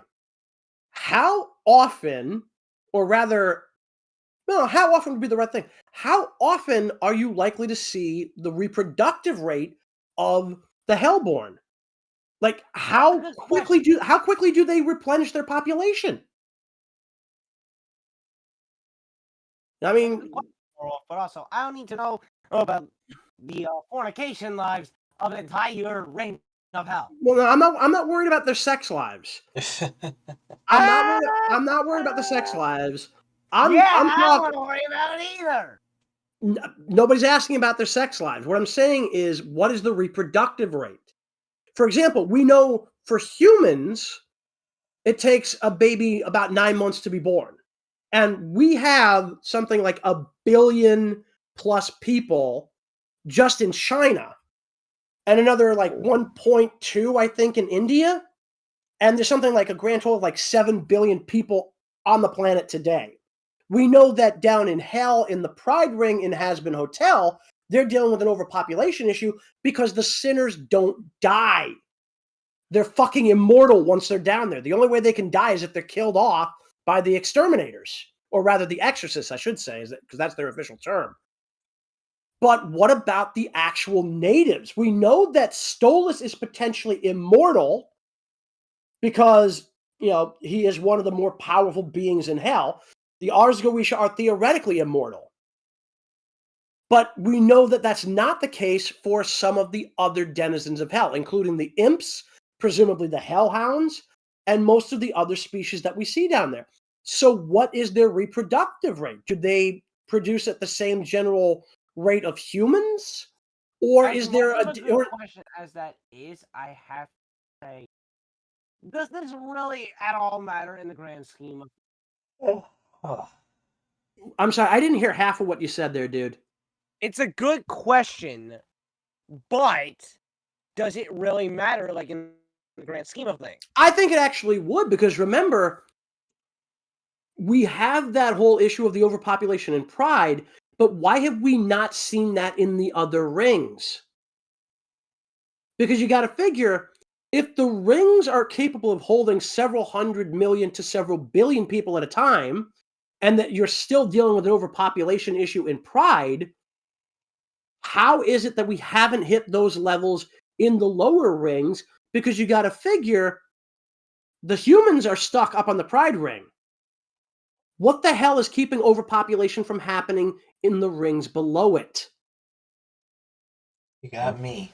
So that's the whole thing. Is like, if that was a real thing, shouldn't it affect the entirety of hell, not just the top ring? Sure, the humans are stuck up there because Lucifer's an asshole, but they do have a fully functioning society down there, and there are cities apparently all over the various rings. So we got to figure there's several million, if not several 100 million, Hellborns all over the 7 rings of hell. How have they avoided population, growth to a level that, basically puts them in the same situation as Pride? Are they basically in a situation where they're killing each other off in greater numbers than they're being born? Or do the other rings simply have more room because they're not basically getting an influx of dead humans? This is another big piece of the world building that I'd love to see answered. Yeah, I mean, this is stuff that I would love to see answered because it's a great bit of information. We might never get the answer, but it is still stuff that would definitely make for interesting stories. Oh yeah. I mean, for that matter, it's like, are all the native-born like imps? Do they live in every ring? Because I'll be honest, that weird woman and her son, I honestly thought they were imps just from the Envy Ring. But they don't look like imps other than having the horns. And even then, the horns don't have the stripes. And remember what the kid called Blitz? Oh boy. Fire Toad? Yep. So, like, is that because they're almost entirely living in water up in the Envy Ring? Because they think that could be an ocean-based ring. We know there's at least one more ring in Greed, specifically where we've got a fucking ocean, potentially, because that's by Blitz's own statement. So, yeah, I mean, that's a whole thing. So, are all imps all across the rings? And if so, how quickly do they propagate? And why haven't they reached an overpopulation issue? This is stuff that I would love to see answered.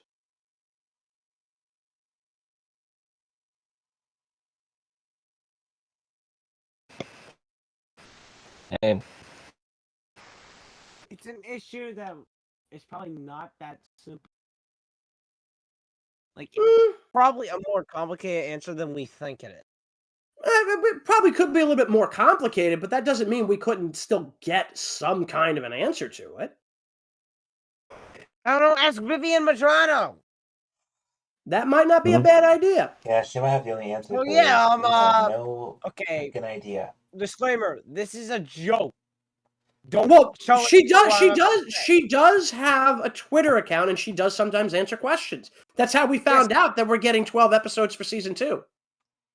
Ow.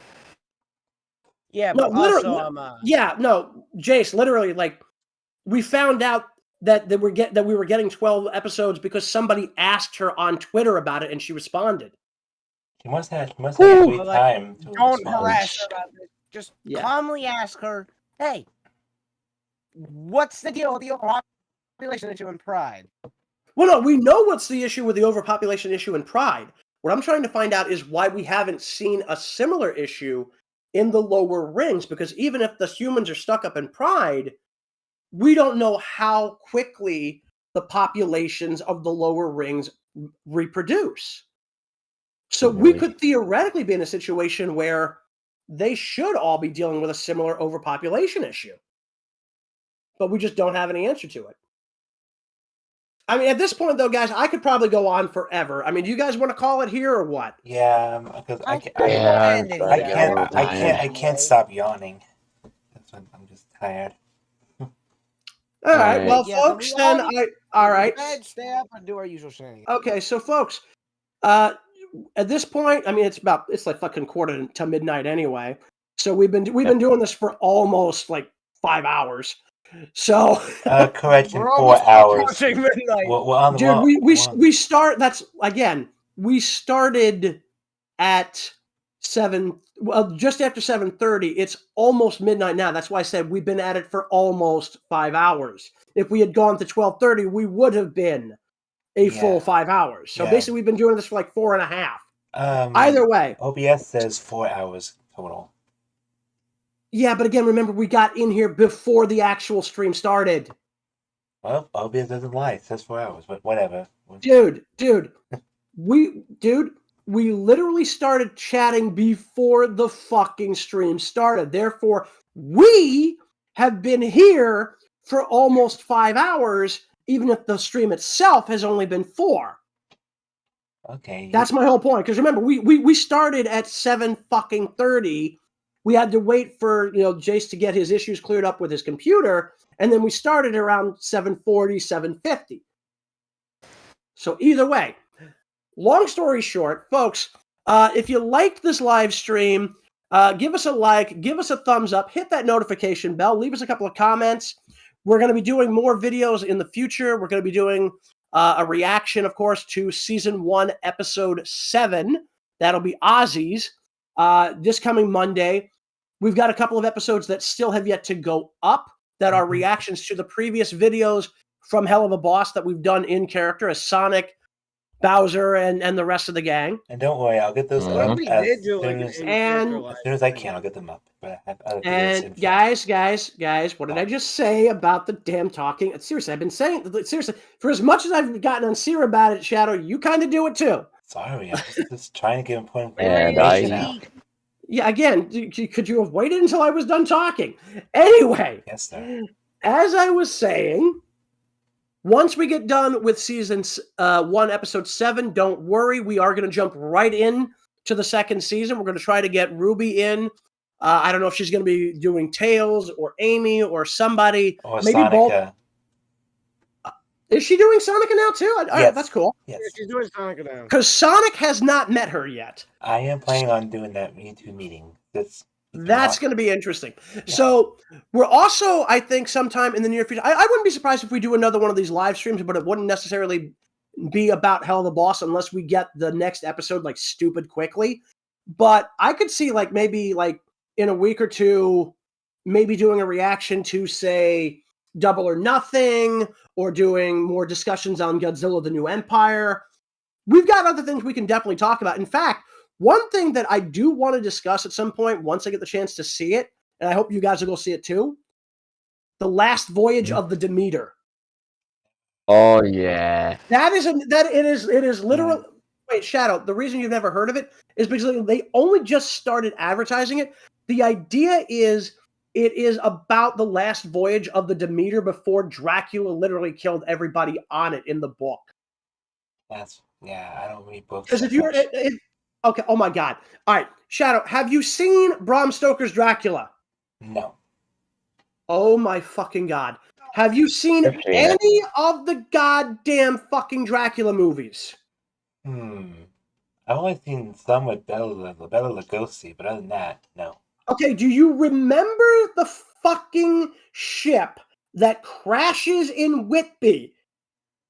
I'm gonna have to say no. Oh my God, you said you've seen Bela Lugosi's film. Literally, they find a fucking ghost ship with a wolf jumping off of it. That was the Demeter. Okay. Dracula basically went to England via this ship, and he literally killed off the entire crew. This movie coming out, The Last Voyage of the Demeter, details at least one version of what could have happened on that ship based on the log entries that were seen in the original novel, as well as the 1992 film, Bram Stoker's Dracula, and the Bela Lugosi film back in the 40s. Or no, excuse me, the 30s. 1931, I think, was the Bela Lugosi film. 32, maybe? Yeah, something like that.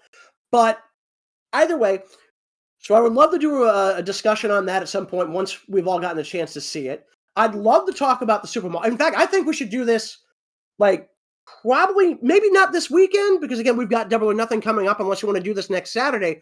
I'd love to do a discussion of the Super Mario Brothers movie. The problem is, Saturdays I'm going to be hanging out with my family on the weekend. Fine, whatever. I'm like, well, no, didn't you say that this Saturday you weren't going over there? No, I said this Sunday I wasn't going over there because of Double or Nothing. This Saturday I'm going. But... Oh, okay. Yeah. So then maybe later on next week then. We'll see. Yeah, we'll figure something out. I mean, worst comes to worst, we just, do it not this coming weekend, but next weekend. We'll find out some way to do it. Yeah. In fact, honestly, wait, what do we actually have on? Because I know that we've got something we're doing on Thursday. Speaking of Thursday, I had to opt out Lucas Bradley because he's going to be going to MomoCon this weekend. Okay, that's fine. So what we're doing, the Sonic Twitter takeover. That's Thursday. Right. Yep. And then Friday is the next episode of the Sonic Rush Adventure reaction. Okay, so that yes, I'm not even in that one because that's you guys already doing that one. No, you're in that one. You remember you do Sonic and one of the pirates. Oh right. That's just the fucking reaction. I thought because we'd already all right, never mind. Mm-hmm. Well, wait a minute, wait. Oh wait, no, I'm thinking of that fucking Sonic Ball Z 2 thing that you guys were doing. Never mind. Yeah, we already did that. Right, we did that. We did that for last Friday since you had to opt out because of your AEW. Right. Yeah, well, it wasn't just my AEW. You had to do it too, man, because like you wouldn't want to miss the fucking show. Anyway, but I gotta go. What about? Okay, I guess he's bugged out. What about this? Not this week, but what about next Thursday? I mean, we got nothing set up for then. All right. We'll have to think about it, see how the week goes. Yeah, we'll figure things out. All right, so anyway, folks, again, if you like this video, hit like, hit subscribe, hit the notification bell, leave us a comment. There wouldn't be any reason to put anything in the chat at this point because, it'll be after the stream is over. I don't even know if you can actually do that once the stream is over. But the comments... You can't. When it's over, you can't. Yeah, yeah. The comments will still be open, though, as far as I know, and you can feel free to leave a comment there. Talk to us about anything there. We'll try to respond the next time we get a chance to do one of these things, or maybe we'll try to respond in the comments ourselves. I can't promise that, but whether you want to talk about Helluva Boss, Godzilla and Kong the New Empire, Transformers Rise of the Beasts, I mean anything that we talked about on this stream, hit us up on the comments section and we'll see if we can get a chance to respond. So anyway, folks, we're going to head out. And by the way, Shadow? Yes? I've been meaning to say this. I get that it's a catchphrase, but you don't need to say the chaos control thing every time at the end of the videos. Well, it's Shadow's thing. Again, I get that, but he's already doing that in the opening montage. You don't need to bookend it. Okay, then what do you want me to do at the end instead then? Well, no, dude, that's my whole point. Is like in the intro to any video we do, you've already got him doing that, so he's just kind of repeating himself at that point. Okay, then just say goodbye or something. I mean, I'm trying to make. Yeah, I mean that's why I normally just say like, I just usually like say like see you later, and we'd all just head out. So, all right, so folks, we are out of here. Take care. Have a good night, and we hope you enjoyed this live stream. Bye bye. Oh, one last thing before we end. We're starting this month, every Friday, we're going to be doing a new Let's Play on Sonic and the Black Knight. Are we doing that this month? I thought that was next month. It's June. It's the first Friday in June we're going to be starting that. Yeah, every Friday. For some reason, I thought that was in July. All right, whatever. Oh, no, July is when I'm posting them. June is when we're recording them. I can see why you get that confused anyway. Good night, everyone. Take care, all.